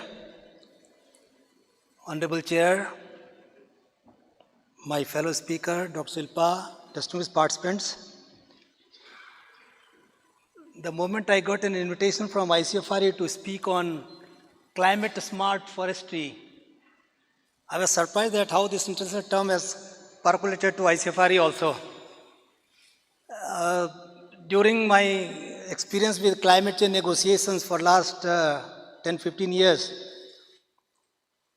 around 2010, rather when we started climate change negotiation, UNFCCC was conceived. Then agriculture was forest and agriculture are two big sectors from two natural sectors who are emitting greenhouse gases. And the focus was to mitigate on agriculture and forestry sector. So globally, all the agriculture, they agreed that agriculture is a bread and butter livelihood issue. So we will not have any mitigation in agriculture, but mitigation can be done in forestry sector. Then to have mitigation in agriculture or mitigation along with co-benefits of adaptation started in forestry sector, and then the term came climate smart agriculture, climate smart agriculture. Then when we started negotiating in forestry sector, that time this climate smart forestry term was not there. But in the convention, in the UN Convention on Climate Change, the objective of the convention is to stabilize the concentration of greenhouse gases at a level it is not dangerous for human ecosystems. So whole convention focus on mitigation. Adaptation even is not that big issue in the UN Convention on Climate Change. And at that time, forestry was considered a big entity that we can capture those greenhouse gases through forestry activities. So the offshoot of the convention was Kyoto Protocol, and Kyoto Protocol strongly relied on emission reduction of greenhouse gases and capturing the emission through forestry activities that came CDM and other things. So again, whole of the Kyoto Protocol, the first offshoot of convention in the form of Kyoto Protocol was relying on mitigation aspects. Then after Kyoto Protocol, we discussed, then came RED Plus kind of issues. It was addressing reducing emission from deforestation and forest degradation, especially in the Latin American countries, Amazonian countries, Central African countries, in Asia, it is Indonesia.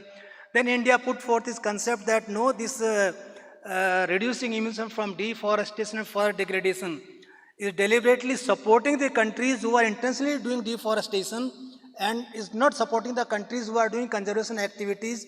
Then the Indian concept of conservation of forest carbon stocks, sustainable management of forest, enhancement of forest carbon stock was added in the agenda of RED, and RED became RED Plus.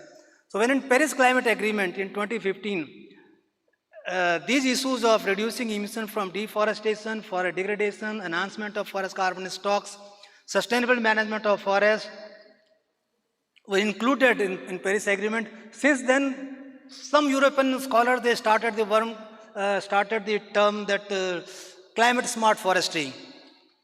And then basically the climate smart forestry that addresses our mitigation aspects, adaptation aspects, and sustainable management of forest ecosystem aspects. So it's a very holistic approach given by European scholars. So basically the climate smart forestry deals with mitigation, with adaptation and resilience, sustainable management of forest, and developing a synergies, the balancing ecological needs with societal dimensions, ensuring that climate actions also provide livelihood benefits for forest-dependent communities. So two catchwords are in the terms of forest and climate change: mitigation and adaptation. So all the programs, all the issues, when we are talking about reducing greenhouse gases, capturing greenhouse gases, these aspects are mitigation aspects. And when we are doing some adjustment, because the various sectors, various communities, they are adversely being affected because of adverse impact of climate change. So whatever the adjustment we are doing, these actions are adaptation. So adaptation is always a local phenomena. Say communities in Himalayas, they are, last year we had a lot of landslides and other things, and the root cause of climate change. Climate change is happening because of climate change. Extreme climatic events are happening, and the primary cause of climate change are the developed countries. So all the mitigation benefits are enjoyed universally, but the adaptation is always a local phenomena. And this is the reason when Paris Climate Agreement was agreed, there was a big focus on adaptation. Small countries, African countries, small island countries, least developed countries, they asked that no, we don't need mitigation, we need adaptation. So the big focus on adaptation, and now, and after Paris Climate Agreement, the global Green Climate Fund, that's a funding body for climate programs, now decide that okay, 50% climate related fund will be for mitigation and 50% climate related funds will be for adaptation. And it's a big opportunity that the developing countries can have some adaptation related programs applied to the Green Climate Fund. In India, NABARD is the national implementing entity, and countries are getting adaptation funds also from under Green Climate Fund of UNFCCC. So we all discussed adaptation. As I told that from all the sector where emission is coming, land use sector, agriculture, forestry and other land use, AFOLU, they call it this climate change jargon, there are around 22% emission coming from these two sectors, agriculture and forest alone. So these sectors also provide big mitigation opportunity for climate change mitigation. And if you see the global carbon balance, although The sector emits around 22% of GHG emission, but has enormous mitigation potential also. At the global level, annually, around 5 billion tons of greenhouse gases are being emitted from land sector, and at the same time, around 11 billion tons of carbon dioxide they are capturing. So the land sector provides a net climate change benefit of 6 billion tons of carbon dioxide capture. So it's a huge, enormous mitigation potential of land sector that can be, that has further big potential that can be further explored. And role of forest in climate change mitigation, we all know that forests are both sink and source of carbon. In countries where there is a large-scale deforestation happening, when we cut the forest, we destroy the forest, is a source, is the instantaneous oxidation, is a source of carbon, unless it is converted into some durable wood product, harvested wood product. Agriculture and forestry contribute around 22% of GHG emission, and at the same time, land sector provide a large mitigation opportunity at relatively lower cost. And the land-based options, the IPCC has calculated, they are likely the cheapest form of carbon dioxide removal by 2050, and at the same time, forest provides other ecosystem services to the communities.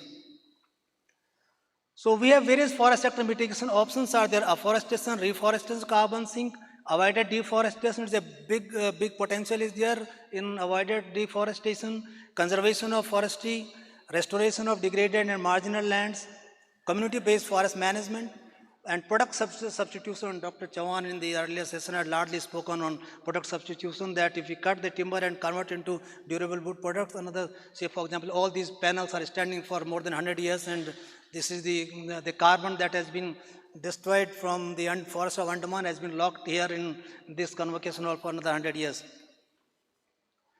So there is a big potential. Land sector has a potential that around 7 billion tons is the potential, and the red alone has a potential of about 5.6 billion tons of carbon dioxide equivalent.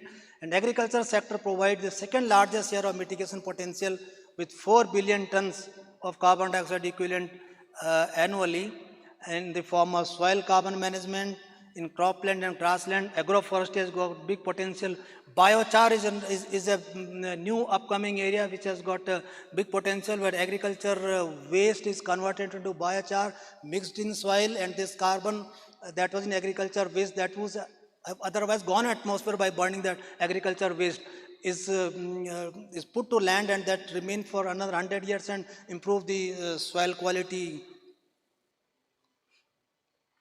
So biochar is a big opportunity. Agriculture sector people are already using biochar in Africa.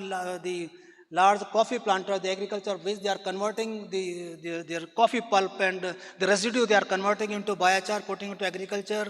And in India, there are a number of examples in Gujarat and Maharashtra where this cotton husk, that's agriculture waste, it is being converted into biochar, is given to is applied to agriculture soil, and they are earning carbon credit.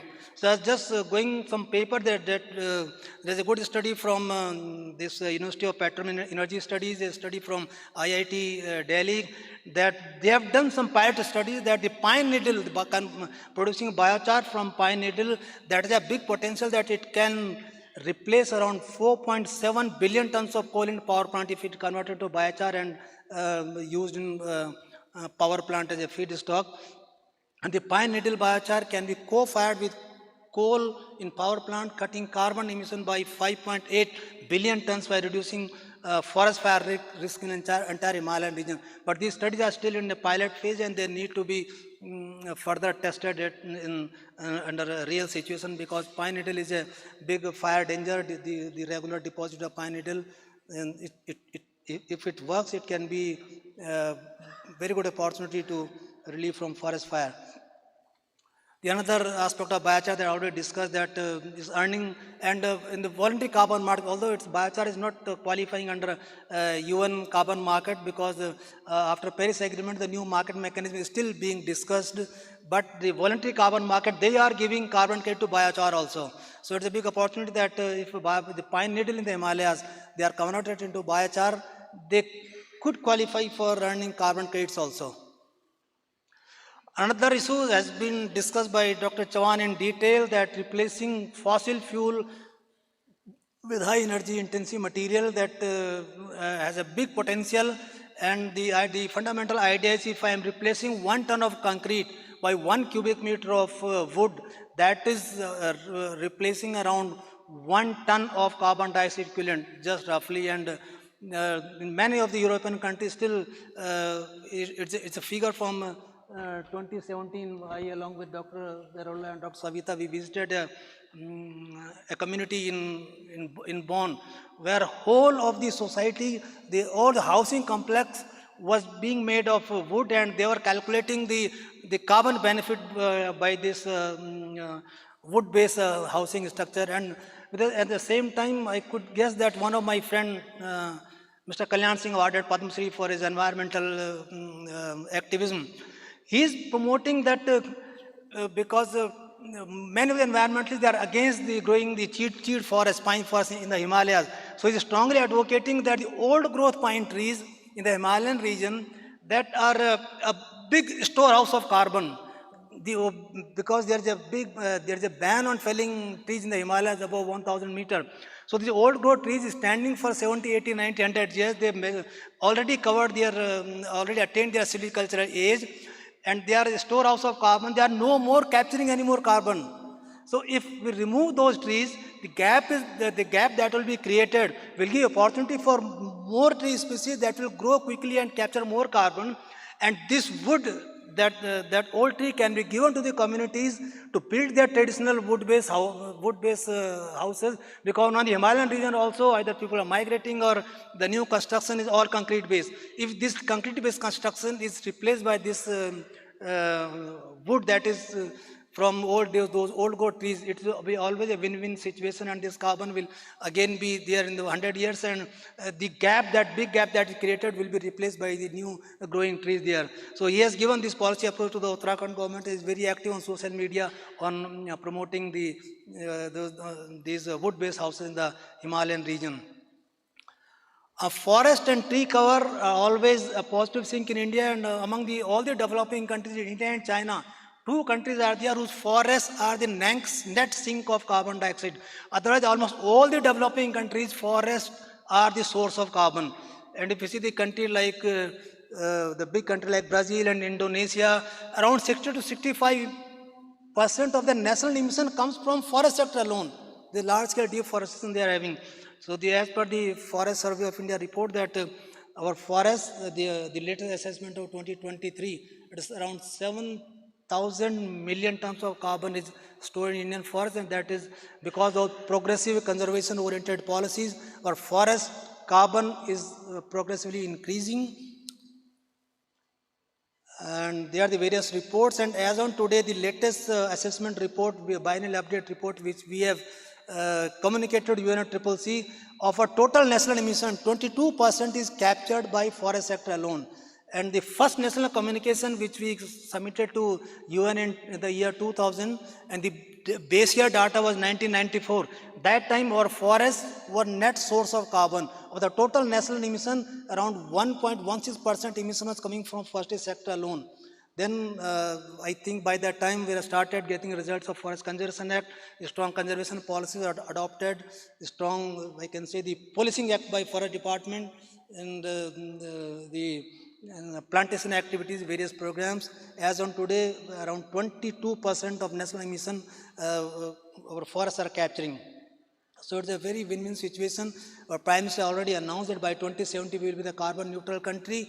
And at that time, that land sector will come to rescue it. And it's not possible that by 2070 we'll get rid of our carbon emission. Some emission will already will be there, but at that time the forest sector will come to rescue if we enhance the land-based potential of carbon mitigation. And coming to what is the potential, when I analyze all the CDM afforestation and reforestation portfolio from the projects in India, annually we are capturing around 16, it's the average figure, 16.58 tons of carbon dioxide per hectare per annum. At that roughly convert to 7.5 cubic meter per hectare per annum. And assuming that we have given a big ambitious target to the UN Climate Convention in the form of a nationally determined contribution that by 2030 we will be capturing 2.5 to 3 billion tons of carbon dioxide. So my rough calculation was, assuming a modest productivity of our plantation by 5 cubic meter per hectare per annum, although in the morning is a very high production rate was predicted by Dr. Dhiman, but considering a very modest productivity rate, 5 cubic meter per hectare per annum, we need around 20 million hectares of forestation activities by 2030 so that we can capture that promise we have given to UNFCCC. And Forest Survey of India, they created various scenarios, and their estimate was that we need 18 to 24 million hectare plantation annually, but I made a rough calculation, was submitted to DG for one of the meeting, that with this modest production figure, at least by in 20 years we can meet our national forestry target.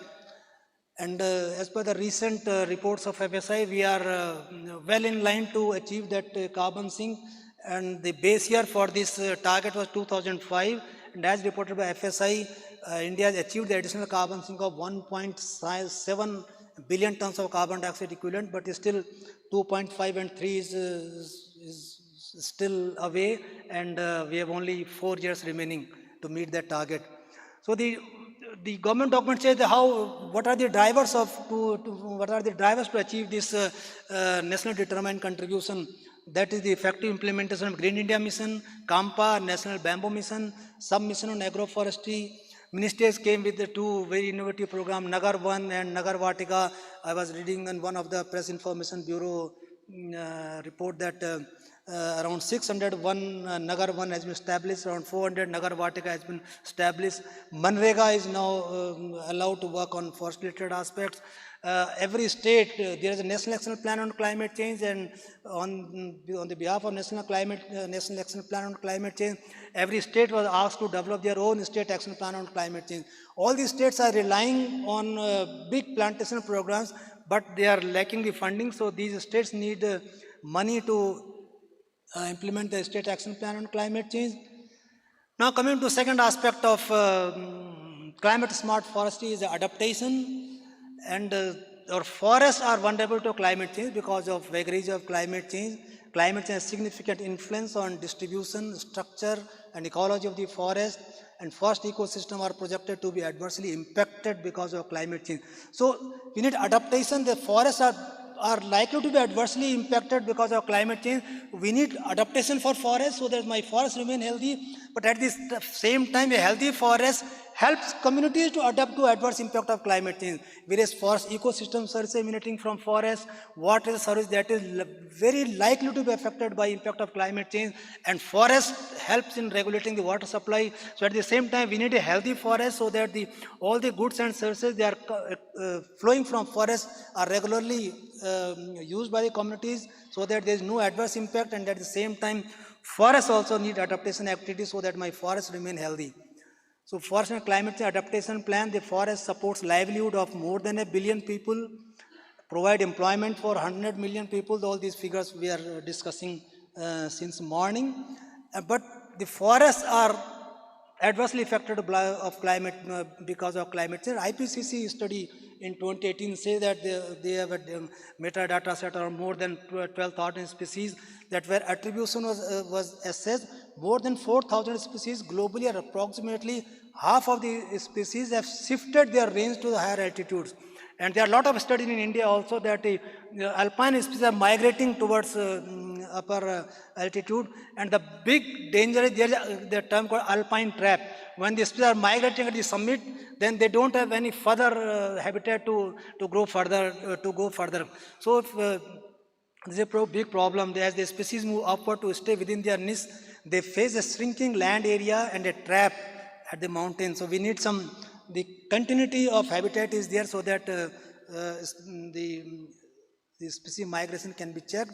There are a lot of studies that has been done by various authors on the vulnerability of India's forest. But still we need to develop vulnerability indices.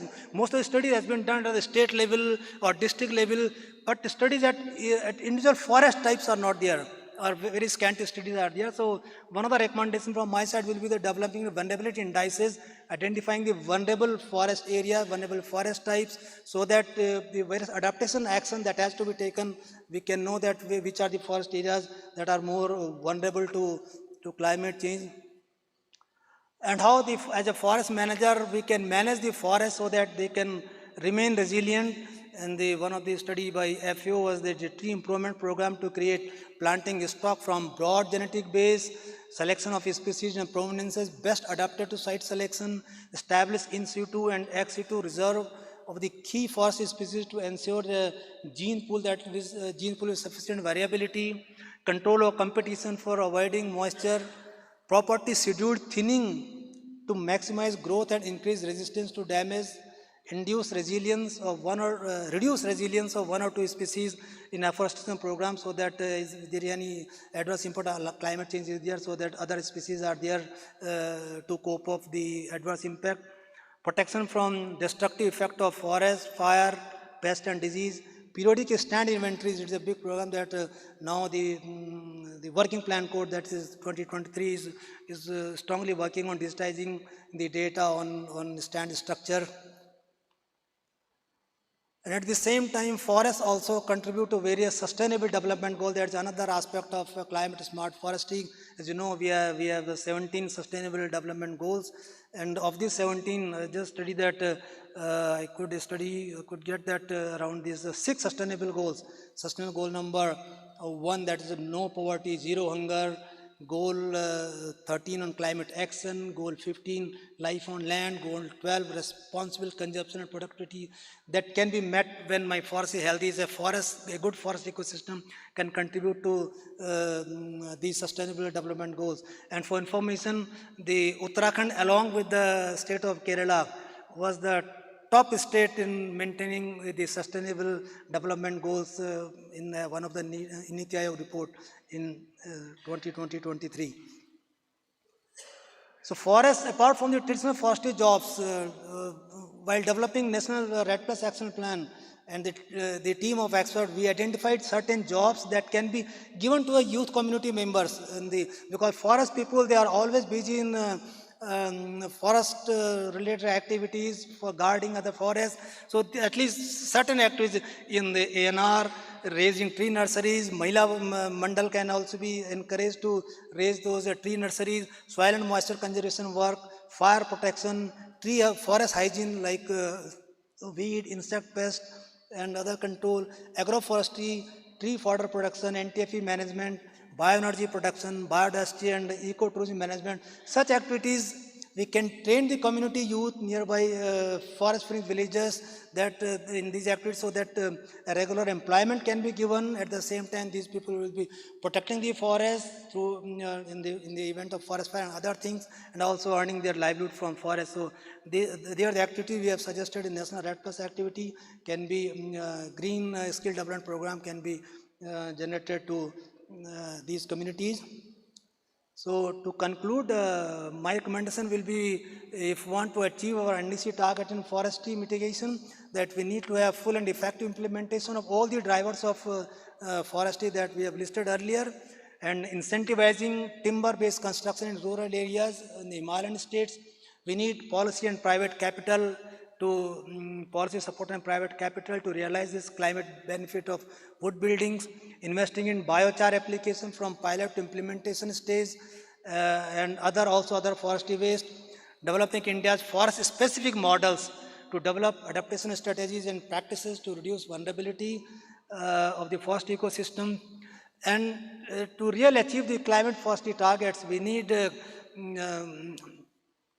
climate smart forestry need nature-based solutions for climate mitigation adaptation synergies to reduce the risk of climate change, including poverty eradication and achieving sustainable development goals, and skill development for communities in and around fringe forests for the various field forestry operational activities to achieve our sustainable development targets. So, thank you very much.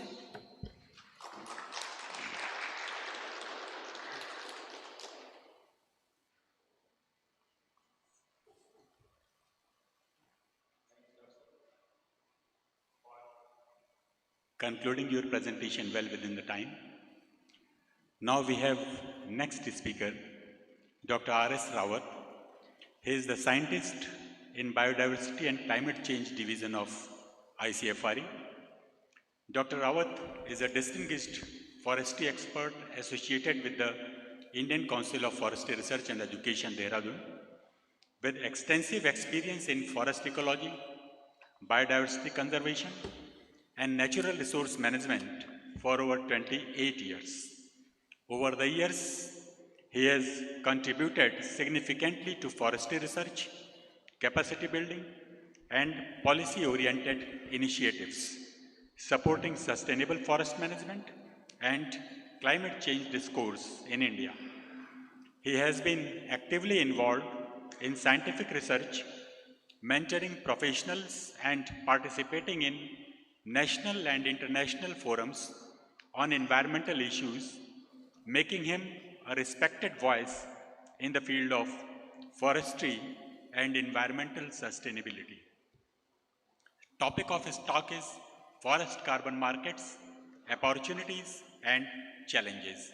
So I invite Dr. R.S. Rawat for his nice presentation. Thank you, sir. Thank you very much. And respected chair and all the distinguished delegates and participants, good evening. And I am thankful to ICFRE and especially the organizing committee of this technical workshop for giving me this opportunity to talk something about the carbon market issues and challenges.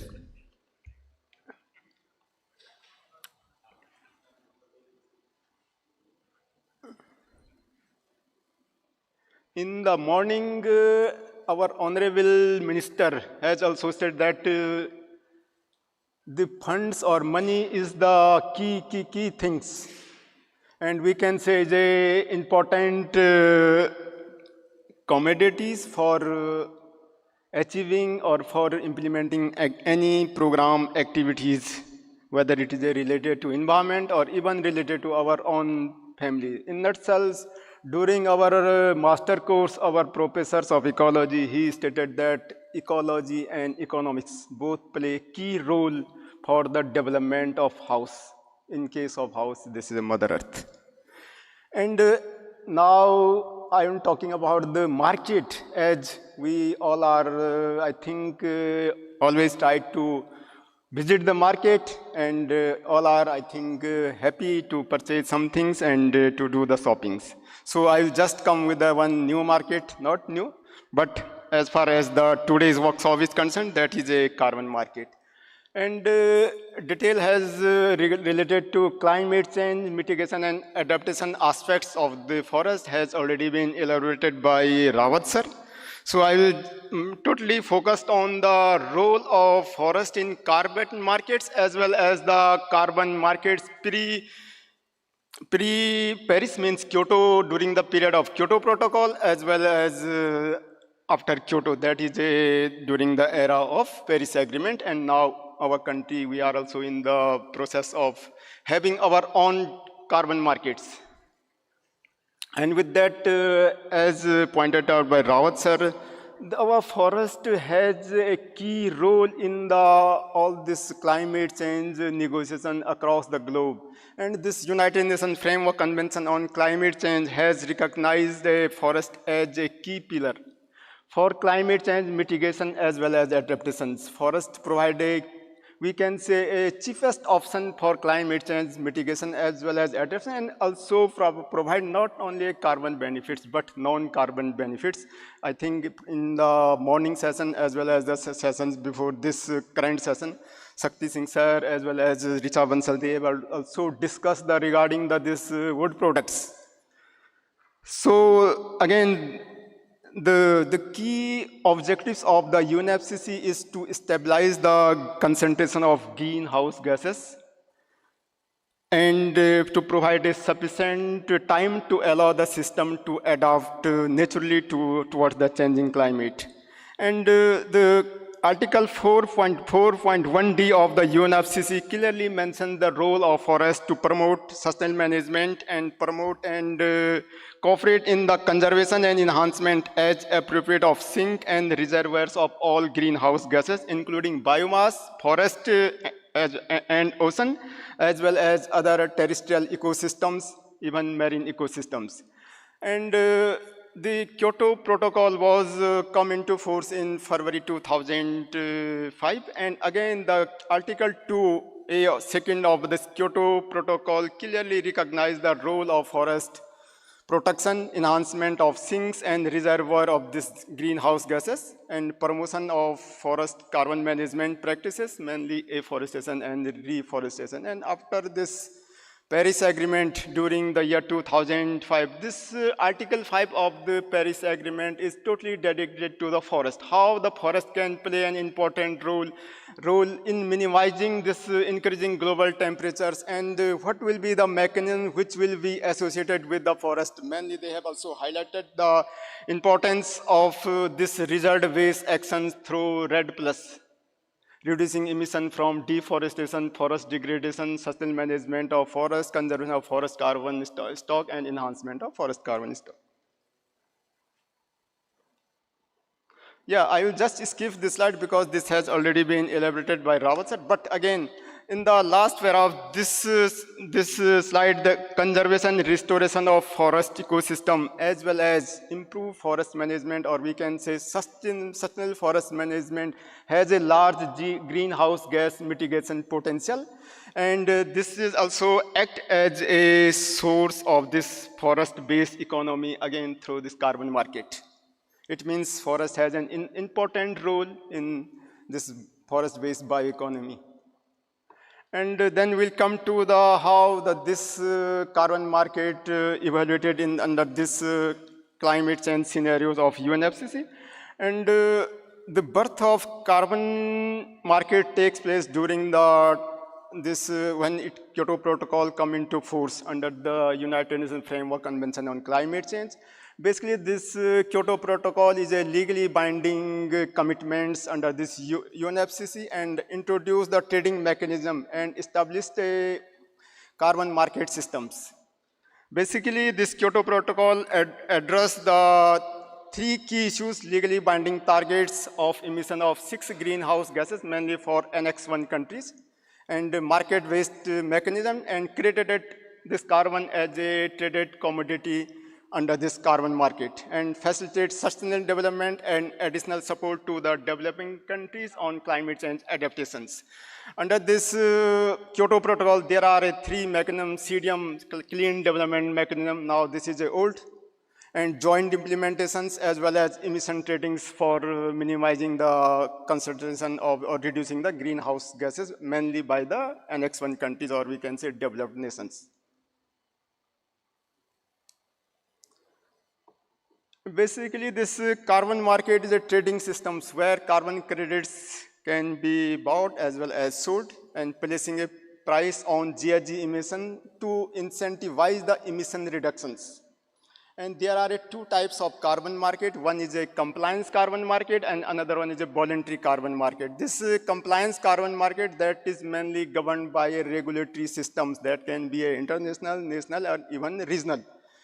For example, cap and trade, as the government sets a limit, that is a cap on total emissions, and companies receive or buy allowances and can trade them. Example is a EUTS, European Union emission trading systems. And I think now this VCM or voluntary carbon market is, and I think all are well versed with this concept of voluntary carbon markets, that is mainly governed by the businesses and individuals to buy credits of their own choice to offset their carbon footprint and meet their sustainability goals. For examples, Vera, earlier it was a voluntary carbon standards and gold standard, and there are a number of standards under this voluntary carbon markets. And as far as this CDM is concerned, the main objectives or motto of this CDM was to promote sustainable development by encouraging the investments by governments and private firms in projects in developing countries that can reduce, remove, or avoid GHG emissions. And developed countries receives credit against their targets for their emission reductions through these CDM projects. Again, this was just the emission reductions achieved by these CDMs. These are basically known as a CR, Carbon Certified Emission Reduction Credit. And these CR can be traded under this carbon market. And this is this graph is showing the overall scenarios of this clean development projects under this Kyoto Protocol. Total number of projects hosted or registered, these are about 7,841. Out of all these about 700 projects, maximum contribution under the CDM was from China, and we are at a second number. Near about 3,700 projects are from China, and near about 1,700 CDM projects are from India. We can say India's and China's contributed more than 60% of this CDM portfolio under this CDM mechanism. As far as this voluntary market is concerned, again, under this voluntary carbon market, there are again more than 6,000 projects registered globally. And in case of this forest sector, there are about 703 projects. And as far as India is concerned, again, we have 71 projects registered under this voluntary carbon market. And as far as the CDM afforestation and reforestation project is concerned, there are globally 69 projects registered. Out of 69 projects, India has 19 CDM afforestation and reforestation projects registered under the CDM mechanism. And now this is a reducing emission from deforestation and forest degradation. This is one of the, what we can say, nature-based approaches, because our country, they are in favor of, instead of using nature-based solutions, we have to use this nature-based approaches, because this nature-based approach, that is beyond the NBS, nature-based solutions. This provides one of the important mechanism for addressing the issue of climate change through mitigating as well as adapting, as well as simultaneously providing alternate livelihood opportunities to the local communities, those who are participating in the REDD+ activities.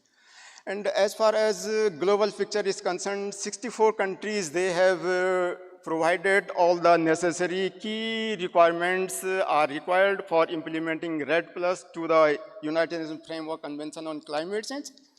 And out of 64 countries, 18 countries already reported to UNFC, we have reduced 11 billion tons of CO2 equivalent under this REDD+ mechanism.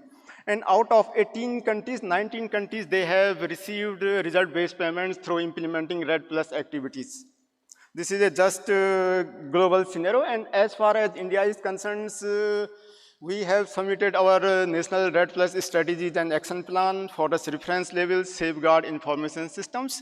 And still we are in the process of developing a national forest monitoring system. That task has been assigned by our ministry to Forest Service of India. And in the month of December, they have circulated that documents for comments to all the organizations, and we have also submitted our comments on this national forest monitoring system. And I hope within 2-3 months, we will be in a position to have our national forest monitoring system in place. And in our country, we have one excellent case study of this REDD+, again, that has been implemented by the local communities. I think they have played a very excellent role for implementing a REDD+ pilot project in the Khasi Hills of Meghalaya. And again, this project is operated in more than 27,000 hectares of forest areas. And they have restored the degraded forest to now in a, we can say, having a good health of the forest. And through implementing that project, they have provided benefits to about 86 villages of that Khasi Hills. And more than 7,000 households were involved in implementing these projects, because this project is totally run by the community, and they are working as a community conservators, and they have also assigned the different tasks, and they are ranging from their nursery to all the plantations, as well as restoration, as well as this MRV part of the carbons. And this project has generated a total revenue of that is around 7,71,000 USD through this project, and it is now, this project has completed more than 20 years, and now they are in the second phase of this project, and it is expected that this project will generate about 11.6 million USD through implementing the second phase of this project. Again, this is one of the good examples or successful models. Such type of models can also be implemented in our other parts of the country, mainly in Northeast, because there is a maximum forest areas are being managed by the community, as well as in case of Uttarakhand, where this Ban Panchayat system is also one of the ancient systems, community managed by the community or governed by the community, although we have a strong system of this joint forest management system across the country. And now we'll come to this second phase of this carbon market, that is we can say Paris Agreement era after 2015 onwards. The main aim of the Paris Agreement is to put an effort so that we can minimize the increasing temperature and try to keep it well below 2 degrees centigrade, and efforts need to be done to limit the temperature increase even further 1.5 degrees centigrades. And the Article 6 of the Paris Agreement enables the international cooperation to tackle climate change and unlock the financial support for the developing country for addressing the issues of climate change, whether it is a climate change risk as well as impact. And as far as the carbon market is concerned, under the Article 6 of the Paris Agreement, there are three pillars under this Article 6. Article 6.2, Article 6.4, or Article 6.8. This Article 6.2 is mainly related to accounting and reporting guidance for parties. Parties means the parties or countries of this Paris Agreement, to use this internationally transferred mitigation outcomes towards their NDC achievement. And again, the Article 6.4 is mainly focused on a new carbon market mechanism, and this Article 6.4, that is related to non-market-based cooperation. This is just Article 6.2, that is a bilateral mechanism between the two countries, so that they can share this ITMOs, internationally trade transferred mitigation, or we can say in a general term, that is a carbon credit, so that they can achieve their NDC target through transfer of ITMOs from host country to buyer party, those who need these ITMOs for meeting their NDC target, and they can provide the money to the host country in terms of ITMOs. And again, this Article 6.4, that is mainly related to the development of carbon market during this Paris era. Again, there will be all the methodologies and process, and now this carbon market is known for this Article 6.4, and all the CR generated under this market, that will be known as 6.4 CER. And again, there are provisions of some parts of this carbon credits or carbon markets should be kept for the adaptation actions, so that again that can be provided to the developing countries for meeting their adaptation goal as well. These are just a general structure of this carbon market under this Article 6.4. Again, all these bodies will be responsible for different functions and roles to be played for implementing or for operationalize this carbon market under Paris Agreement. Again, this is a Article 6.8. We can say this is a anti-market approach or pathways that country partner to cooperation without trading the carbon. And this is just a comparison of the sectoral scope cover under the Kyoto carbon market as well as the Paris market. Under the Kyoto market, there were about 15 sectoral scope, and our this forestry was under 14 sectoral scope. That was afforestation and reforestation. And now under this Paris agreement, there are 17 sectors, and rest 15 are same. Only there is two additional sector. One is a carbon capture and storage, as I think our Director IWST is also mentions regarding the wood is playing, all these harvested wood playing an important role in carbon capture and storage. But again, here is they are mainly focusing on the geological formation and other activities involving the removals. Rest activities can be covered under the sectoral scope 17. And now comes to the Indian carbon market. Now we are working to have our own carbon markets in India, so that we will be in the positions to achieve our NDC targets, not only up to 2030, but again after now our government of India is in the process of submitting our updated NDC for the period up to 2035. And if now we have our own markets, and that will play a key role in implementing or in achieving this NDC target through again this carbon markets or trading of the carbon credits.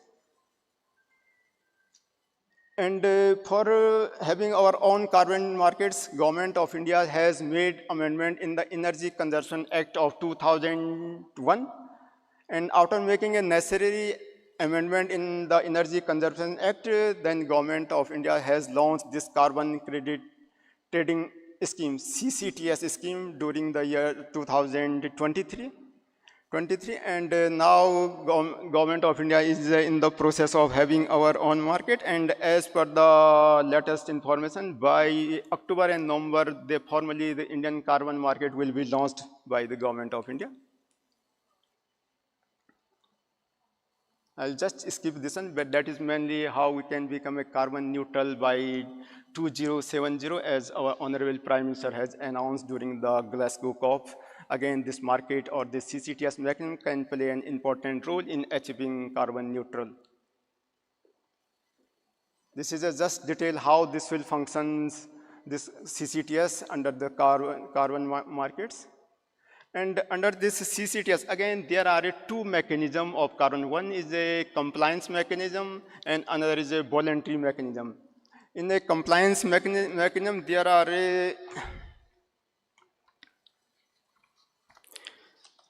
are some sectors, and that is a mandatory for all these sectors to achieve. That is mainly manufacturing, fertilizers, aluminum, alkali fertilizers, steels, pulp and paper, as well as petroleum industries. And similarly, there is also a voluntary markets.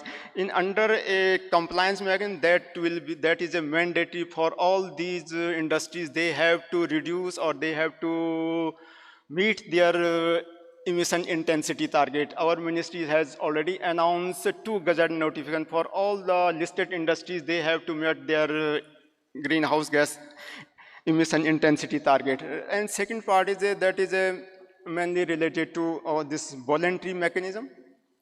And again, the forest sector is one of the sector. And in case of agroforestry, as in the morning session, the main emphasis was on agroforestry. This agroforestry is covered under the agriculture sector as a subsector. Just I'll skip this one. All these are the key sectors, those who has to follow the strictly all under this our ICTS scheme. This I have listed all these 9 sectors here, and around 755 companies. All these are fall under these 9 sectors. And then we'll come to the offset sectors, because as far as our forestry is concerned, that will cover under the offset sectors. And that is a voluntary. There will be no any obligation or compliance. Yes, sir. Yeah, quickly I will finish, sir. Yeah, I'll just skip this one.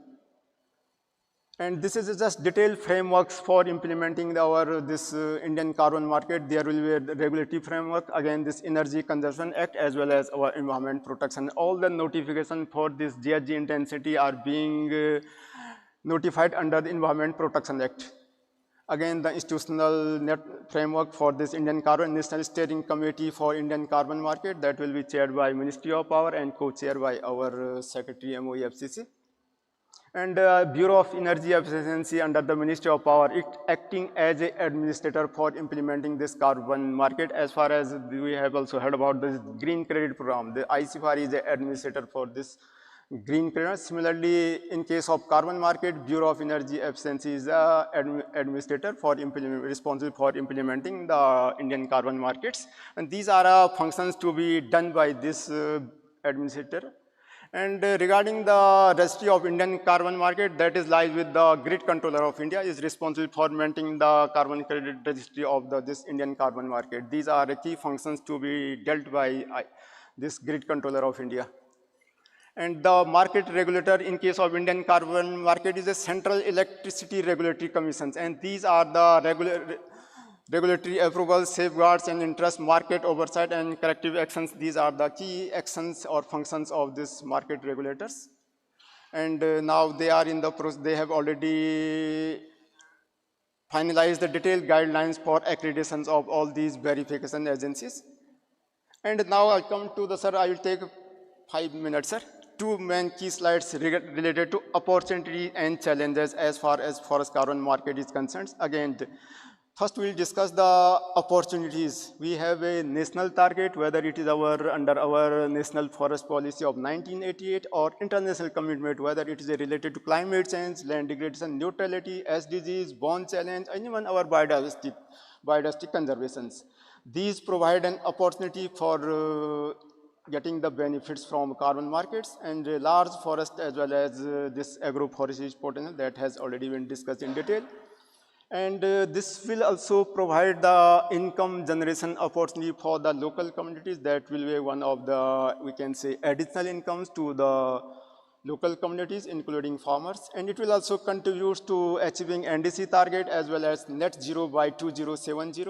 And growing global demands for carbon credit, yeah, this is also one of the opportunity to participate or to having in this carbon markets. And this will also provide a co-benefits in terms of conservation of biodiversity, and we can say conservation and sustainable flow of this water system as well as the enrichment of soil. And now we'll come to the challenge. That is the challenge related to getting the benefits of carbon market, land tenure and forest right conflict can be one of the challenge.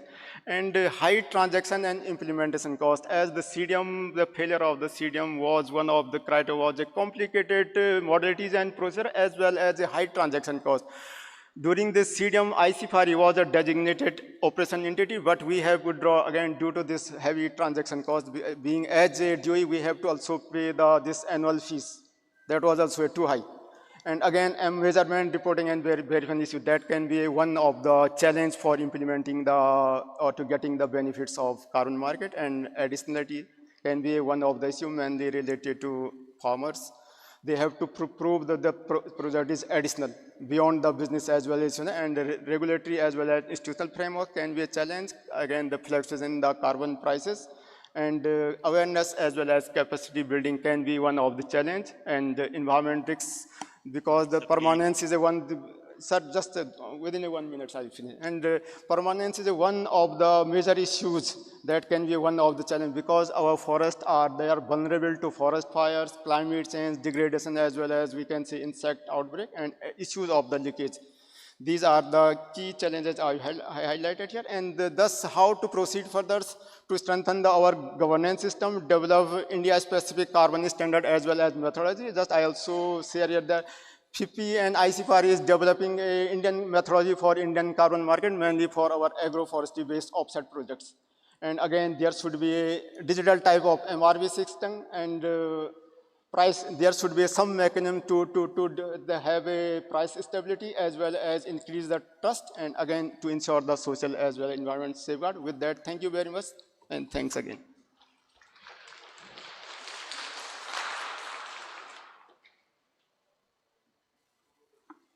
Thank you, Dr. Now it's a question answer session. I invite questions or queries from audience. If you have any queries or questions, you can ask our speakers.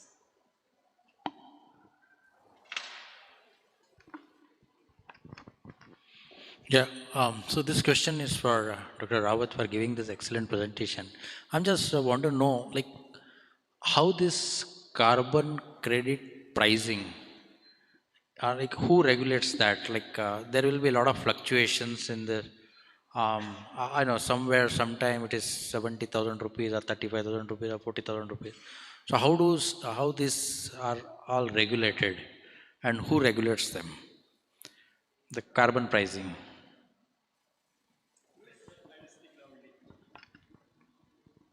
Sir, right now this is a buyer market, totally depending on the demand sides. If there is a higher demand, there will be, I think, more price. There is no any such regulatory type of mechanism which can fix the markets or rates of the carbon credits. Totally depend on the buyer side. And now India is going to have their own carbon market. Then again, we'll also request the there should be some systems, at least there should be some mechanism so that at least there should be some nominal type of rate that Yeah. rate should not go beyond that one. Yeah, because then there is always a danger, because in the case, like, if you have too many players coming into the carbon market, then the prices may go down substantially. That is agreed, sir. That is agreed. But, sir, now it has been projected that this carbon market, mainly with respect to our forest-based carbon market, that will increase up to 30 billions by 2030 on per annum basis. There will be a huge demand for meeting the NDC targets as well as net zero emission targets. Then again, there will be, I think, not a such situation we face during this CDM type of forest projects. Thank you.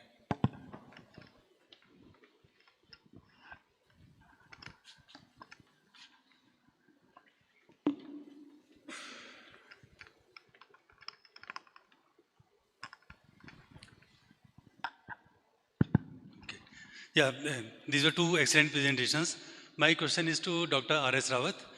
Most of the planting activities in the plantation sector is being done by the farmers, the individual farmers who own very small pieces of land, and sometimes even half acre or 1 acre of land. So my question is how difficult it is is for the small farmers to apply for carbon credit benefits, because they are not organized, and also there will be some cost involved at the time of applying for the credit, credit. So what are the challenges and what is being done to address this problem? Thank you, sir. Yeah, this is I think, sir, right question regarding as far as our small landholders or small farmers are concerned. There will be, this is one of the challenge. But again, sir, we have this FPOs, Farmer Producer Organization type of mechanism in existence. And in the methodologies we are developing for agroforestry, we are also considering these issues, because we have a large number of small landholders, or we can say small farmers. Again, there is a need to have such type of FPOs kind of mechanisms required. Or even, sir, in this case of CDM, there was also a bundling of the projects. Even POR, we can say POA, program of activities, there was also an approach. Similar kind of things can be considered so that the transaction cost can be minimized and farmers can get the maximum benefits.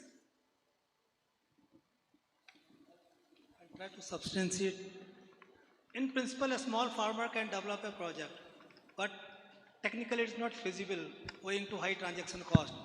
So globally and in India, there are many CDM projects, many forestry-based projects that you need some bundler, some company or FPO or any other things, so that we can put together a cooperative or something, 1,000 or even 20,000 farmers. There are projects where 20,000 farmers are involved, even with a small piece of land, 1 hectare, 0.5 hectare, 0.1 hectare. It's not necessary that they are contiguous piece of land, it can be discrete piece of lands, but someone has to bundle it. Each parcel of land will be geo-coordinated and will be developed in form of a project, and then you can reduce the transaction cost. And such projects are being registered, already been registered in voluntary carbon market. Yeah, good evening, everybody. I feel this is Rawat's session. Both Rawats are really have done wonderful presentations. And I have, very small question. Uh, Let me make it very clear. I am fully challenged in this subject. So my question could be very silly. Please don't mind that. But when you said, Vijay Rao sir, you know, we fix the, carbon, like you gave an example of this hall. How do you prescribe those trees? For example, if we go to Champions Block, hundreds and thousands of trees are lying there. They are decaying by themselves. So how do you prescribe, like us to really make this practice feasible? Number one. And to the small RS Rawat, though you have answered it, but I have not really clearly understood. When you go to the farmers and talk to them on, adopting release varieties and highly productive germplasm, and one of the point comes, how do we earn the, green credits or carbon credits, whatever you call? How we really should convince those farmers to really adopt the, this carbon credit system, and how do they get benefited out of it? In a very simple, plain words, because farmers don't really understand the jugglery of scientific words. Thank you.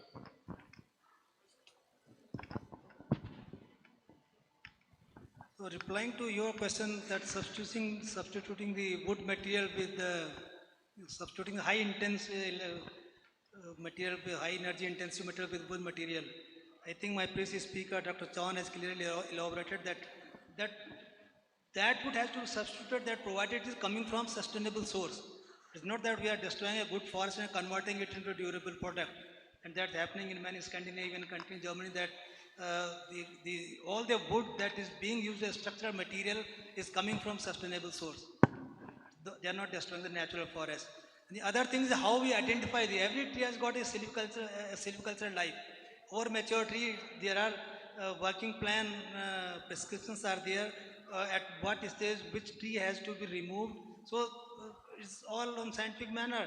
The only thing is in the Himalayan region, where there is a complete blanket ban on the trees above 1,000 meters, that there is no such prescription are not there. Even the additional PCC of that time from Uttarakhand or Dr. Goraya was there in Himachal Pradesh, they asked me that what could be the region on ground of climate change and carbon sequestration that we can remove those old growth trees.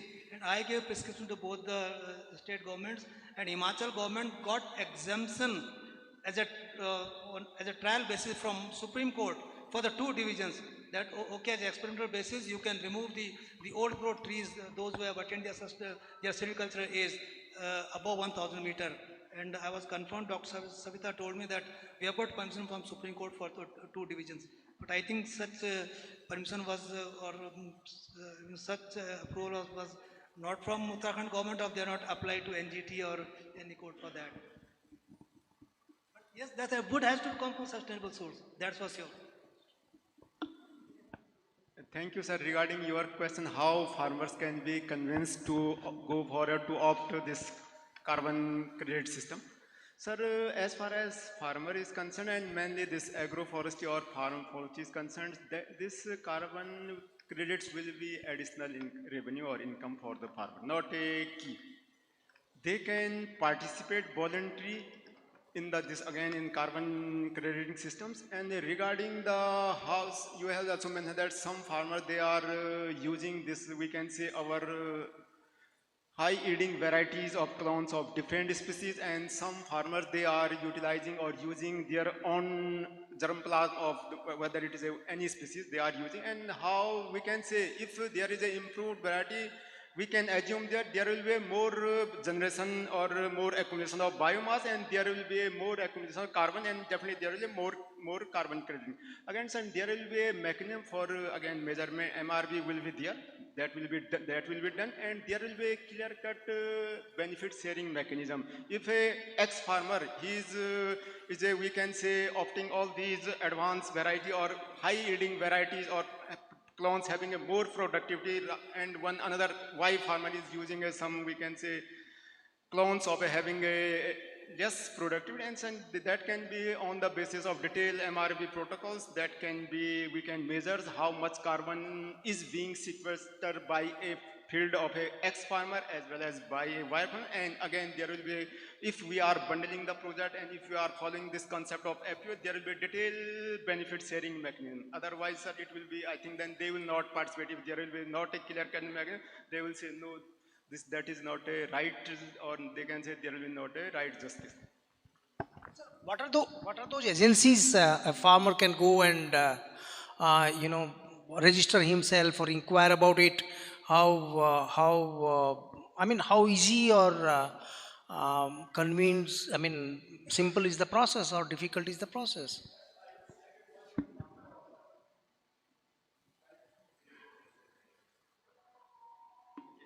Sir, I think 3 months before you have sent one farmer from Saharanpur.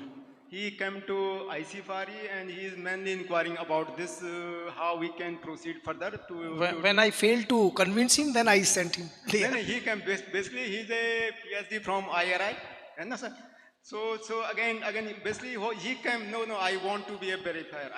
I said, please sir, don't go for bear. You said you just work as a project developer. That way you can make the bundling of all these farmers as a APOs, and that will be good for basically as you are farmer. But if you want to go for verifier or validator, that will be your second stage.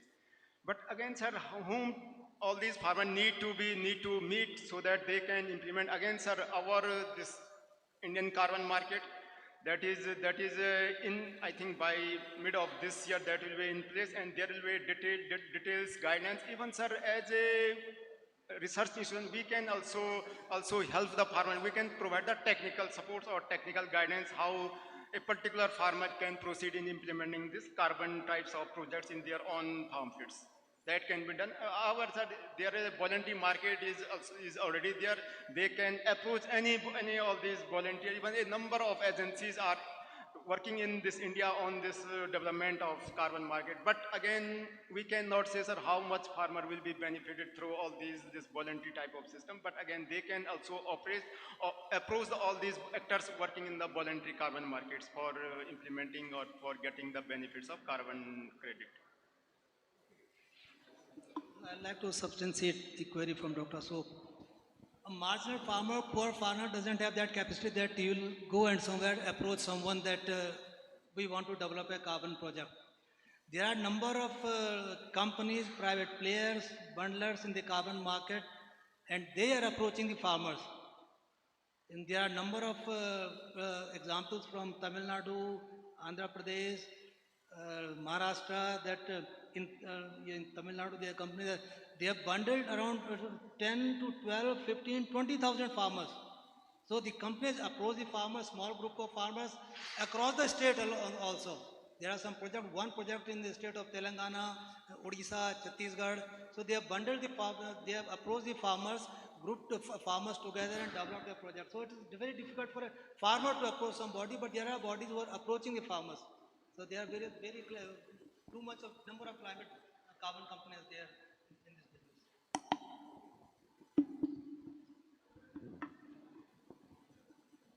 Well, thank you, Dr. Saab. Now we have no more question. पूछना है कुछ आपको? Okay.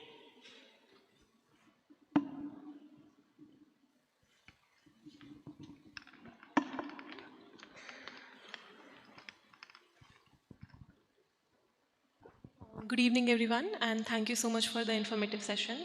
So I have a question from the previous presentation. Though young trees can be champions in carbon capture due to rapid growth and carbon absorbance speed at higher annual rates, but there are research which suggest old trees store much larger carbon stocks and still plays a crucial role in climate regulation. So would it not be dangerous to cut old trees and compromising with our major carbon sinks, which are equally important for ecological balance? Is it to me? Okay, yes, you are right. There are research that old tree stores carbon, much amount of carbon.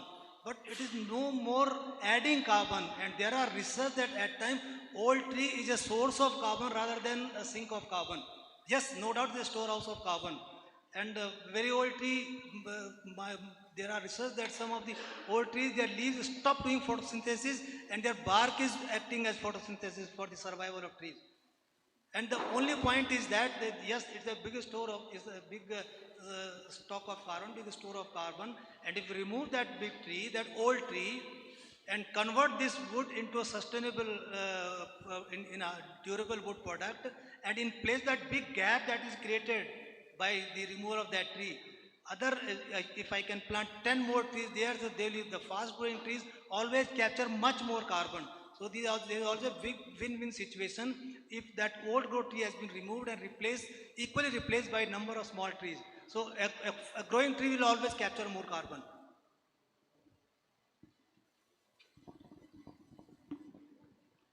Well, thank you all.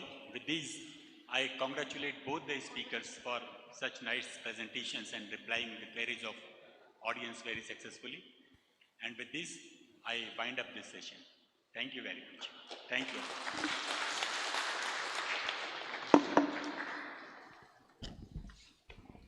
I thank the speakers of the session for sharing their valuable knowledge and perspective.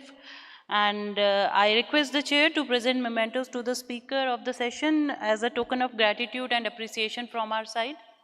Sir, आगे आ जाओ.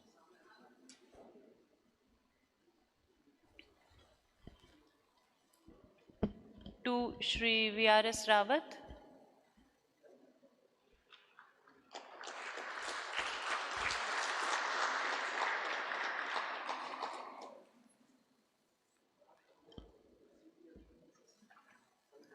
Dr. R.S. Rawat.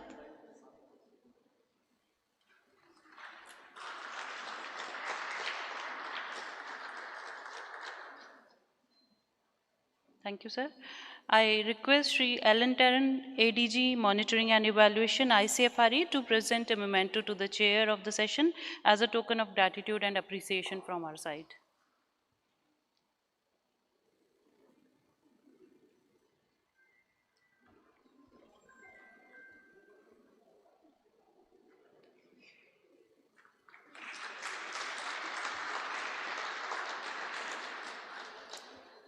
With the thanks to the chair as well as the speakers of the session, we come to the end of this session, and we are concluding today's sessions, and tomorrow we will reassemble in this hall for rest of the sessions of the workshop.